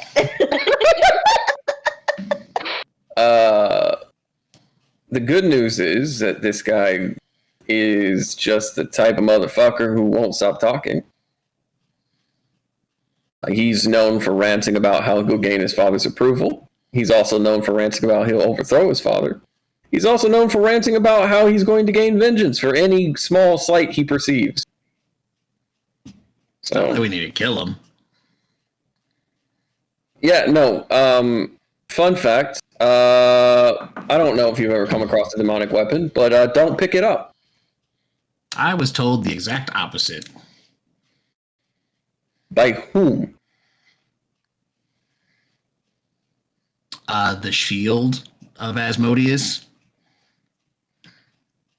I'm fucking sorry, what? Yeah.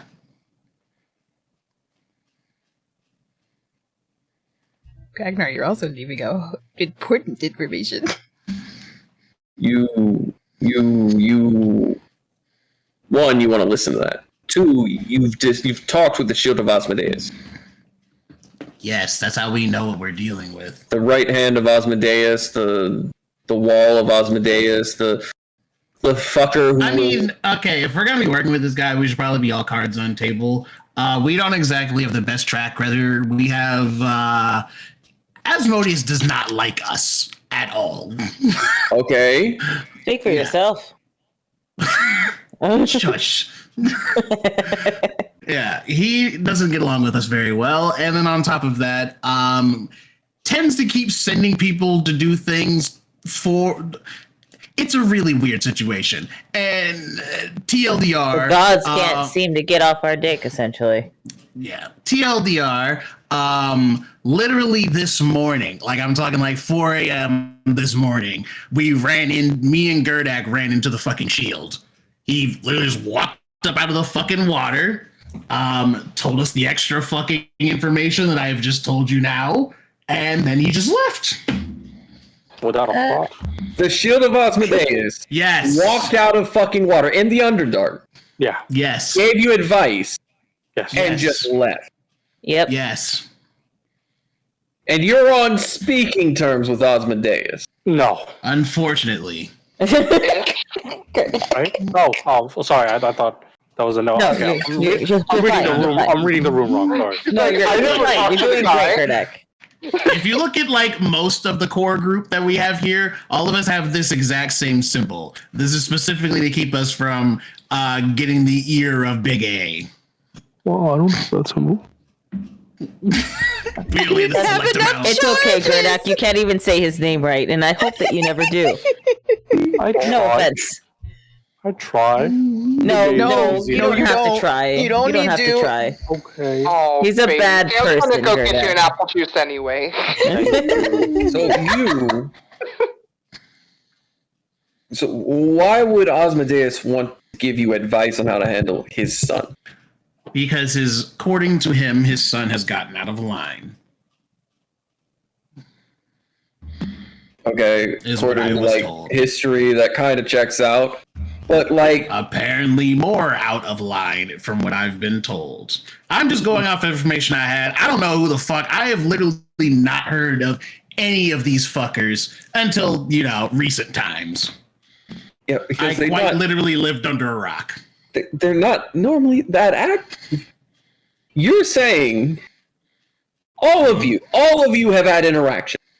Yes. I mean, not me. Well, not girl. Other than Not the me. shield. Other than the shield.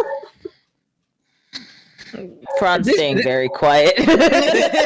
like the same way that like most people react to this kind of thing. Like y'all seen, he's like trying to hold himself together. Like he's very, very upset and very like confused. Just don't mention Seraphina got impaled. Yeah. Okay. Old news. All right. Goddamn. Very. So let me ask I'm you still this. recovering from that. Let me ask you this. We're going to kill this guy, right? Yes, fuck that dude. Oh, absolutely. I want you to also know that this particular demon is the most sadistic demon that I've read. Like, take your kids and in front of you do terrible things. Sadistic. Well, like, considering who his boss is, or I guess was, I believe it. he's also known as the Flayer of Kingdoms. Listen, you can try to scare us all you want. We're still going. I'm not. I'm just like trying to. You're trying to understand why we want to go and fight this thing, or why we want to go do it, because we're going to go do it either way. Even if we gave you a good explanation, it still wouldn't be good enough. So No, I'm just. It's very odd for like there to be this many people at the center of something like this. yeah, really unfortunately, we're kind of stuck here, and we have no way of getting out of it. Trust me, we've tried. Okay, well, okay. Let me wind it back. Did you cut Ragnar, yourself? please stop messing with that knife you have over there. myself in the fucking eye. Oh my god. God damn it. With what? The fucking finger. I was trying to. Oh, Jesus Christ. Okay. You I thought you were messing with the knife. earlier. I think you wouldn't be God. laughing if it was an X-Acto knife, but still, the fear was there. God damn it, demon. My anxiety straight peaked in like all the wrong ways. Like oh my god. God damn it, Greg, now you little shit. We love you, but you're a little shit. So much peaked. Oh my god. Okay, coming back to the game. Fuck me. I was genuinely worried he's like stabbed his fucking eye out. Oh my god. And he was sitting there laughing about it. I'm like, what are you doing? Well, I've stabbed myself in the head before. It's fine. Oh my god. Anyway, go on, dear. Pulling back, rolling back. Alrighty, here we are. Whoosha. Pusha. Vic proceeds to pull all the information he has on this Particular what? particular demon. The ability to use shadows for manipulation, the ability to teleport, the ability to slay people by stabbing them and ripping the dagger out. The fact that his demonic weapon of choice is a dagger with a ruby eye on the bottom, which he then goes to explain. Every demonic entity that gets brought into this world has a preferred weapon, at least higher ranked ones, and those weapons are, for all extensive purposes, them. You pick it up, it will try to possess you. and it will try having you kill everyone you know to feed it. By the end of it, you're a puppet for this entity who will proceed to absolutely try to wreck your shit. And your best bet is to try to separate the demon from the weapon and go from there. It's just, I'm not putting stock in what the shield said. It's just the way that he phrased it is, if we let, at least the vibes that I'm picking up from how he explained it was, if we let him die and the weapon drops, something else is going to happen. At least the way... You'll be called to pick it up. Everyone within a mile radius will subconsciously want to find this dagger. It's not something that... I thought it was just going to blow the fuck up. No, it's worse. Anyone who's within an area, which depends on the demon, will have an urge to pick it up. And if you pick it up and you fail to stay yourself, you become a monster that wants to slaughter, drown the weapon in blood until finally it's powerful enough to take over your body.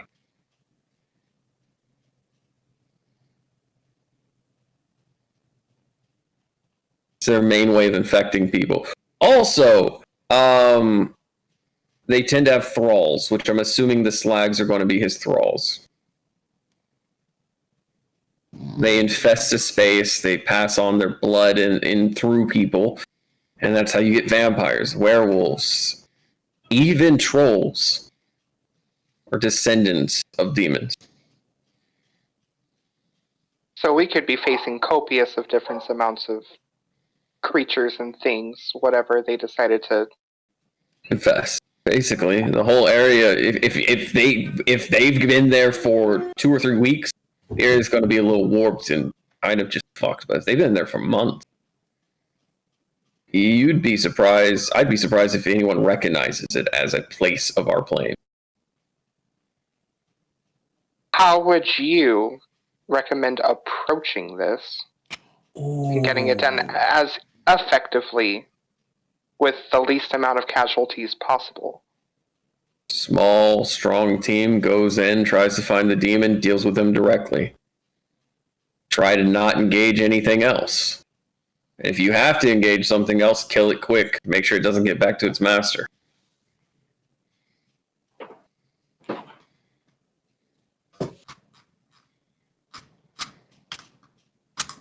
And Sam's just kind of like look to Fran and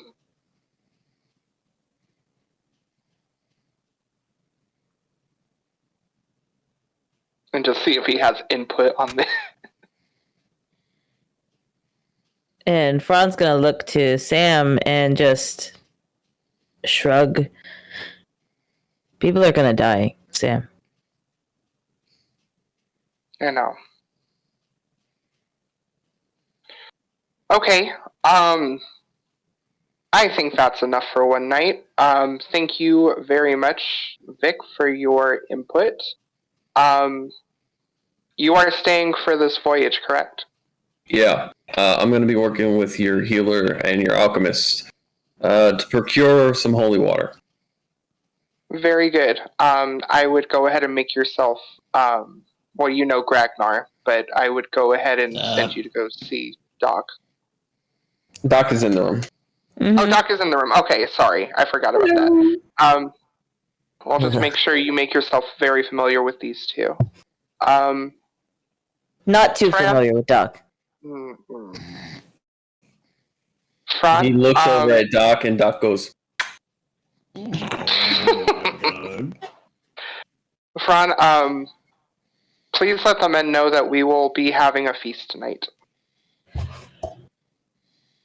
Gladly. Having a party? We're gonna need one. Hell yeah. And he's gonna get up. Gerdak, Yes. enjoy your apple juice. And he walks out. Gerdak Alright, will sit where Fran was and drink his apple juice. His apple juice. and with that, we're going to call it. Or call a night. Damn. Hey. Next session, I'm sure we'll leave the ship. Yeah. So y'all are getting ready to go fight demon. Yay. We're gonna die. Essentially, Vic, I'll tell you, he is not a paladin. Mm-hmm. He's a rogue cleric combo, Oh, okay. Ooh. and he can produce holy water, which is pretty much what he's going to be doing all night. Nice. Spicy. That's spicy. So you guys can give yourselves each 3 bottles of holy water. Nice. I probably shouldn't. Why? Well, I can't touch the stuff. Not Wait, you can really? touch the bottle. You can touch the bottle. Wait, Yeah, why can't you touch it? his hand. My hand. Wait, that. Oh. Yeah. Juan has actually come in contact with holy water with that hand. I don't remember that. When was that? More shit to put in my bag. Big burn. When was that? he said, The- I got the Satan church? blood in me. Duh. I can't hear you. What? It was at the church. I don't remember. Fuck. You said 3 bottles? Yeah, 3 bottles of holy water. Hell yeah, more shit to put in my bag. Woo! This bag is so fucking full. And also, as an alchemist, you have access to certain chemicals. So what he's having you do is essentially he's going to have you coat everyone's weapons with silver and adamantite. Ooh. It's a thin temporary thing, but it'll be useful as fuck in this fight. Damn, I don't use weapons. You gonna put it on my foot. Sure, your harpoon's been coated. So Yeah. say that your blades and your weapons have been dipped in silver and adamantite. Ooh. Again, I don't it's got no blades. It's temporary. It'll wear off, but in Oh, this yes, I fight, do. it'll be invaluable. I have a fucking short sword. Thanks for the amazing session. Yeah. Guys. Oh, I think everyone's tired. Can I Yeah. mention one more thing real quick? yeah, go for it. Uh-oh. Yeah. Wait, what? We should also probably talk. We have one more person coming with us. Greg Nee's coming. I already talked to them. The tire wolf. Yes. You talked to the dire wolf? Did I mean, not that's not mention this? too uncommon. I know Did I not nothing men- about animals. Did I not mention this? No, like Greg Nee can like full on talk. Is that not normal? No. Scaredack. Oh, but, yeah, you know, it could happen. Like, I mean, it shrugged at me. Miracles happen every day. And on that note, Ron's gonna leave. He said, I'm ready to drink. You're not Oh gonna no, tell them- Seraphina's gonna EP through the feast. Nah, she'll be. No, I thought she's just taking a nap until. Oh, okay, good. Good. I love that. I love that Gregnar decided to keep that whole Bahamut thing to himself. Yeah. Well, That's not their business right now. yeah, it's not my business to tell. We'll get to it when we get to it. I'll probably We'll have a get to it. conversation with Seraphina about it. We'll see. Seraphina got hit with a lot today. Fuck. Yeah, that's what I said. Maybe. That's if I don't forget.